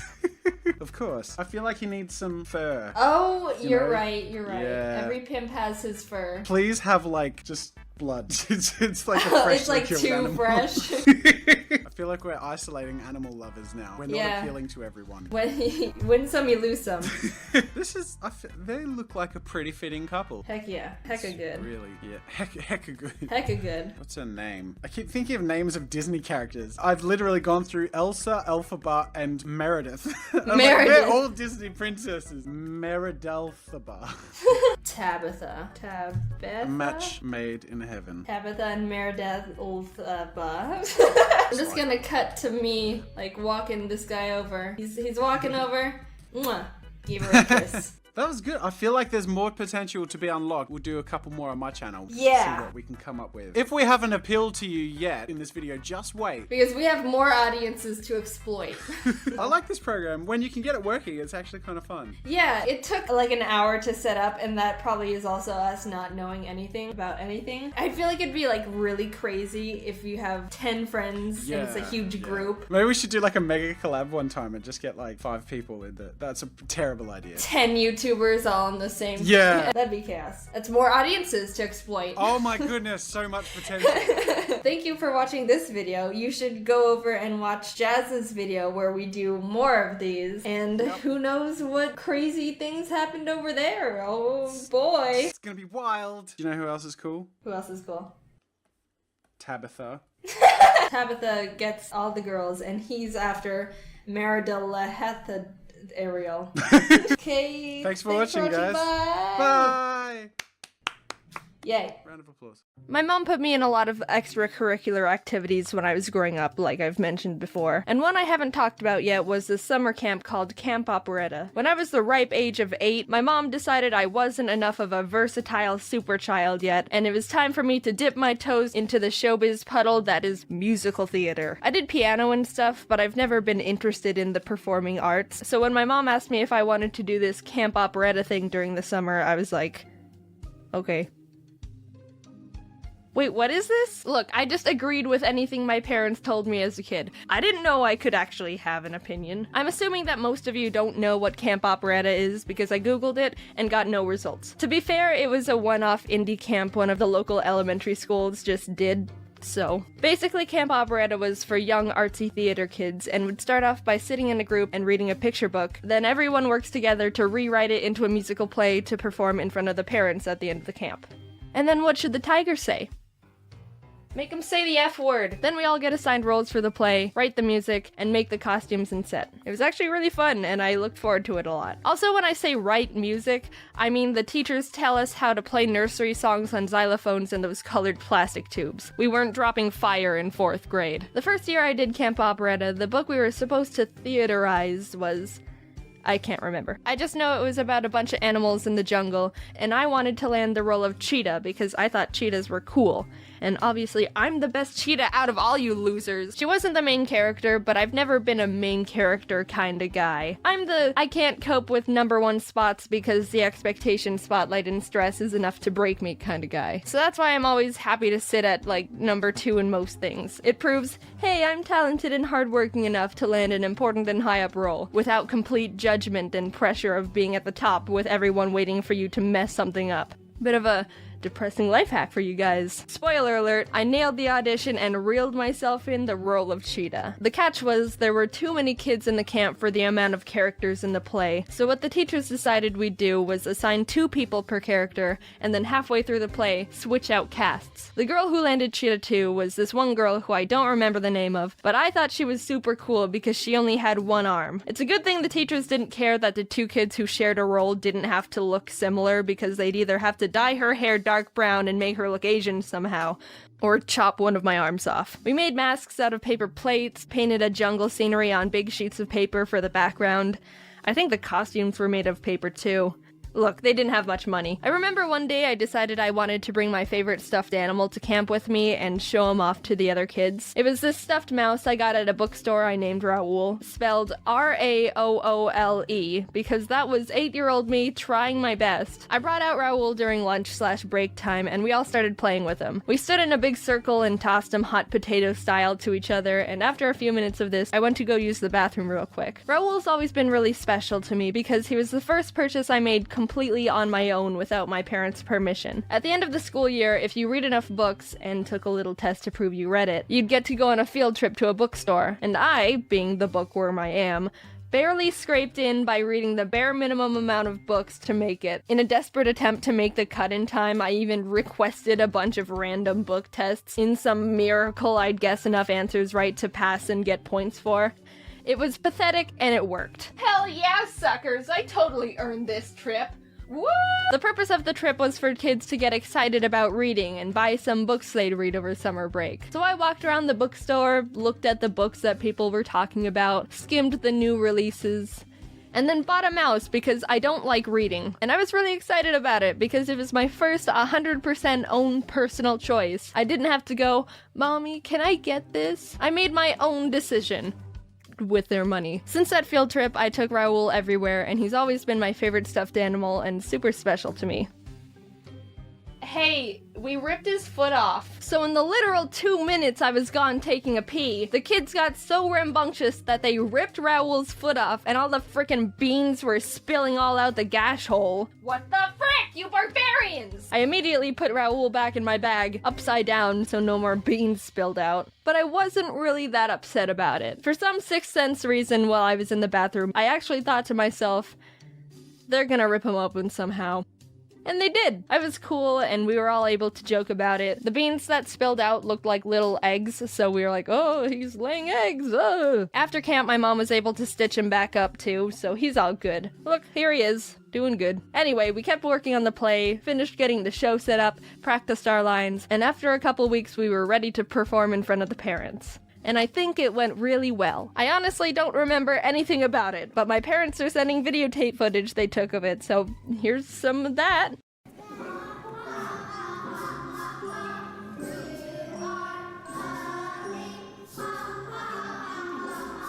But that's not the end of Camp Operetta. I went again next year, and this time we did a play on the rainbow fish. The story of a special fish with shiny rainbow scales, and no one wanted to hang out with him because he wouldn't give them what makes him special. And the only way he felt like he could be happy was to give away his specialness to the fish that only wanted to leech off his beauty. Setting aside the controversial morals of the book, we got to work turning it into a play. There weren't as many kids this year, so we didn't need to share roles. I ended up, again, with a semi-main character. The seahorse. Now, hardcore rainbow fish stans are probably saying, wait, there's no seahorse in that story. And you're right. As a group of kids, we decided to completely create a new character in the story because we liked seahorses. And that was the cohesive moral story about acceptance and loneliness. Can we add a seahorse? Make him say the F word! During the music learning part of the play, the teachers asked us who could play the piano because they wanted to assign someone the role of playing the Under the Sea melody from The Little Mermaid without botching it up. I, along with 3 other kids, raised our hands and we were taken to the piano to do a little musical audition. The other kids took turns playing Mary Had a Little Lamb and Twinkle Twinkle Little Star, and I quickly realized I was overqualified for this part. When it was my turn to play, I sat down and played Pachelbel's Canon I memorized from my piano recital, like a show-off. That was the one time I realized I was the Asian kid in a scenario. I got the part. The night of the play, we got into our costumes. Mine was made out of a towel with the bottom rolled up to look like a seahorse tail. I thought the costume was actually really cool, but a problem arose when I was in the middle of my final lines in the performance. I had a solo part where I was supposed to build hype for the ending of the play, then raise my arms up at the end to deliver the lines that induced the big finale. But as I was saying my lines and getting ready to raise my arms up, I realized the bracelet I was wearing was caught on one of the towel strings. I started freaking out because this was the big finishing move for my character. It said in the script, "Seahorse raises both arms, blah blah blah blah blah." This was the big moment, and it's gonna be ruined because my costume is a towel. I was wiggling my wrist in all directions and trying to get my arm free as time was ticking down quickly. Finally, I delivered the last line and could only raise up one arm. Like Cheetah 2. I remember feeling really stupid because no one raises one arm to do anything but asks to use the bathroom or be flamboyant. I felt like I ruined the big moment, but talking to my parents afterwards, they said they didn't notice, and looking back, it was probably a much bigger deal in my 9-year-old head than it actually was. I still feel like that was one of my biggest failures in life, though. See, that's exactly why I don't like main roles in anything. A prime example of self-fulfilling prophecy. And that was my time in Camp Operetta. No, I didn't do it a 3rd year because they didn't have enough money or participants, so they had to shut it down. I told you they didn't have much money. You will be forever missed, Camp Operetta. You made my summers more fun, and my Raoul's foot all janky. Who knows if I would have became a theater kid if Camp Operetta never shut down. But either way, I'm not doing any of that stuff now. I do drawings behind a screen. I mentioned it already, but just a reminder that there's still a few tickets left to see James, Dom, Ross, Aaron, and me frantically trying to draw and be funny at Scribble Showdown. They're selling out fast, so cop a tick if you really want to see it. You can go to scribbleshowdown.com to see which cities we're going to and on which dates. We hope to see you there, and I'm excited to win every show. Just you wait. Thanks for watching the video. This is a warning. Don't trust anyone with your Raouls. They can and will rip their foot off, and stay away from bracelets when your shirt is a towel. Bye-bye.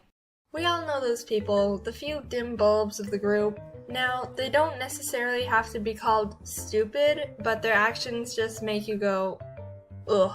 Now, I'm fine with people not using the full extent of their brain cells to do things, but when their stupidity starts affecting me, then we're gonna start having some problems. The rule disregarder. Someone who either doesn't listen to rules or flat out ignores them.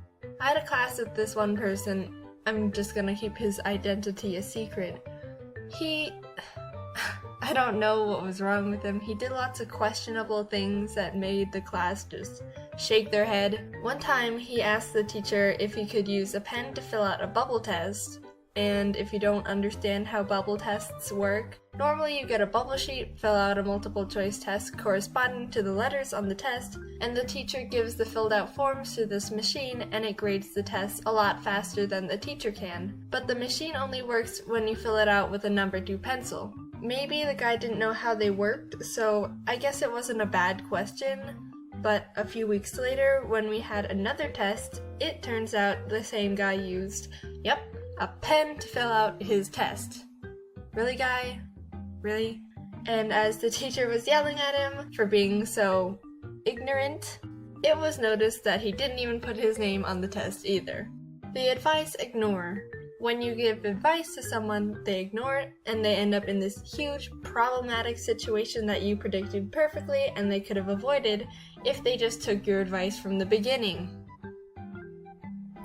Tori, do you think I should date Aaron or Jet? Aaron has had at least 24 girlfriends and he's cheated on all of them. I'd say Jet. Oh my god, girl, wait. Aaron just asked me out to the carnival tonight. I have to go with him. I'll see you later. Oh my god, Tori, Aaron bailed on me for some blondie blonde who isn't even hot. You have to come pick me up. Aaron was my only ride home and I'm getting hecka wet in the rain.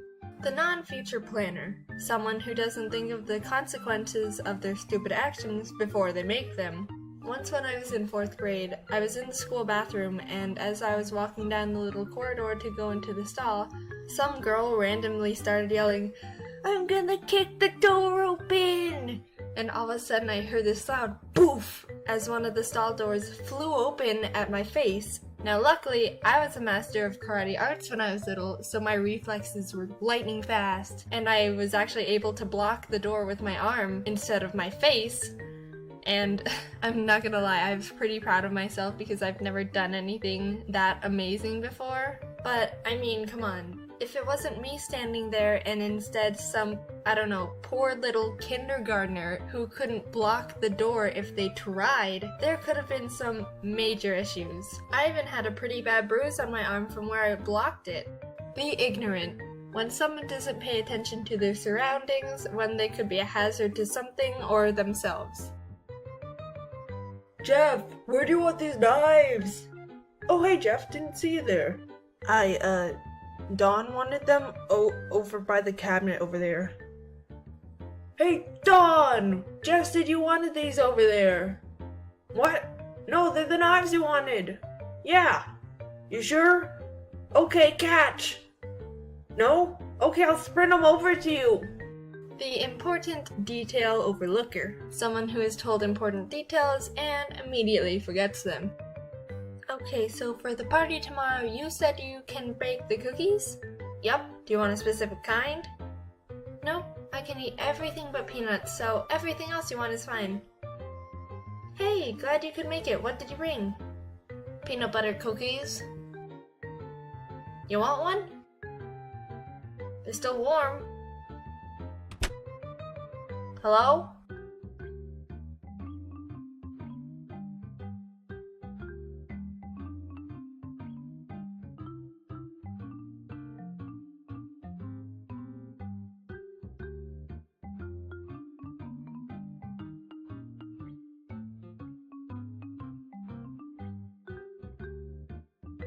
So if you're new here, hi. I've done this before. Last year I made a video about my first ever Pokemon Nuzlocke, and the game I played in it was Pokemon Ruby. It was fun, so here I am again, doing another. But this time I attempted to Nuzlocke Pokemon Platinum. I'll explain again super quickly how a Nuzlocke works. You can only catch the first Pokemon you run into per route. If a Pokemon faints, it dies and you can't use it anymore. And you have to nickname your Pokemon so you grow more attached to them. If you still don't understand, that's not my problem. Let's get started. Hoo boy. This was my Pokemon Platinum Nuzlocke.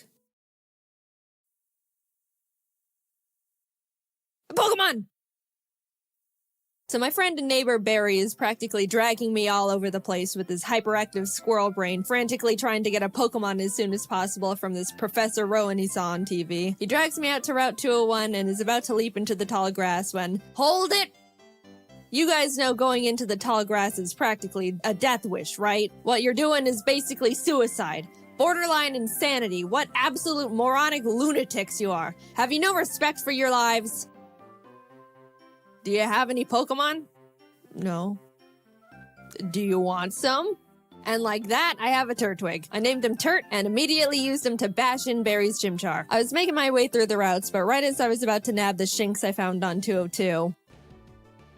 Don't kill it. No! So no Shinx for us. But that's alright, Shinx isn't that great this early anyway. Then I locked eyes with our first trainer. The first battle. Let's see how we fare against youngster Tristan and his level 5 Starly. Oh my god! So in the first trainer battle I ever fought, I almost immediately lose my starter to a critical hit. Why do I suddenly have a very bad feeling about this? Nevertheless, we kept going onward through Jubilife City, where we caught Kronk the Zubat in the cave above Route 204, and Magikarp on 218. Hi, Magikarp. Your name is Puppy. Just outside the city, Barry runs up and demands another battle, so I happily bash in his Chimchar again, and his Starly too. I kept on my way, eventually arriving in Orberg City, and nervously challenged Rourke. I was terrified of his Cranidos, but Turt landed a crit Razor Leaf and one-shot it before it could even do anything. So that's badge number 1 for us. I made it to Floroma Town and was really excited because if you didn't know, outside the Valley Woodworks you can find Shellos. And if you didn't know, again, I love Shellos. I ran straight to the grass to get my Shellos encounter, And I'm not gonna pass up an encounter, so I very depressingly caught the Shinx and named it Failure to vent my sadness and frustration over not getting a slug. While there, we found Team Galactic messing around, stealing electricity, and this little girl's dad. So I beat up the grunt guarding the door, broke in, beat up the grunts in the building until Turd evolved, then found Galactic Commander Mars at the end of the corridor, who I was scared of because she's got a fat cat that hits like a semi-truck. But I had a plan. Back in the Orberg mines, I caught Dwayne the Onyx, and I brought him to the fight because in case things got dicey, I would switch him in to buy time and heal up my other Pokemon. Basically, Dwayne was death fodder. Turt took out Mars' Zubat, and when Perugly came out, Kronk plucked off the Oranberry it was holding. But she got hit pretty hard in the process, and since Turt needed a bit of healing before he could get back into it, Dwayne can take a scratch. Look at that. Dwayne is fine. He's fine, guys. Don't pull the sad nose for Dwayne. Dwayne's fine. Don't worry about him. Don't worry about him. Oh my god! Dude! Alright, I'll give him that. I'll give him that. Dwayne gets to live. somehow, when Dwayne was supposed to die, he hung in there on 1 HP. And you know what? I respected the hell out of him for it. I let Dwayne live, and Turt was able to take out the Perugly. What a legend. But then I put him back in the box and moved on. In Mount Coronet, I caught a Bronzor named Big Boy, which I happily added to the team. And right before Gardenia's gym, Kronk evolved, which meant no mercy for those flower ladies. Badge number 2. We slashed the guard bushes in front of the Galactic building and ran up all the stairs where we fought Galactic Commander Jupiter. Let's take a look at how that went. Don't crit. Don't crit, don't crit. No! But, I mean, that won't do... Let's just hit it. Don't crit him. No. Oh my god. We finally were able to beat her, but that fight really knocked the wind out of me. I was shaking on my way back to the Pokemon Center when this lady Cynthia shows up and is like, egg?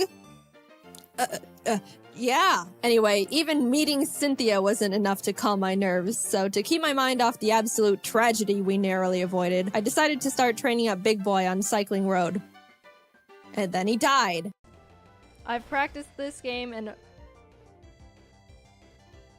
So before you push up your anime glasses and tell me that steel is weak to fire, which I know, by the way, the reason I kept Big Boy in was because not only is his defense an iron wall, but he had heat proof, which negates his fire weakness. But then he got crit. So, first death. I'm sorry, Big Boy. You never had the opportunity to become a big boy. I walked into Wayward Cave and found a Gible. Gible is an amazing Pokemon. It turns into Garchomp, which is easily one of, if not the strongest Pokemon in the game that isn't a legendary. Adding it to the team would give us such a huge advantage, and now there is nothing in my way between that and...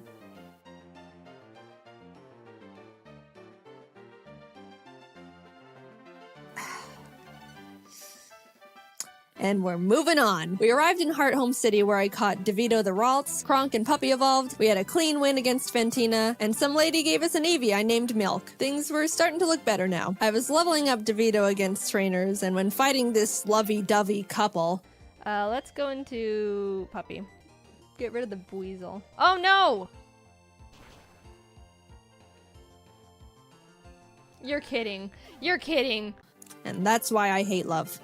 In came Shrimp the Scyther I caught on Route 210. Some good news, on Route 213, I finally found a Shellos. I named it Squoop, and I loved it. I loved it so much. I know you're not supposed to have a favorite child, but Squoop was my favorite child, and I wasn't apologetic about it. I trained it up, and now we got a Gastrodon. Turt ended up evolving too, so together with Kronk and Squoop, Maylene was defeated, and badge number 4 was secured. Outside of Pastoria City, I caught a Quagsire named Lol, but when I went to get my Great Marsh encounter, I was trying to get a Yanma and accidentally threw a ball at a Wooper. So now we've got Lol and Oops in the box. Then I swept Crasher Wake with Milk, who is now a Jolteon, with the TM Thunder I bought literally next door. I walked out of the gym and...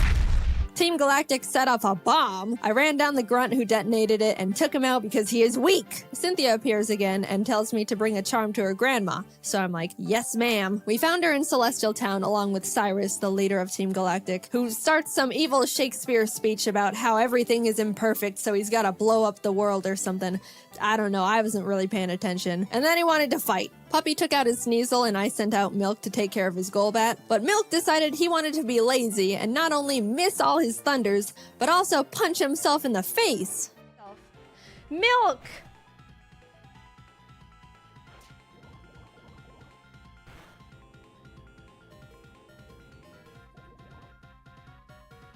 You can't be doing this. Kronk came out and killed the Golbat because Milk was being difficult, but I gave him a second chance and he took out the Murkrow. Anyway, here's your dusty charm. I went out and caught a Magnemite named C, then arrived in Canalave City where we barged into Byron's gym and demolished his team with Swoop and Turd. Then Team Galactic sets off another bomb, this time at Lake Valor. So Barry, Professor Rowan's assistant Lucas, and I split up to check on the lakes. As I'm strolling past all the flopping Magikarp, I run into Galactic Commander Saturn, who we swept the floor with. After that, we headed over to Lake Verity where we did the exact same with Mars. There was a part where Turd got crit and almost died. Oh god. Oh god. But we're fine, he's fine. Finally, we had to go check up on Barry at Lake Acuity, and after trekking through 6 feet of snow for like a mile, we get there to find Barry at the top of a cliff like, ha ha ha, you can't climb rocks. Come back when you can climb rocks, loser. I'll go fight Candace's gym now, I guess. Now, we've been having some good type matchups with the past few gyms, so I haven't really been nervous about most of them, but Candace uses ice types, which like half my team is weak against.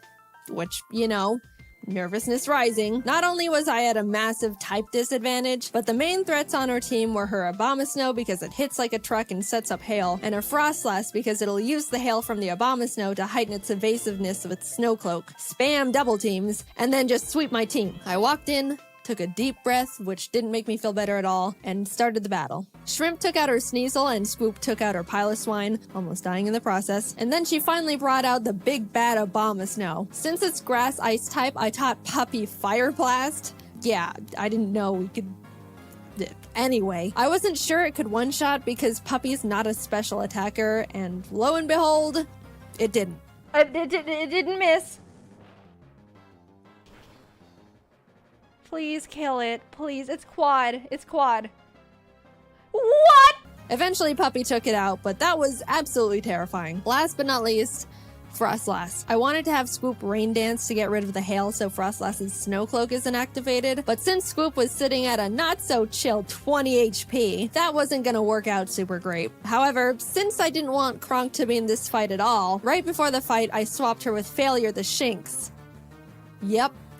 Sorry, little guy. Failure looked up at the looming death that was Frostlass in front of her, and as I healed up Swoop, Failure was killed in its blizzard. It's really unfortunate we had to resort to it, but I give Failure a salute for stepping up and surrendering its life to the team. Swoop came out, got off the rain dance, and after a close battle, was able to pull through. We won, but it wasn't without sacrifice. We had a moment of silence for Failure, the true MVP of the fight. Gone, but not forgotten. Now we could climb the rocks to Lake Acuity, and when we got up there, Barry's got snot dripping down his face, crying in the snow because he got beat up by Jupiter, who looks at me and is like, "See ya, I'm going to Veilstone HQ."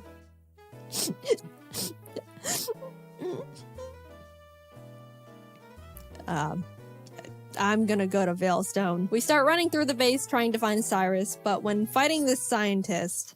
Psychic. Porygon 2 freaks me out. It is way too powerful, way too bulky, and it's way too weird. I do like Porygon 2 though. I would like a plush of Porygon 2. Very cute. What? What? What? What? No! No! Scoop! We lost Scoop! I wasn't okay. Turt came out and curb stomped the Porygon 2 out of vengeance, but to put it lightly, I wasn't taking that too well. My heart is breaking. I'm like actually sad. But life doesn't stop when your dog dies, so I had to keep trucking and brought Law the Quagsire to the team. With an intense, blood-curdling thirst for revenge, I stormed into Cyrus's room. Fight! Shrimp and Milk took out his team in no time. I snatched his Master Ball and used his teleport pad to enter the basement where Mesprit, Azelf, and Yuxi are all being held captive. Fight! And like Cyrus, Saturn was swept too. After releasing the Lake Guardians, we head to Mount Coronet because Cyrus wants to go there and destroy the planet, I think. And we catch up to him at the Spear Pillar. Before we can run up and attack him, Mars and Jupiter step in. Then Barry arrives. Honestly, I have no idea how he found us all here. And is like, I'll help. Lal takes out both their Bronzors, Mars's Prugly, and Barry's Munchlax. So I thought, you know, it was all smooth sailing, right? Well... Wow, Barry. Really doing a lot for the team, aren't ya? Oh my god, no, it has Giga Drain? No. No, oh no, oh no! It was a crit! Not only did I not know their Golbat had Giga Drain for some reason, but it also got a crit. So I was starting to feel bad, but then I started panicking. The thing is, after you fight Mars and Jupiter, you have to go into the Distortion World and fight Cyrus and Giratina. If Cynthia forces us into the Distortion World without us being able to get a new member, we're in massive trouble. We finished up the battle and Cyrus starts his whole spiel about how the world is imperfect, blah blah blah, everything must die except for me. Then he gets swallowed up by Giratina, a hole opens, a rip in space leading to the Distortion World, and I'm kinda just standing off to the side twiddling my thumbs like, Cynthia, please don't shove me in there without my consent. Cynthia, can I go? I have something to do. Our world will be destroyed. Are you ready? No, I'm not! Let me go! I'm free! Holy crap. Get me out of here. Goodbye. I'm sorry, lol. We just got you, and then you died. But luckily, remember when I accidentally caught that Whooper while trying to get a Yanma? It's time, Oops. You are no accident. You're our lucky star who will carry us to victory. We got Oops leveled up, came back to the Spear Pillar where Cynthia was just sitting there waiting for us, and hopped in. Everything is topsy-turvy and the Lake Guardians are telling me to push boulders into holes. And suddenly I'm on a floating crust of land with Cynthia, who's basically like, Cyrus, get lost and never come back. And Cyrus didn't like that. So he came at me. Oops took out his Houndoom and his Gyarados came out, so I switched to Milk. But I was very terrified because Cyrus's Gyarados has Earthquake. So if Milk misses his Thunder here, he dies. And Milk is notorious for missing his Thunders. But it hit. Milk lives another day. He also took out Cyrus's Crobat and Honchkrow, and Shrimp finished up his Weavile. Cyrus steps aside, and suddenly, it's just me and the Angel of Darkness itself, Giratina.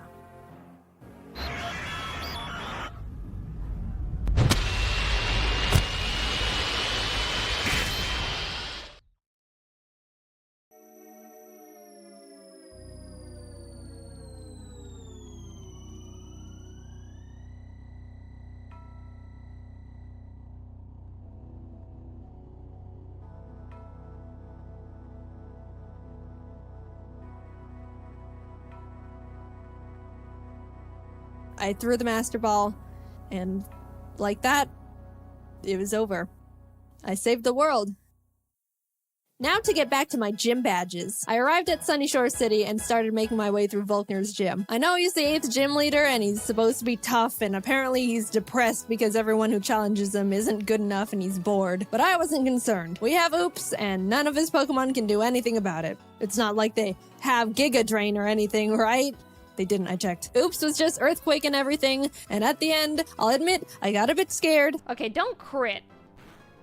If you crit Giga Impact, that would be really holy. But it's all good. We're all good. And with that, off to Victory Road we went, where we caught ourselves a Gabite I named Flakes. Would have been nice to have one, I don't know, near the beginning of the game, say, in Wayward Cave, you know. But whatever. Better late than never. It's good to have just in case something goes horribly wrong out of nowhere. Flakes is base 60. Yeah, it is. It's an amazing... Whoa, whoa, whoa, whoa, whoa, whoa. No! You're kidding. Oh dear. And that's the straw that broke the camel's back. After Puppy died, I stepped back and decided the team we go into the Elite Four with needs to be the best possible team we can build. The Elite Four here goes pretty hard, so I couldn't go in willy-nilly just hoping for the best. After literally a few hours of calculations and research, I settled on a team I thought would give us the highest possibility of winning. I added Flakes to the team in place of Puppy, and with a heavy heart, left Milk and Kronk behind as I brought C the now Magnazone and Colgate the Togekiss I hatched from the eggs Cynthia gave me. Even though I was sad to not bring Milk and Kronk into the final battles with us, they won't be forgotten. And it doesn't negate the fact they were such huge assets to the team, and I wouldn't have made it this far without them. I'll see you guys on the other side. I took a step towards the doors of no return, and immediately got interrupted by Barry, who wanted to have one last fight. Anyway...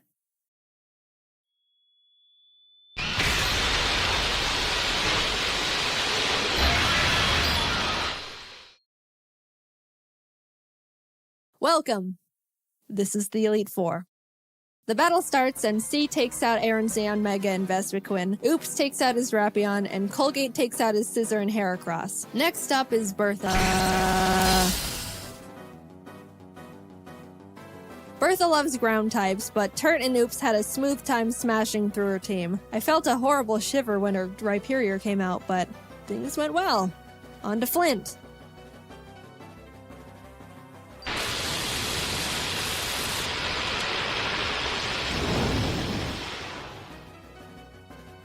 Flint has a pretty scary team, but luckily Oops and Flakes had no trouble plowing through them as well. And with that, we're on to the last member, Lucian. Now, Shrimp hasn't had much time to shine in these fights so far, so I decided I wanted to let her go all out. She set up sword stances and bullet punched everything. Proud of you, Shrimp. And suddenly, I'm at the entrance to the champion. The trainer who's been known to crush dreams in a single battle, and many still fear to this day. I took a deep breath. Things are going surprisingly well, and I don't know how to feel about it. But I looked up, and there she was. At this moment, I have only one last objective: defeat Cynthia. She leads with Spiritomb, which has no weaknesses, so I sent out Turt to hit it as hard as possible. Flakes takes out her Togekiss, and then her Garchomp comes out. This is known to be one of the toughest boss Pokemon in the entire franchise. And rightfully so. That thing was made by Satan himself, and I'm sure even he fears what he has created. I immediately switched to Oops, who's the only Pokemon that can lead us to victory here. I planned to put it to sleep with Yawn, and then Ice Beam it until it died. That was our only hope. But then, Oops was crit. And that was it. Nothing on my team can take a hit from this monster, and even if they could, they couldn't do much damage back. I sat there in disbelief, knowing there wasn't anything I could have done, and the battle is basically unwinnable now. I brought out Shrimp to bullet punch it so we could get in a little bit of damage, but she was killed. Colgate tried to chip away at it. He did some damage too, but was crit one shot. At this point, I'd accepted defeat. Only Turt, C, and Flakes were left. It's hopeless at this point. Flakes came out, and against all odds, Flakes outsped Cynthia's Garchomp and killed it. I didn't think he could do it. He was 2 levels weaker, and I don't know. I just didn't think he could outspeed it. Suddenly, there was a chance. We could win this after all. Cynthia brings out her Milotic, which C took out with a few Thunderbolts. Flakes took out the Lucario with Dig. Look, my Earthquake TM is on Scoop, and we all know what happened there. Finally, her last Pokemon comes out. Roserade. Flakes went in for the Dragon Claw, and the battle was over. We won.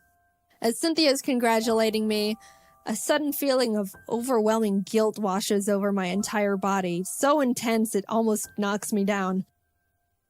I don't think I deserve this. Something here isn't right. This wasn't meant for me. Back in the Distortion world when Giratina split me in two, how do I know I'm me? What happened in the other timeline where I saw glimpses of what happened parallel to this world, that was me too. Those things happened. Was that the ending I'm destined to have? The world I'm living in now is how I want things to be, but the other Jaiden is equally me as I am her. Even if you might think I deserve this dimension, things don't work like that. Are there some things you can't escape, even when you try everything you can do to alter it? I don't know the answer. I may be able to sit on this throne now and thank all the Pokemon that put in everything to help me get here. All the hard work, blood, sacrifices we made, but I don't think I can ever accept this victory.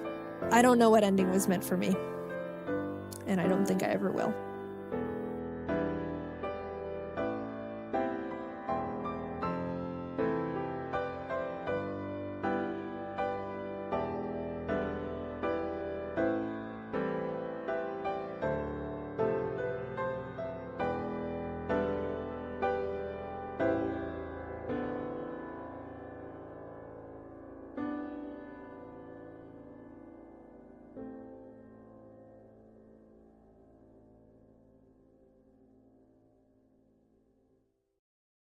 As someone who's been telling stories and experiences from my life for way too long, I feel like you've gotten the general gist of the type of person I am. There's very few things I haven't talked about that express new information about myself, but there's a chance you didn't know about this one. It's not that I'm embarrassed or ashamed or even keeping it secret. I've just felt like it can rub some people the wrong way, and I simply haven't really felt like opening that can of worms yet. But it is something I'm relatively passionate about, and hope I can navigate the topic in a casual way that's more talking about my thoughts on it, non-preachy style. I'm vegetarian. Based on that build-up, I'm sure some of you thought that was going to be much more abhorrent. But look, I'm just trying to establish the tone here. You can never be too careful. It's been almost 10 years since I've eaten meat, and I think the craziest part is that it wasn't really even on purpose. Back when I went to college for a single year, I was living on my own for the first time. To make a long and complicated story short, I didn't know how to feed myself, developed a really unhealthy relationship with food, and it ultimately became this whole thing. It happens to the best of us, but the best of us also know that it's not good for your well-being, and despite how scary and difficult it is, you need to make a change. After a lot of trying and failing to get back into a healthy mindset with eating, I decided to sit down at a computer and study nutrition to feel more confident in my choices with food, and use knowledge to make it all a bit less intimidating. I spent a long time doing my own research, looking into all types of articles and studies on food when I stumbled onto veganism. Despite it being a bit more limited with what a lot of people are used to eating, for me, it sure was a hell of a lot better than what I was feeding myself at the time, which was almost nothing at all. So we take those little steps. I was interested and decided in that moment that I would attempt going vegan to simply see what happens. Yeah, I ended up changing the entire trajectory of my lifestyle with a single, hell, why not? I would say I did it kind of wrong at the beginning. Like, I would buy a prepackaged salad from the campus food court that had meat in it and pick it off, which I know just did heavy damage to vegans, vegetarians, and non-food wasters out there, and I'm sorry, I didn't know at the time. It's common for people transitioning from eating meat to not eating it to struggle because it feels like you're removing a huge part of how you normally structure your meals. But since I was eating next to nothing every single day, I really never had that problem. I was adding food into my repertoire instead of taking it away. So basically, the complete opposite situation, which worked out really well. Over time, I started trusting what I was eating again, being a lot more healthy with my relationship with food, and along the way learned about the other positive reasons to go meatless. I don't really want to be the one to get into the nitty-gritty of it all, but if you're curious, there's a lot of environmental benefit, and as everyone knows, it's kinder to the cute little animals. They do some messed up things to those poor baby chicks. But again, if you're curious, you can go down that rabbit hole yourself. Sorry, I'm not touching that one here. Even though I was doing well and not having a hard time eating within the lifestyle, it wasn't all sunshine and rainbows. There were still bad habits in my head, and unfortunately, there's a lot of people that use the community to spread their own unhealthy, obsessive brainworms around food, which in my opinion can set a lot of people back in their progress and close people's minds to the concept entirely. Everyone knows eating clean and healthy is a good thing to do, no one's arguing that, but it's definitely not achievable for the majority of people 100% of the time with zero exceptions. I would encounter people in the community bashing others for the way they ate their meatless diet, which I believe is overall bad for the greater good of the cause. The way you eat your vegan or vegetarian diet is fine. There's no specific requirement for the healthiness. Eat your junk foods, processed meals, meals. You're not gonna wither and die on the spot because you ate a little bit of something fun. As someone who's tried a lot of vegan foods, I can confidently say there's a lot out there that do not taste good. I'm sorry, people might not like hearing that one, but it's my truth. Might as well do what you want to enjoy it. You're not supposed to suffer. Put it this way, it's way more realistic to eat non-animal product foods that you actually like than force yourself to eat the gross, bland ones that are gonna make you hate everything and give it up entirely. In a similar vein, the vegan community used to be extremely confrontational and judgmental, which has tarnished the perception of the lifestyle for a lot of people. And I've always felt like that stuff has set back the movement way more than if they were more welcoming and understandable and not mean. There's a bit of irony in the idea of veganism is supposed to be positive and kind to all animals when they've been very cannibalistic to people around them. That's my hot take. I'm sorry. I just think in the past, the loud minority of the community has used really rude and obnoxious ways to try and guilt people into converting into this very beneficial and productive lifestyle. It's always rubbed me the wrong way, and because of all the stigma, I used to be very embarrassed to tell people I was vegan from fear of the assumption I was that kind of vegan. And justifiably so, because people have been rude to me for it. Early in my vegan journey, a group of my friends wanted to go to HOURS. Personally, not my first choice, but hey. Now, I was able to accommodate myself when it was just me eating, but going out to restaurants was a bit tricky. I checked the HOURS website to see if they had anything I could eat, and at the time, it said they had a veggie burger at certain locations. Awesome. Now I have to make a single phone call, which I hate.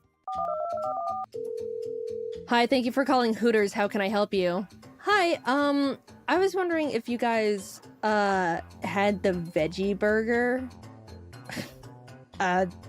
No. Oh, thank you. Sorry. That was the first time I ever called to ask about a dietary restriction, and not gonna lie, I wanted to kill myself after it. I felt so bad asking at the time, but looking back, I don't know what that lady's problem was. I know you've had to deal with worse phone calls. It's not like I was calling about your HOURS. Yet here you are, getting mad at the veggie burger girl. Luckily though, 99% of people have been fine with it. And I do think the overall view on vegan and vegetarian diets have steadily been going up. When people learn I don't eat meat, I can tell they start mentally scoping out to see where I fall on the meatless personality spectrum. But then I say my favorite food is French fries, and the guard is dropped immediately. Another normal part of the vegan experience is the occasional accidents that slip through. One late night, I was too locked in, and by the time my body registered I was starving and needed to eat that instant, I realized I didn't have any food in my house and most of the restaurants nearby were closed. In a moment of desperation, I ordered the fastest option available, vegan burger from Denny's. But of course, DoorDash complications always strike when survival is at stake, so I watched helplessly as the delivery time got delayed by 15 minutes, 30 minutes, 45 minutes. It got there an hour and a half late. The moment the bag touched my withering hands, I was ripping it open and scarfing that burger down like a dying vegan hyena. As the food was hitting my stomach and vision was coming back, I noticed they got my order wrong. I had just scarfed down 3/4 of a normal hamburger. The only way I can describe that feeling is a simple welp.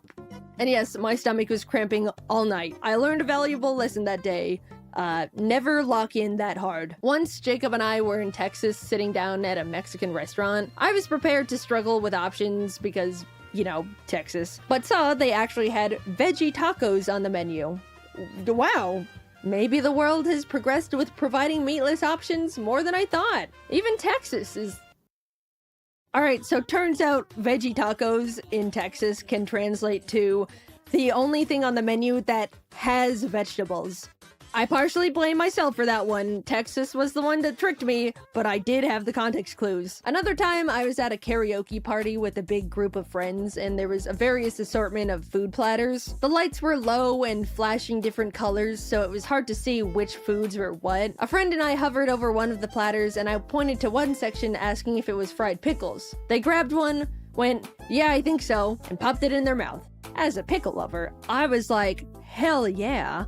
and also popped one into my mouth. And as soon as it hit my taste buds, I instantly registered it was a chicken nugget. The friend, knowing I don't eat meat, stood there like a deer in headlights, digesting the fact they failed to warn me their initial assumption was incorrect, led me astray, and kind of indirectly fed me chicken. Everyone in my life has been very understanding and chill with knowing I don't eat meat, but there's still strangers that look from the outside and assume the worst because of it. In James's 7-day vegan challenge solves all your problems video, he nominated me to do the challenge too, but at the very end, revealed the joke was, I'm already vegan. So to anyone who didn't catch that, welcome in on the joke almost a decade later. Anyway, that was the first time the internet learned I was vegan. So obviously there were gonna be some obnoxious reactions to it, even though I was the same person I was before they knew that fact. I still remember this one comment from what I assume was a child that said, I just learned Jaiden is vegan and I've lost all respect for her. Literally, how does that fact even affect you, child? I wasn't even the one who said it. I cannot believe he got under my skin with that one. Not because it's mean, it just doesn't make any sense. Just so confidently stupid. This was like 9 years ago, so I assume he's an adult with more sensible worldviews now, but I still hope he's doing bad. Grudges aside, I kept being vegan for many, many years. The lifestyle was really easy when I was eating on my own. The hardest part was honestly how it affected my social life. Whenever I wanted to go to a restaurant, I'd have to check the website ahead of time to see if I could eat anything. My friends were always having to accommodate me. No one ever said they minded, but it still didn't feel great on my end, even being a little bit of a burden. You don't really realize how big food is in culture and socializing until your diet doesn't line up with the world around you. On the flip side, I never thought meeting someone that has the same food lifestyle as you could be such a huge bonding experience. Whenever I meet a fellow non-meat eater, I instantly feel more connected to them, just based on that. Such a warm feeling. Just two veggie eaters in this big, meaty world. Anyway, yeah, after so many years, I'd be lying if I didn't say being vegan started weighing a bit too heavy for me. I started feeling the friction and restraints more than I preferred. So after a lot of difficult mental back and forths, I begrudgingly decided to get a little bit flexible. I say begrudgingly because it felt like I was turning my back on the morals I was living by for 8 whole years. But I figured if I was slowly struggling more and more under the vegan lifestyle, it would ultimately be better to just modify it than grow to hate it and give up on the whole thing entirely. I decided to let some dairy and eggs back into my diet for the versatility of being able to have more options in restaurants, and the few times I might want the flexibility at home. It took some adjusting because, believe it or not, your body will not be used to the taste and texture of food you haven't eaten in a very extended amount of time. But it got easier and I instantly was so much happier with the heightened ceiling. Also, I very much expected to have turned lactose intolerant after not consuming dairy for so long. Super lucky to have gotten away with that one, no problem. Really counting my blessings there. A lot of people tell me that they wish they could be vegetarian or vegan, but they can't because they just like chicken too much, or burgers, or whatever specific single food they don't want to give up. And to that, I always say, you can just keep eating those things while avoiding the easier stuff. You really don't need to box yourself into the lifestyle all for the pure label. Any little changes make a bigger difference than you give it credit for, and if you can cut out even a single animal product in your life, that's huge. Or even just have it as a treat every once in a while. Again, I feel like the all or nothing mentality with going meatless is the main thing that makes people too intimidated to try, because being able to make little tweaks to your diet is so much more sustainable for long-time commitment than assuming you're suddenly gonna morph into a completely different person overnight. It's not like you have to decide what you're not gonna eat from a single point and never change it until you die. You can add things back in, or even go the other way and try cutting more things out if you feel good about the first adjustment. Some people even just go meatless for 1 day a week, or month, or year. I think if I were to humbly request you take anything from this video, it would be to try and be a bit more conscious about food. I don't want you to try and stop eating meat anymore if you don't want to. Maybe just try and be a bit more cognizant and appreciative of what it is and where it came from. I'll give you an example. Say you buy some chicken nuggets, change your mind, and decide you want to throw it away. It's kind of like you just paid to kill a chicken for no reason. It would go a long way to save it for later or give them to a friend. I don't want to say that in like an accusatory way, but that mentality has changed the way I look at food and my impact. Coming from me, it's okay to buy and eat meat. I just want people to value it more. I felt a lot of moral guilt when I started buying eggs again, but I've gone out of my way to make sure I always buy pasture-raised eggs that came from a farm that makes sure the chickens get to live normal and happy chicken lives. Cage-free or free-range don't really mean anything. It's the food industry lying about not being mean to chickens. So if you have a little bit more resources to transition to other kinder options like that, it's always very beneficial. They unfortunately tend to be more expensive though, so I know it's not a viable choice for everyone, which is understandable. I hope that doesn't come off as preachy. Oh god, who put this soapbox under my feet? I'm trying to find a middle ground of talking about this stuff in an open and non-pushy way while also making sure I can get my thoughts out there. There's just a lot of shady, evil practices in the food and meat industry, so I want to do my best to inform people who do care, because at the end of the day, you do vote with your money. I'm happy and comfortable being vegetarian, but writing this video made me realize maybe I'm finding it a bit hard to be outwardly proud of it. I'm proud of the choices I'm making and the small yet important impacts that come from the lifestyle. But on the other hand, I've seen and experienced enough harsh opinions from both meat and non-meat eaters to understand the whole idea of consuming less animal products still has a ways to go. I stand by the idea that I do think the stigma has been becoming more positive and people have chilled out on both sides over the past few years, but I hope the mentality of it all can continue to be pushed in a more healthy and overall productive direction, because at the end of the day, it really does benefit us, the planet, and animals very much. It might not seem like it when you reach for the dairy-less milk or the impossible meat in the grocery store, or even choose the vegetarian option in a restaurant every once in a while. But it really does. Thank you for watching. I haven't been able to announce it in a video yet, but we released a new Pet Frenzy merch bundle. We've got a tostada beanie, tofu plush jacket similar to the Ari one, cute long sleeve shirt of all the creatures, I know it's summer, I'm sorry, a fun sticker set, and new bandanas to put on the Ari, tofu, and tostada plushes, or I guess whatever plush you would want it on. I hope you give it a look. I think it all came out super cute, and yeah, thank you again for watching, and this is bye-bye for now. Okay, before I even say anything, let's lay out some ground rules. This is probably gonna be the most open I'll ever get about my personal life. I know I've shared tidbits of myself and life through little stories, but when it comes to personal stuff, I'm very private. Especially within the past few years. I'm gonna be talking in very general surface level terms because specific personal details are for me to know, and in the nicest way possible, none of your business. Basically, this is something I want to talk about, share, and bring a spotlight to.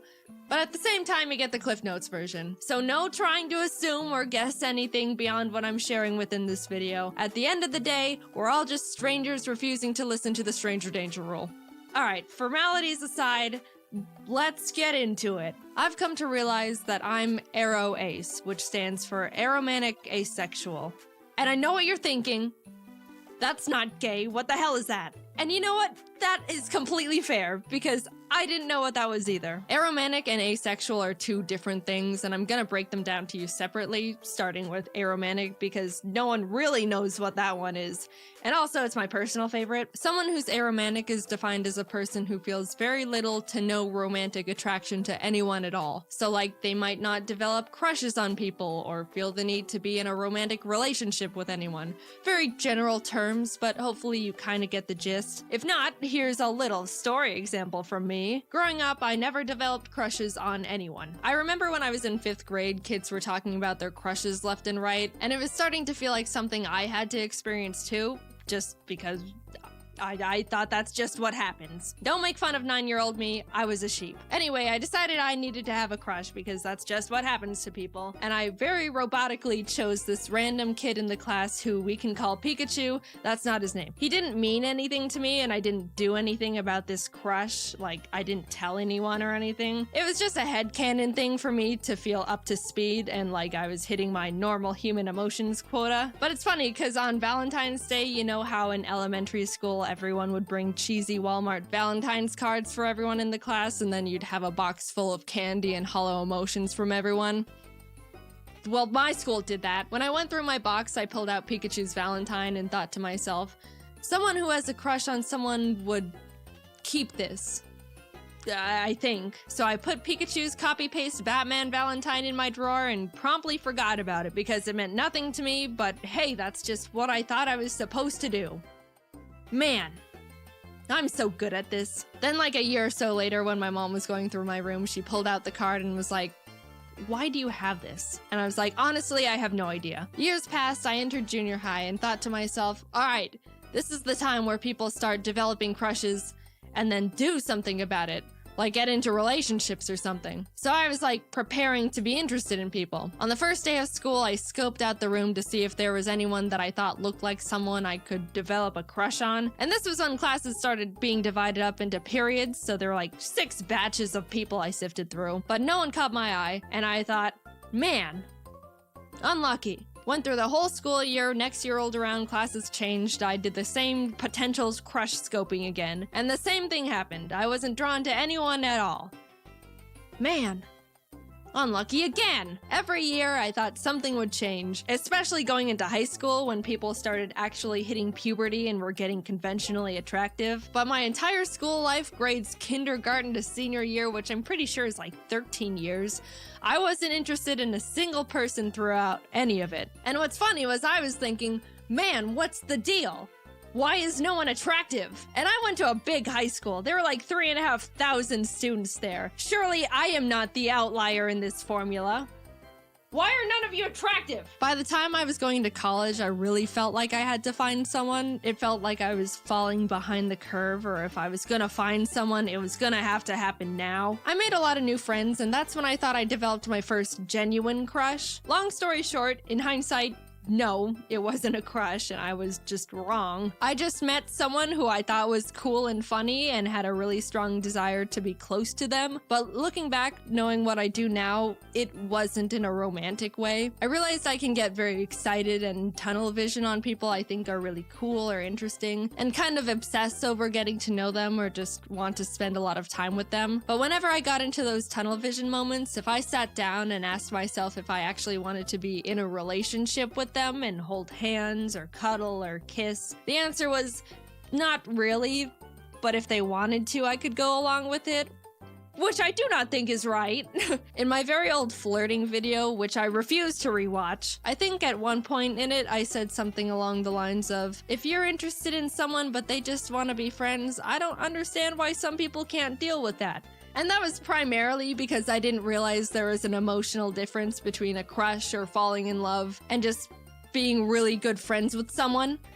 So, oops, sorry for the bad take, I think. I really just thought having a crush on someone was wanting to be their #1 best friend. Look, I said don't make fun of me. To me, it used to feel like if I was wanting to become friends with someone to that high of a degree, that would be the next step or justify why I wanted to put this much time, effort, and energy into one person. And it didn't feel right or even fair going through all of this with someone and then tell them they're just a friend. I don't know, it just didn't feel like it made sense, even though I really didn't technically see them in a romantic way. I just didn't understand what was going on really, or that there was supposed to be real emotions instead of a logical understanding of steps. And the fact that I was under the assumption that I was supposed to be interested in people in a romantic way didn't help with anything. I always preferred to stay good friends, but never felt like I could have that, and I worried that if I said no, that we would just start drifting apart, which I obviously didn't want either. It's been a very long journey discovering this about myself. Everything I'm saying has all been extremely subconscious and not understood or defined for many years. I even used to think I was bi or pan for the longest time because I would think to myself, well, bi is being interested in both genders. I don't really care for either, but 0 is equal to 0, so I guess I'm bi or pan. I got math involved.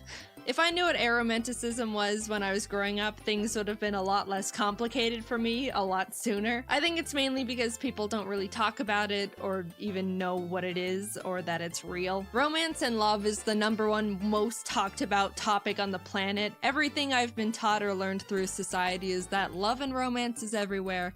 Everyone feels it, and it's gonna happen to you. Just a funny little note, there was a point where I was listening to some generic romance song on the radio. You know, like all of them. And I just suddenly thought to myself, wait, do people actually feel these things towards each other? Like all these mushy lyrics are real emotions? They're not joking? And that's when I started feeling like something was different. I approached romance under the blanket term thought of, sure, why not? And didn't recognize it was actually a feeling, which might sound stupid, but look, I don't know. No one presented me with any other options. I did a lot of rationalizing. If someone ever expressed romantic interest in me, I would mentally make a kind of logical list of their pros and cons and the pros and cons of what a relationship would look like with them based on what I knew about them as a person. I didn't realize there was supposed to be an extra, like, excited feeling, or the fact that you're not supposed to think about it as if it were a business exchange. I understand compatibility is a huge important variable when it comes to sharing a relationship with someone, but at the end of the day, it's still, apparently, still a very emotionally driven thing. And I literally had to make that discovery and teach it to myself. Now, I'm gonna talk about being asexual very briefly, and I'm gonna preface it with, let's all just be mature about this, alright? We're all pretending to be adults here. I've got my eye on some of you. Behave! Okay, this is definitely treading into uncomfortable personal boundary territory for me, but yeah, I do want to share that I'm asexual too, which is defined as someone who feels little to no intimate attraction to anyone. Look, I know we said we're all adults, but I'm still gonna dance around the vocabulary, alright? Yes, there's a difference between romantic and intimate attraction. Little side note, I will say you can experience romantic attraction to someone but no intimate attraction, or you can experience intimate attraction but no romantic attraction. You can be one and not the other, it's not necessarily a package deal. Most people feel both, and I do not feel either. Anyway, I have never been magnetically attracted to the look or shape of a single person in my entire life, and did not realize it was a real thing until very recently. I'm able to identify when someone looks conventionally attractive, like by textbook definition, but I never realized people are genuinely drawn to people they think are attractive. I didn't know that people could just see someone and be like, wow, they're gorgeous. I would love to get to know that person, or maybe go on a date with them, or whatever else you people do. I didn't think it was real. I thought people were exaggerating or something. I don't know. And I also couldn't believe that some people feel that with multiple people. Or like celebrities, which sounds absolutely exhausting. It ties back to when I was in school, like looking around for people to like. It makes sense now that no one caught my eye because that doesn't happen to me. I was just wasting my time for 13 years. I feel like such a fool. Now, there's an easy assumption to make about asexual people and that they all have zero interest in being intimate with anyone at all, which actually isn't true. Some of them are genuinely turned off by it, and some aren't. Some reasons would be that they just don't mind it, or they want to make their partner happy, or enjoy the emotional closeness of it. There's a million different reasons and a million different people. Am I sharing what kind of a people I am? Nope. And you don't know me personally enough in the slightest to be able to try and parasocially analyze where I stand on that spectrum. I'm just here to say I am this. We are moving on. When I stumbled onto the term aro ace and started realizing I fall into that category, it helped me feel much more confident and sure of myself. I've read a lot about how people say they felt broken or that something was wrong with them, but honestly, I was the complete opposite. Coming from my very biased perspective, I think aro ace is one of, if not the coolest and most confident orientations out there. Not needing a single gram of romantic or intimate validation from anyone is so cool. All you need is yourself to be happy, maybe friends and family too. And birds. The more I came to terms with the fact I'm aro ace, the more empowered and capable I felt. But at the same time, I was also starting to feel more alone and isolated. As cool and amazing and unique and awesome as I think it is, it can be really hard for other people to relate to or even understand. Everyone else and their orientations are able to bond and relate to the love and romance aspects, and we're over here like, we don't do that. I don't even know if I'm explaining it very well. It kind of does go against everything everyone's ever been taught about anything. Romance is taught to be a basic assumed emotion, which I do think is a bit misleading. A common argument used against the ace orientation is that romance and intimacy is what makes someone human. But I mean, I don't know, lots of birds mate for life, which is a better ratio than people, and all animals get frisky. You know, that's just how they became not extinct. It's not an exclusive to humans thing. If I were to guess, I would assume the thing that makes someone human is basic empathy. Like, I'm not an emotionalist monster. I can still love people. I love my family and my pets, just platonically. And I would hope that you're the same. I just don't experience romantic love, which, I don't know, I don't think that's harming anyone. Definitely not me. I'm having the time of my life. I don't think you need to be in a relationship to be happy. And if you don't want to be just on your own, I think there's many types of people in relationships that push the boundaries of what a conventional relationship looks like. Telling someone that they need to be in a romantic relationship to be happy and fulfilled is weird. And then when that person says they're not happy, they're told relationships take a lot of work and that's just how it goes. And that's also weird. I don't know. I also think it's weird that once someone reaches a certain age, people inherently start thinking it's sad they're not in a romantic relationship or assume they're lonely and sad. No one thinks a child is sad and lonely just because they're not in a long-term relationship. I don't know. I don't get it. And I also think I'm rambling. At the end of the day, it's all very complicated to talk about these things, especially because I don't know the feelings I'm supposed to be feeling, let alone talk about. I just know for me, the terms aromantic and asexual are able to articulate things I was subconsciously feeling and thinking before I even realized I was feeling and thinking them. I don't plan on talking about this very much, if at all, ever again. I just want to play my silly little video games, maybe tell a story here or there. But I wanted to bring the orientations to the surface and try to get more representation out there because I thought if I could help more people become more aware of this, then that would be awesome. I was confused as hell for a while and could have used something like this. It's a real thing. You don't have to feel any sort of romance or whatever to be considered a real person. Personally, I think it's really cool and badass. And don't be afraid to look more into aromanticism or asexualism if any of what I said in this video resonated with you to any degree. Like I said, this is all very surface level stuff. They're both much larger spectrums than you'd think, and maybe you fall under some umbrella category with them. I don't know, or not. Either way, this has all been my personal experience with this stuff. Is there more for me to figure out within it? Yeah, I'm pretty sure there is. It can get pretty complicated and confusing. Haha, awesome. Will I be sharing any of that with you? Nope, no way. This is all you get. Hope you can understand even just a little of what I talked about. And if not, that's totally fine. I just hope you can be nice. Thanks for listening. I never really intended on making this video because I haven't really felt a strong urge to, like, I don't like using this phrase for myself, but come out. But I did end up wanting to make the video to make people more aware of this stuff because I think it's important, and someone has to. There's not really that many people doing it right now. Anyway, yeah, just moving forward, I guess. See you later. As some of you might know, James, Dom, Ross, Aaron, and I went on a tour back in October doing a show called Scribble Showdown. It was the first tour we've all been on, besides Aaron, because he didn't wait for us. The shows were all super fun, and we all enjoyed touring with each other a lot, and honestly, it was the most entertaining thing I've done in a while. But this video isn't about the shows. It's about the in-betweens. We had to perform in Boston, Brooklyn, Austin, San Francisco, Medford, Seattle, and Portland, all within 11 days.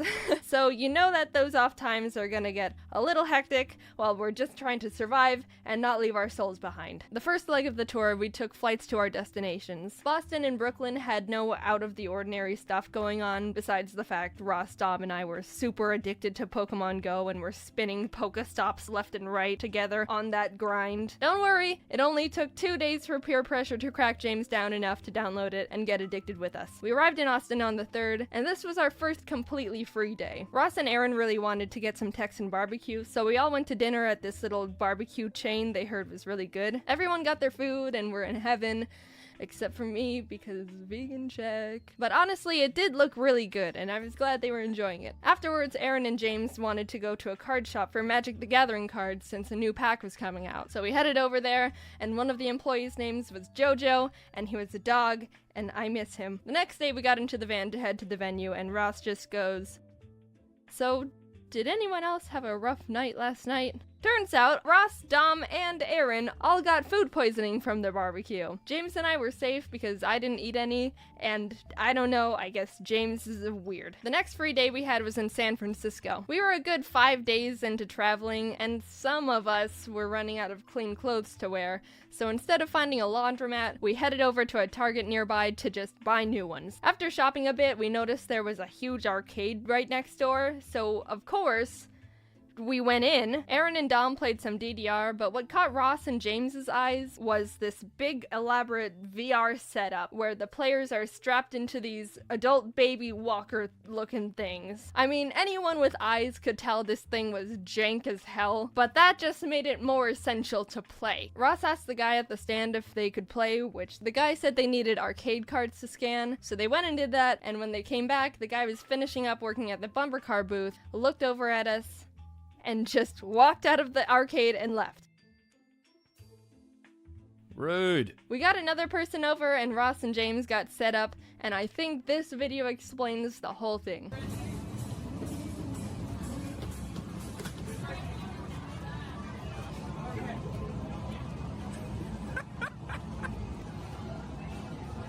After the San Francisco show, we switched over to travel by tour bus, which we were all super excited for. There were 12 bunk beds, 2 lounge areas, a TV where we all played Smash on, and 1 bathroom. The only main rule was, you can't poop on the bus. I won't get into details, but technically, you can poop on the bus, but you essentially destroy it from the inside out. So no pooping on the bus. This is the pinnacle of luxury. Given that information, we all got mild poop anxiety. As soon as you're told you can't poop within a certain window of time, it becomes your body's personal goal to aim for those hours, and those hours only. Luckily, James, Dom, Aaron, and I were okay, but it hit Ross hard. Maybe it was the fact he got the worst case of food poisoning out of all of us, but he couldn't poop if his life depended on it. And it kinda did. He went 2 days without a single poop. And he was scared. By the time we got to Oregon, he was going crazy. Guys, I've got to poop today. I don't know what I'm going to do. We all checked into the motel rooms our tour manager Matt booked for us to shower and finally do laundry, and had a bit of time to spare. So, as the friends we are, we decided to dedicate it to trying to help Ross poop. Aaron shared some poop exercises he said always helped him, and I pulled up this song on YouTube my friend showed me that was titled Music That Makes You Poop. And with all variables combined, I think it was working.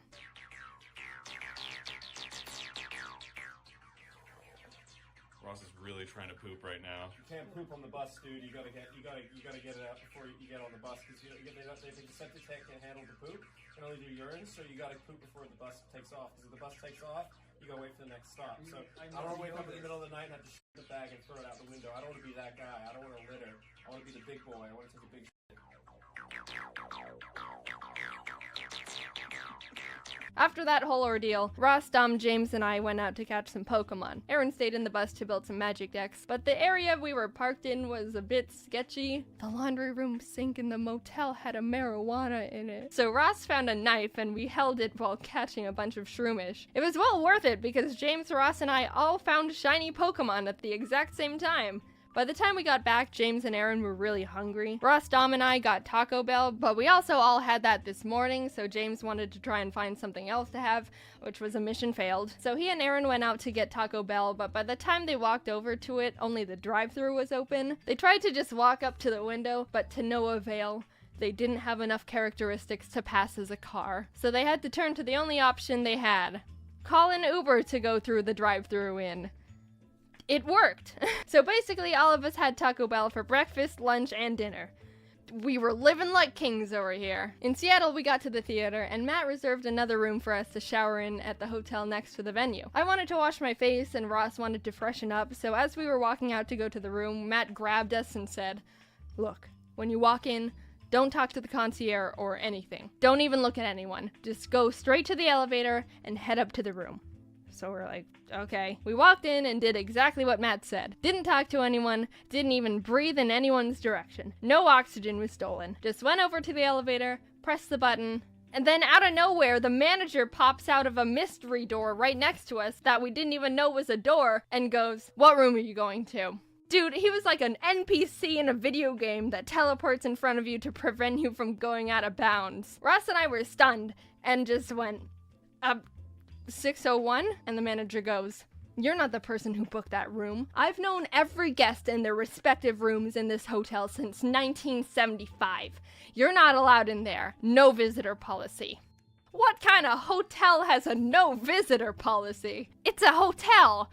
Visitors is their business. So we went back to Matt and explained what happened. One of the managers at the theater went over to talk to the manager in the hotel because the hotel owns the venue. But the thing that was really annoying to us was that we were the ones who were performing at the venue, which directly affects the amount of rooms they sell. I should give them some slack though. To their credit, they did tell us they'd let one more of us go into the room if we paid a fee of $80. But the theater was really nice to us and the Seattle audience was great. Before each show, we had a VIP Q&A section, so when we finished that, we have like an hour before the actual show, and during that one in-between hour, there was a Mewtwo raid in Pokemon Go, which doesn't happen too often. So you already know that Dom, Ross, James, and I were frothing at the mouth.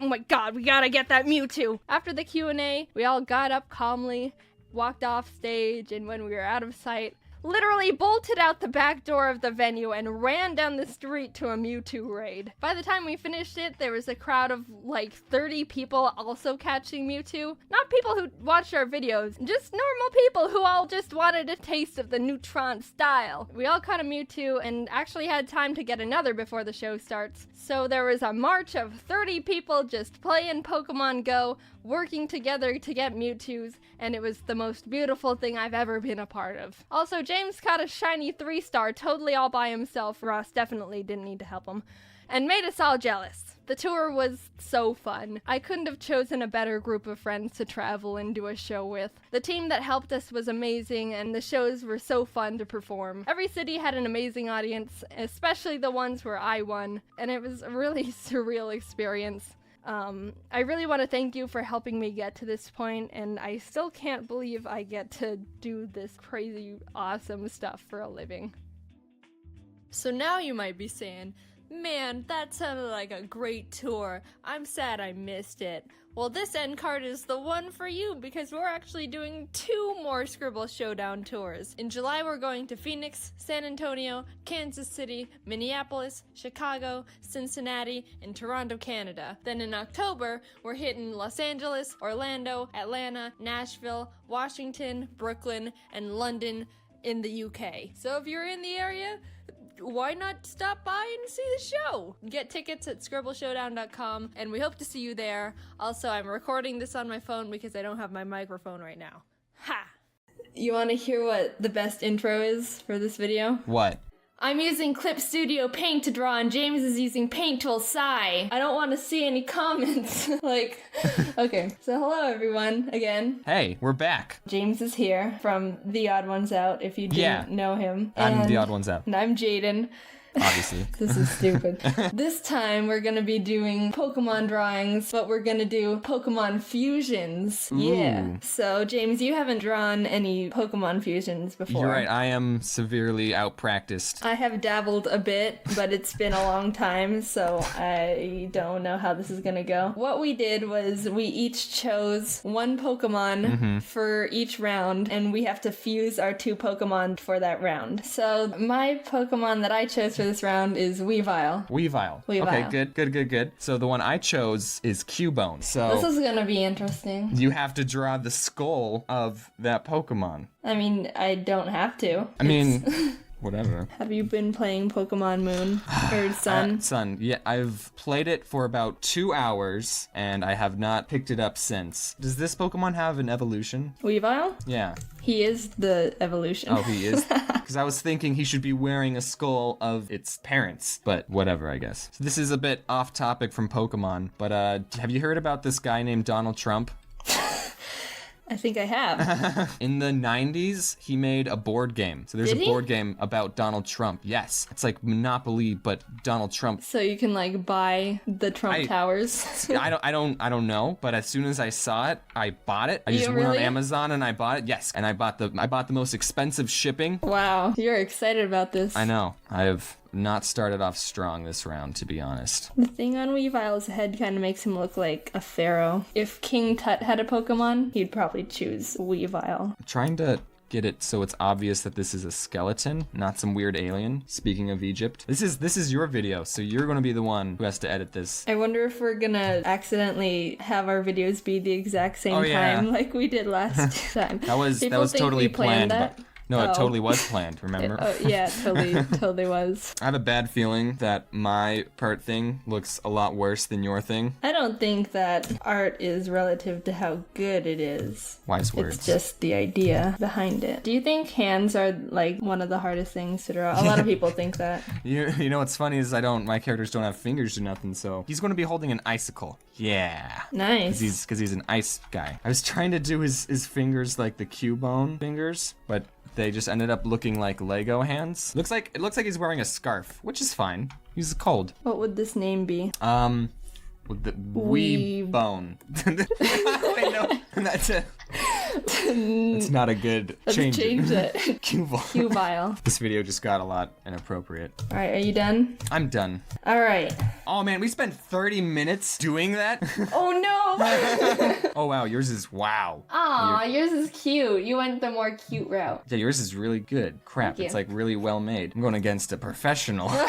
Okay, so my Pokemon for this round is Sandslash. Sandslash? Oh Yeah. man. Well, have fun fusing this boy up. Umbreon. I like Sandslash a lot. Yeah, he's pretty cool. He's a cool dude. I think these actually fuse really well together. Are you really? Because I was going to say I have no idea. See, I'm doing like messy sketches, and your sketches are very clean. I'm a clean sketchier. Oh, that's not it. Sketcher. Clean sketchier. People always say like, do you have any art tips? My advice is to just start. Just draw whenever you can. Even just a little doodle. There's no right way to draw. It's just whatever works for you. So even if you think like, oh, no one does this, I need to not do it. You don't have to not do it just because no one else is doing it. You shouldn't really compare your art to people because That's true. at one point they were at a spot you were in. Oh yeah, good advice. Like, oh, I'll never be as good as this person because they I'll draw never be so good well. as James. Look at this. You know what would be cool as well? If people played along with us Oh yeah. and they tweeted at us their drawings. I'm just imagining what Jaiden's drawing and how much more professional it looks, I guess. Don't compare. We just You're talked right. about this. We just talked about this. You said that these two fused well together? Crap, I no. think so. Not going for cuteness. I'm going for how I think that actually is. Actually, no, I should just go for cuteness. What the heck? Cuteness points. I need to make sure that I'm more lively when I'm talking because I just realized That I'm is totally true. focused. That is true. I have been like in the zone, so I need to be like, yo, Jaiden, have you ever heard about Donald Trump? Let's not get into that. The comment section will be a war zone. My voice is actually really monotone and soft as it is. I feel like everyone's voice is always just not as exaggerated and excited as we are for videos. Your drawings, this guy, he's like doing something, you know? He's like, woo, what's he doing? But my guy, it's just like he's standing there. That's what he's doing. This, I can't remember where I saw it, but a really good thing that I go by is like the coffin rule, where if you drew a box around your character, try and not make it so they're in a coffin. He has a frisbee in its mouth. Oh yeah, what would its name be? Sandbrion? Sunbrion. It's like a dog. I'd have him Yeah. as a pet. Like, go get the mail, Sandbrion. You like color yours and add little white highlights. I chose Blaziken. Oh, this is gonna be interesting. I chose Scizor. This is gonna be freaking metal. Everyone thinks my favorite Pokemon is Torchic. But it's not. It's Blaziken. You fake fans. I'm just kidding. My favorites are Blaziken and Walrein. Walrein is great. So you know how Blaziken has like a V on its head. I think and we're doing the same thing. The other guy has Scizor has like a W. So I put in 3 sharp and pointy ones. Oh, you're so creative. Yes. If I make it look intentionally derpy, then be like, oh, it's adorable. You like to go the cute route. I do.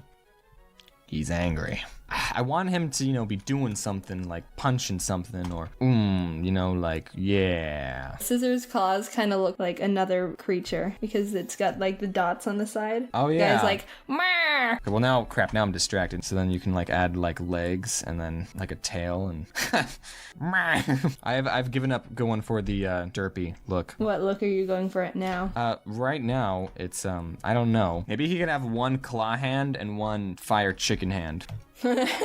I want to see if I can resize this head. Are you already in the coloring phase? No, I'm in the resizing the head phase. I feel like I just gave Blaziken claw arms. Let's just finish this. I want to be done. He's really chubby on the legs though. Oh, I like the little claw toe, you know, right at the end. That's smart. That's good. Dang it. His name is Reuniclus. And then the one I chose is Abomasnow? Oh, you got it.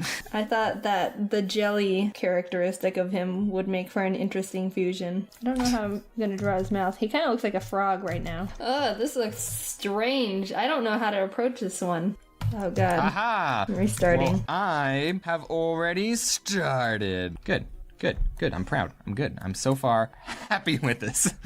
You know what really bothers me? What? When people write credit to the original artist. Oh, yeah. Like, do you really think that's helping anyone? And then we encase the whole thing in encase the whole thing in jelly. That's the thing I've learned, is that sometimes more doesn't always mean it's better. Yeah, it's very easy to overdo it in art. Part of art is knowing when to be done. That's true. Because, I mean, you can always be adding extra stuff. But then it gets too busy. Yeah. What would this one be called? Necklace. Hey, that's good. That's cool. He's adorable. He's like one of those really angry, but he's like so small. You're like, aw, you can't be angry. You're not a threat to me. I like the little sideburns on right here on the side that you gave him. Zebstrika. Ooh, and then mine's Dragalge. One is a zebra horse and one's a seahorse. Are we scientists right now? Yeah. Why must we play God? The seahorse has so much crap on top of it. Okay, I have the idea in my head, and I think I'm going to butcher it. People out here watching this probably think I'm good, and I think I'm... Holy crap, okay, no, I'm bad. There's like people drawing fan art who are better than me. Yeah, it's always like, oh, you're the one that needs all the recognition and That's not true, me.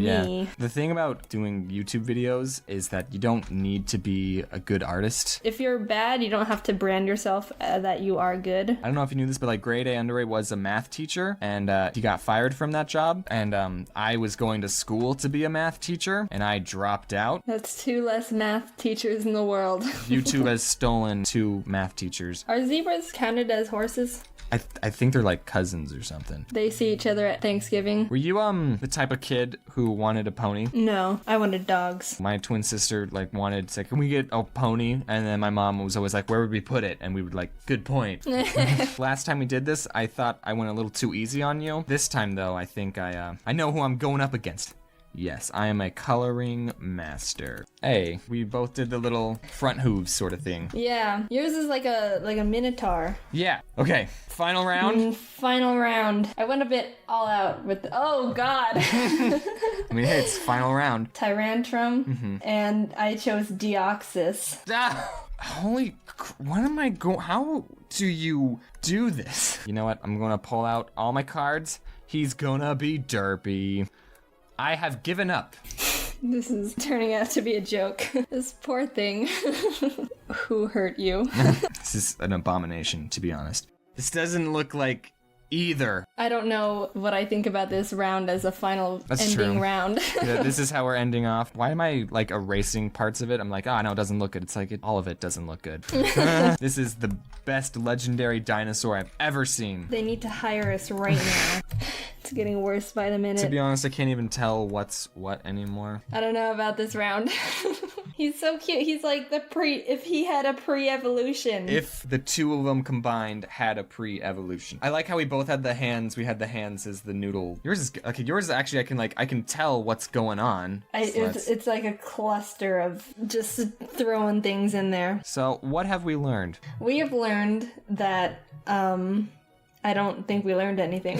What was the one you're proud of? I think the fourth one. All right, so now you should go over and watch James's video. Yeah, if you haven't already done that. So, yeah, bye. Bye. I've always been an animal lover. Ever since I saw a picture of a dog, I've been like, I want that. I still love and respect animals, but as a kid, it was pretty intense, not gonna lie. Can we get a dog? Can we get a dog? Can we get a dog? My parents had to sit through years of that until my dad finally couldn't handle it anymore and got me one for my 7th birthday against my mom's will. Before that, they tried everything to make me stop, besides getting me a dog. And by everything, I mean a bunch of fish. Maybe if we shape these fish into a dog, she won't notice. They'd come home with 2 fish from the pet store that would last for about a week, die, and then get replaced. Repeat until dog appears. How many fish must die before I get what I want? Since we got fish from the pet store and not an actual breeder, that was probably a big contributing factor on why they died so quickly. But as a 5-year-old, I also just forgot to feed them a lot, so there's gotta be some fish blood on my hands for that. We went through probably 20 fish in the span of a couple months, but eventually we got these 2 goldfish that didn't die. A true miracle. They were pretty resilient little dudes. One was Goldie, and the other was probably named Fishy. Probably some of the most creatively flawless names I've ever known. But after a while, Goldie turned white, so I renamed it Rainbow because I thought it was cool he could change colors. I learned 13 years later from my marine biology teacher that Goldie/Rainbow was probably diseased, which makes the color change less exciting. We eventually gave them away to my mom's friend and they died. But that's all besides the point. My parents got me an army of fish and a dog I named Scruffy, but that was it. I wasn't able to crack them any further than that. And believe me, I tried. My parents had to become stone-faced, emotionless soldiers to keep my non-stop beseeching for more creatures at bay. After they got me a dog, I was pretty satisfied for about a year and a half until I decided I wanted a mouse. Something about their cute little faces and how they crawl with their cute little feet and their freaking ears made me obsess over having one, and my parents got to hear all about it. I asked my parents for a mouse for years, promising how I'd take care of it and blah blah blah, the whole thing. My mom pretty much hates rodents because she thinks their tails are weird, so there was no budging on that one. She tried to get me to stop by saying, "Alright, you can get a mouse, but we'd have to get rid of Scruffy." Which is obviously a bad bang for your buck. No, what? No way, nuh-uh. I'd never get rid of Scruffy, he's my pal for life. But not gonna lie, after hearing that response over 10 times, I started kinda considering it. I wasn't ever actually gonna do it. I was just getting desperate, alright? When I was 10, I wrote on my Christmas wish list that I wanted a mouse because I thought for some reason I'd foiled their plans and found a loophole. Ha! You can't override the power of the holy Christmas spirit. Christmas morning rolled around and I ran into the living room where all the presents were to not only find no mouse, but a computer mouse. Nice salt in the wound there, Mom. I got my hopes up way too high. My disappointment was immeasurable and my Christmas was ruined. I did get a computer though, so that was cool. After my parents endured 5 years of me asking for a mouse, I read this book series called Maximum Ride, which was about these teenagers who had bird wings and were on the run to not get captured by the scientists who wanted to keep experimenting on them. It was my favorite book series as a kid, and it made me really like birds, which resulted in the next animal obsession. I swear to God, if I hear one more mention of a mouse again, I'm gonna— Mom, can we get a yellow-naped Amazon parrot? Yes, I started loving birds back when I was in 6th grade. Everyone say a big thanks to James Patterson for creating this bird-obsessed monster. At the time, I wanted one of the big boy birds. A yellow-naped Amazon parrot, to be exact. I would spend hours just watching all the YouTube videos I could find of them and sending them to my parents like, Look how great they are! You totally want one now, don't you, after watching one play in a box and sing Old MacDonald? This was a whole new type of fixation. I mapped out on the ground where the cage could go with tape, googled where Amazon parrot breeders were near me. I made multiple PowerPoint presentations for my parents on why they should let me get a parrot. It was intense, and the pressure was on. My mom was even like, "So how about that mouse?" But no, Mom, that ship has sailed. Now I want a 15-inch parrot that lives for 80 years. They started telling me, you can get a bird when you move out. And from then on, it was my goal to get out of my parents' house as soon as I could. Obviously, I never got a yellow-naped Amazon parrot, but I never really got out of my bird phase because I've got this that comes right here. I was pretty self-aware that asking for a parrot was a long shot, so even though I still wanted a bird, I dialed back my animal requests, and when I was 14, I started really liking flying squirrels. They were my favorite animal for a while, and that's when I realized people can have them as pets. Sugar gliders. Mom, can we— Sugar glider, add that one to the list. I don't think I actually bothered my parents too much about getting flying squirrels as much as the mouse and parrot, but I know they knew I wanted one. And I knew they were gonna say no. So I guess I just kept that one a bit more internal. During the summer, we would visit my family in Canada, and my cousin Peyton was really obsessed with ferrets at the time. So we would spend literally entire days on the computers together, researching ferrets and flying squirrels, and Amazon parrots because they were still my #1 obsession, let's not forget. We wrote down general facts we learned in Word documents, planned out how to care for them, added up how much money they cost including cages, food, bedding, etc, etc. We were the same amount of obsessed. It was a lot of fun actually. We bonded a lot during those times and she's still one of my best friends. She also never got a ferret, so sad times there. Peyton also got a rat named Lola, and that made me really want a rat. Which of course meant Mom! Lola was so sweet and smart, and I always wanted to play with her. But that's also true with almost anyone's pets. If I come over to your house and you have any type of pet, I will be personally offended if you don't let me play with it for at least 3 hours. So I did have a small point where I was asking if my parents would let me have a rat, and my mom was like, nope, and I'd be all, but what about the time you were gonna let me get a mouse because I was asking for a parrot? And she would say, nope, that ship has sailed. Touché, mother. During 10th grade, I was also starting to really like raccoons. I thought they were sneaky and cool, and I googled if people had them as pets as a random, not serious thought. But surprise, surprise, some people do have raccoon pets. Just kidding, they rip up couches and dig holes in walls, and I'm not that devoted to raccoons. But I still dreamed about having a raccoon buddy someday. Finally, I graduated from high school and moved into a dorm in college that didn't allow pets, which was torture for me. I waited all this time to move out, and I'm still not able to bring a horde of mice, rats, birds, sugar gliders, and maybe a raccoon into the rooms. But YouTube started kicking off shortly after, and I moved back in with my parents to pursue that. Flash forward a bit, and I was finally able to get Ari. After 10 years of wanting a bird, I'd finally done it. And what a gander he is. Was he worth the wait? No, he's a dumb bird. You're good. You're a good bird. I'm not currently looking to get any more animals right now, even though I really want them. I have Ari and he's already enough of a handful, so I can't commit to anything else right now. I am gonna get a dog eventually, that's a promise. And I do really like reptiles, so I've done my fair share of research on skinks, but that's only a 30% chance to actually happen. I haven't really grown out of my animal phase. I've just become a mix of that and my parents, still hopelessly entranced by creatures, but also being the one who has to tell myself no because I have other stupid responsibilities. Hopefully when I have kids, they won't be as animal obsessed as I am, because I don't think I have the strength my parents had to be able to say no to any animals they ask for. Thank God my parents were responsible and never got me animals just because I asked for them. Otherwise, I'd be living in a zoo. Now, I know you guys, and this is absolutely gonna trigger a bombardment of tweets to me with pictures of the pets you have, and all I can say to that is, bring it on. It took a while, but the Ari bags and a lot of other new things are now being sold on the shop, so you might be interested in some of that. I'm sorry it took a while to get finished, but I hope you like the stuff. That's all I want to say for now. Yeah, bye. Hey guys, do you remember Kate from Embarrassing Moments #1?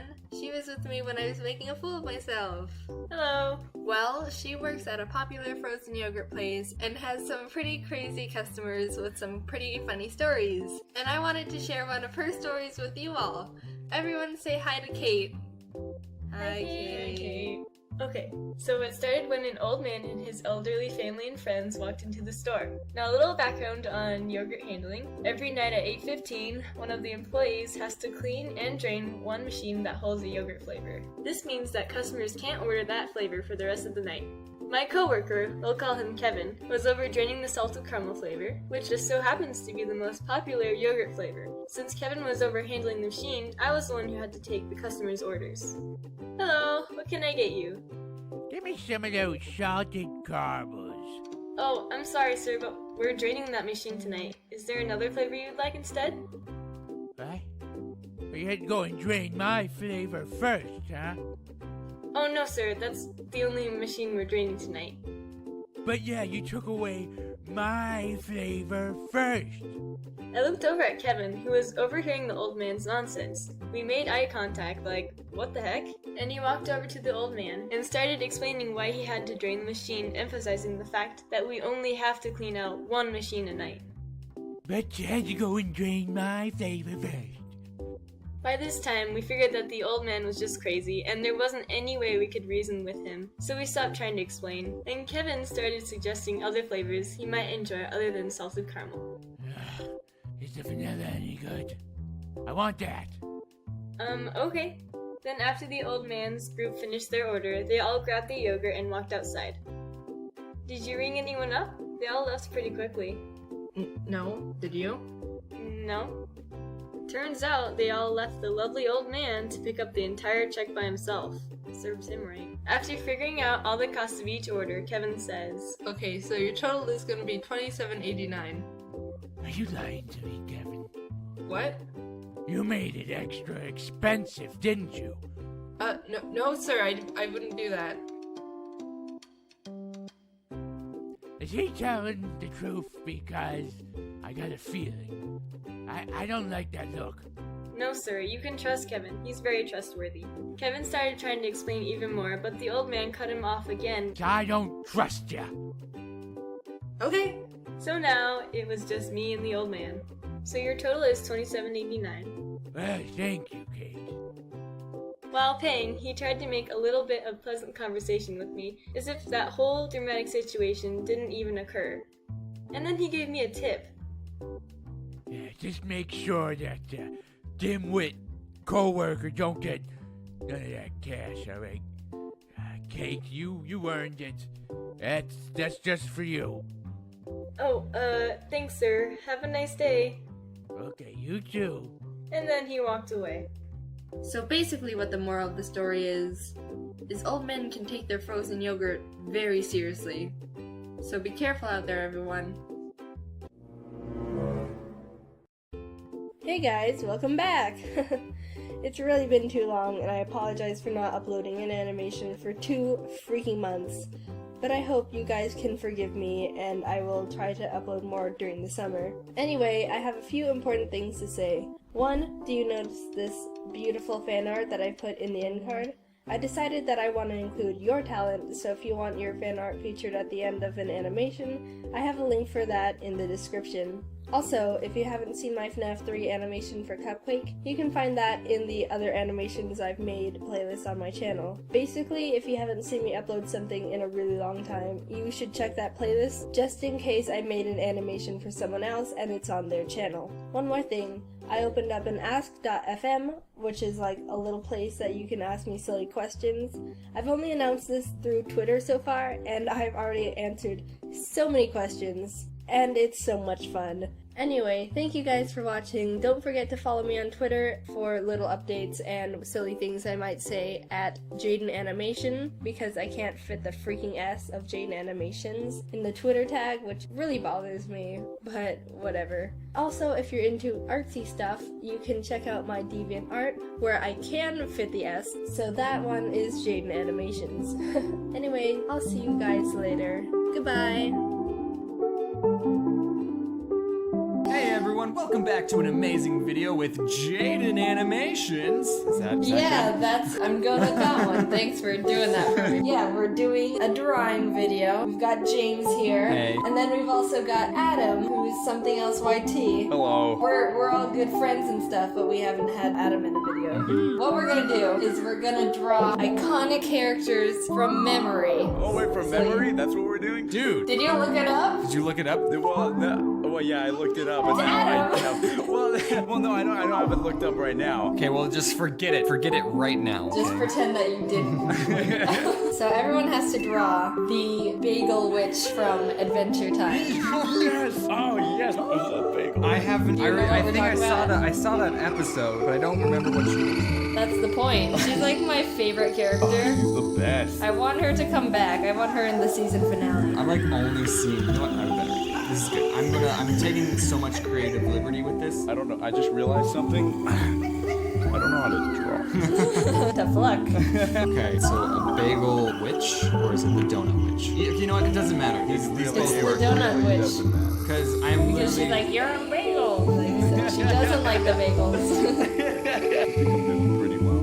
Oh, no, I'm not. So we should probably explain the reason why we're recording this is because we're going to be gone for A long time, yeah. Yeah, we're gonna be going to VidCon, and then, well, I think when this is up, we're recording in advance. I've had friends or parents give advice to me where I'm like, oh, I'm gonna be busy this next couple of weeks, and then they always say like, oh, just have stockpile them, right? And I just, It's like, that you don't understand. I wish I could stockpile. Mine's kind of done. I don't know what else to add. Yeah, mine's I done didn't. too. I didn't draw a character. I drew. Oh, now it looks like a blueberry. Hold on. So One of these things are not like the other. one could even say it's the odd one out. I don't remember what exactly her face looked like, so I I, think just we imagined. had the same, like, she had a weird, like, chin. Yeah. Yeah. And then James, good attempt. The one that I chose is Bowser. Bowser. Bowser. Okay, from isn't he your Mario. favorite Mario character? Sure. From Mario. Well, it is yes. now. Yeah, actually, you know what? Yeah, he's my favorite Mario character. I changed my mind. I think I'm drawing a cat. Oh shoot, I'm drawing him cute. Look at this. You Look draw at this. everything cute. I'm drawing baby When in Bowser. doubt, make it cute. What the freak does Bowser look like? Hold up. Does he doesn't have ears. Does Bowser have ears? I know he's got Does he have spikies. I know he has like a mohawk thing going on, doesn't he? I have given up. Already? Round Like, 2, I'm- James has already given up. I'm not giving up, but like I'm making him kind of like a kid, you know? Isn't that his kid, Bowser Jr.? I feel like he has cat lips. I think he has something like going on, like his eyebrows are together. This doesn't look right, but I don't know what to do to make it look not wrong anymore. I got it spot on. I did it. I'm finished. I'm gonna color it. I think I just always default to my legs. You know how my legs are little nubs? I think I just default to always drawing those. Yeah, you got some pretty looking legs. That came out weird. Wait. I don't know how to, like... I don't... Okay, this doesn't look right. They have these turtle backpacks for sale. It's like Hot Topic exclusive. Or like Tilly's or something like that. Wait, no, Tilly's Yeah. is not one of those stores, is it? I don't know. Isn't it like Skater Kids? He was a skater boy, something later. She was a boy. She was a boy. I feel like he had a belt somewhere. I'm just gonna give him a bunch of belts. He has a belt, right? What if you drew a Goomba instead? What if he just drew like Luigi? I think I'm done. Oh, I think I just gave him a bit of a mullet, but that's okay. Aww. You gave him little like seat belts. Yours is cute. He has little seat Oh, he does have. That's what I was thinking of the belt. He has the things on his arms. Yeah. Wait, what? What is this, Adam? Adam. What is this, Adam?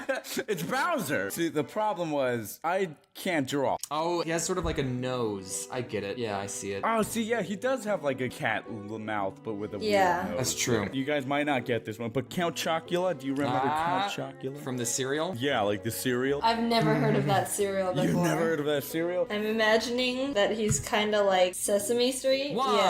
Yeah. I'm picturing like the Count from, what's it called? Hotel Transylvania? Yeah. I'm picturing Count Chocula because I know my cereal mascots. People are probably gonna hate the way I draw because I don't like, I just draw. People hate when I draw because I just draw. Ignore the haters, BB. We had a tradition in my house where you were only allowed to eat sugar cereal on Christmas morning. Wow. So like what cereal would you normally have?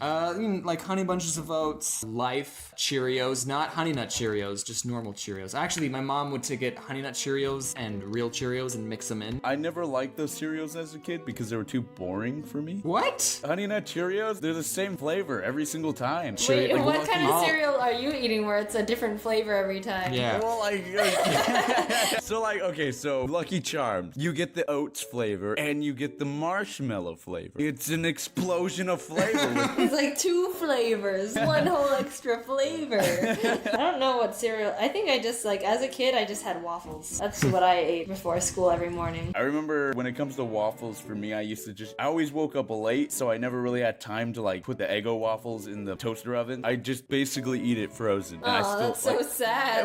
Well, it tastes good. Like I kind of like it better frozen. Okay, you're making making me sad, Adam. Well, no. How is that sad? It's just like a sad food to eat is a cold waffle that's frozen. I like the rock hard cold waffle. Can't wait to wake up in the morning and eat a frozen waffle. Oh, it looks like that looked like a Nazi symbol. Jaden, don't put that. Hey man, that's too controversial for YouTube. You're gonna get demonetized. Oh, Count Chocula, doesn't he like have a tuxedo thing? Oh, he has a tuxedo? No, I mean, no. right. I don't know, does he? What is this cereal? I've never heard of it. Isn't it just like Cocoa Puffs? Chocolate little vampires. Looks like he's wearing a V-neck. I'm gonna keep it. You know, this is making me hungry for chocolate cereal. Fatty. Cool. Two different answers. He's got a bunch of spoons in his pocket. And then this pocket is for cereal. So it's like, he's so ready to give kids cereal. God, I'm so ready to give children cereal. Come into the van, children. I've got chocolatey cereal. That's how they get you. God. Boom. Oh, okay. I see what you guys did. He's like much more equipped. He's equipped. Constantly ready for. Wait, where is? Oh, his arms are in there. Okay. Yeah, Yeah, it's it's just popping out of the trench Under coat. a trench coat. He doesn't even have vampire teeth. He has buck teeth. What? Is he like a beaver vampire? Beaver vampire. Whatever. I like mine better. Next round. So it's kind of like a two-parter. Oh. The Coyote and Roadrunner from Looney Tunes. I think I got the Roadrunner down, but not the Coyote. I think I got the Coyote down and not the Roadrunner. I think I'm gonna sweep the floor with both of you.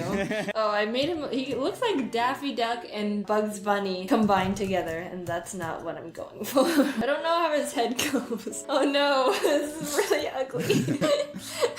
Whatever I'm drawing looks freaking terrifying. Oh geez, he looks like the skinny kid in a high school movie. I just did something. I'm like, yes. This looks so stupid. Do you guys know how to spell Looney Tunes? Yes. Oh wait, Adam, yes. Adam, how do you spell Looney Tunes? Don't even spell Looney. Spell Tunes. Tunes. Yeah, you got it. No. Yeah. Oh. Wait, yeah. No, you're right. There's like the, what is it, the Mandela effect Yeah. where people think it was Like O-O cartoons. and S. Yeah, it makes sense because it's like cartoons. Not gonna lie, I took a 50-50 chance and I knew what I was doing. I feel like this is a bad Furyo scene. I don't. God, I'm a great drawer. I want all the people to not judge me on everything I've drawn today. Does the Roadrunner have eyelashes? Isn't the Roadrunner a girl? I think so. And also, speaking of Mario from the last round, do you know Birdo? Isn't he a boy? Yeah. No, it's a girl, isn't it? It's one of those I think trivia it's things. I think it's canon that Birdo is a guy. Wait, but like, wasn't Yoshi and Birdo like a thing? And a gay romance? Yeah, they are. Oh, good for them. I don't know how his tail goes. No, he looks like an ostrich. Or she. Sorry. Don't misgender.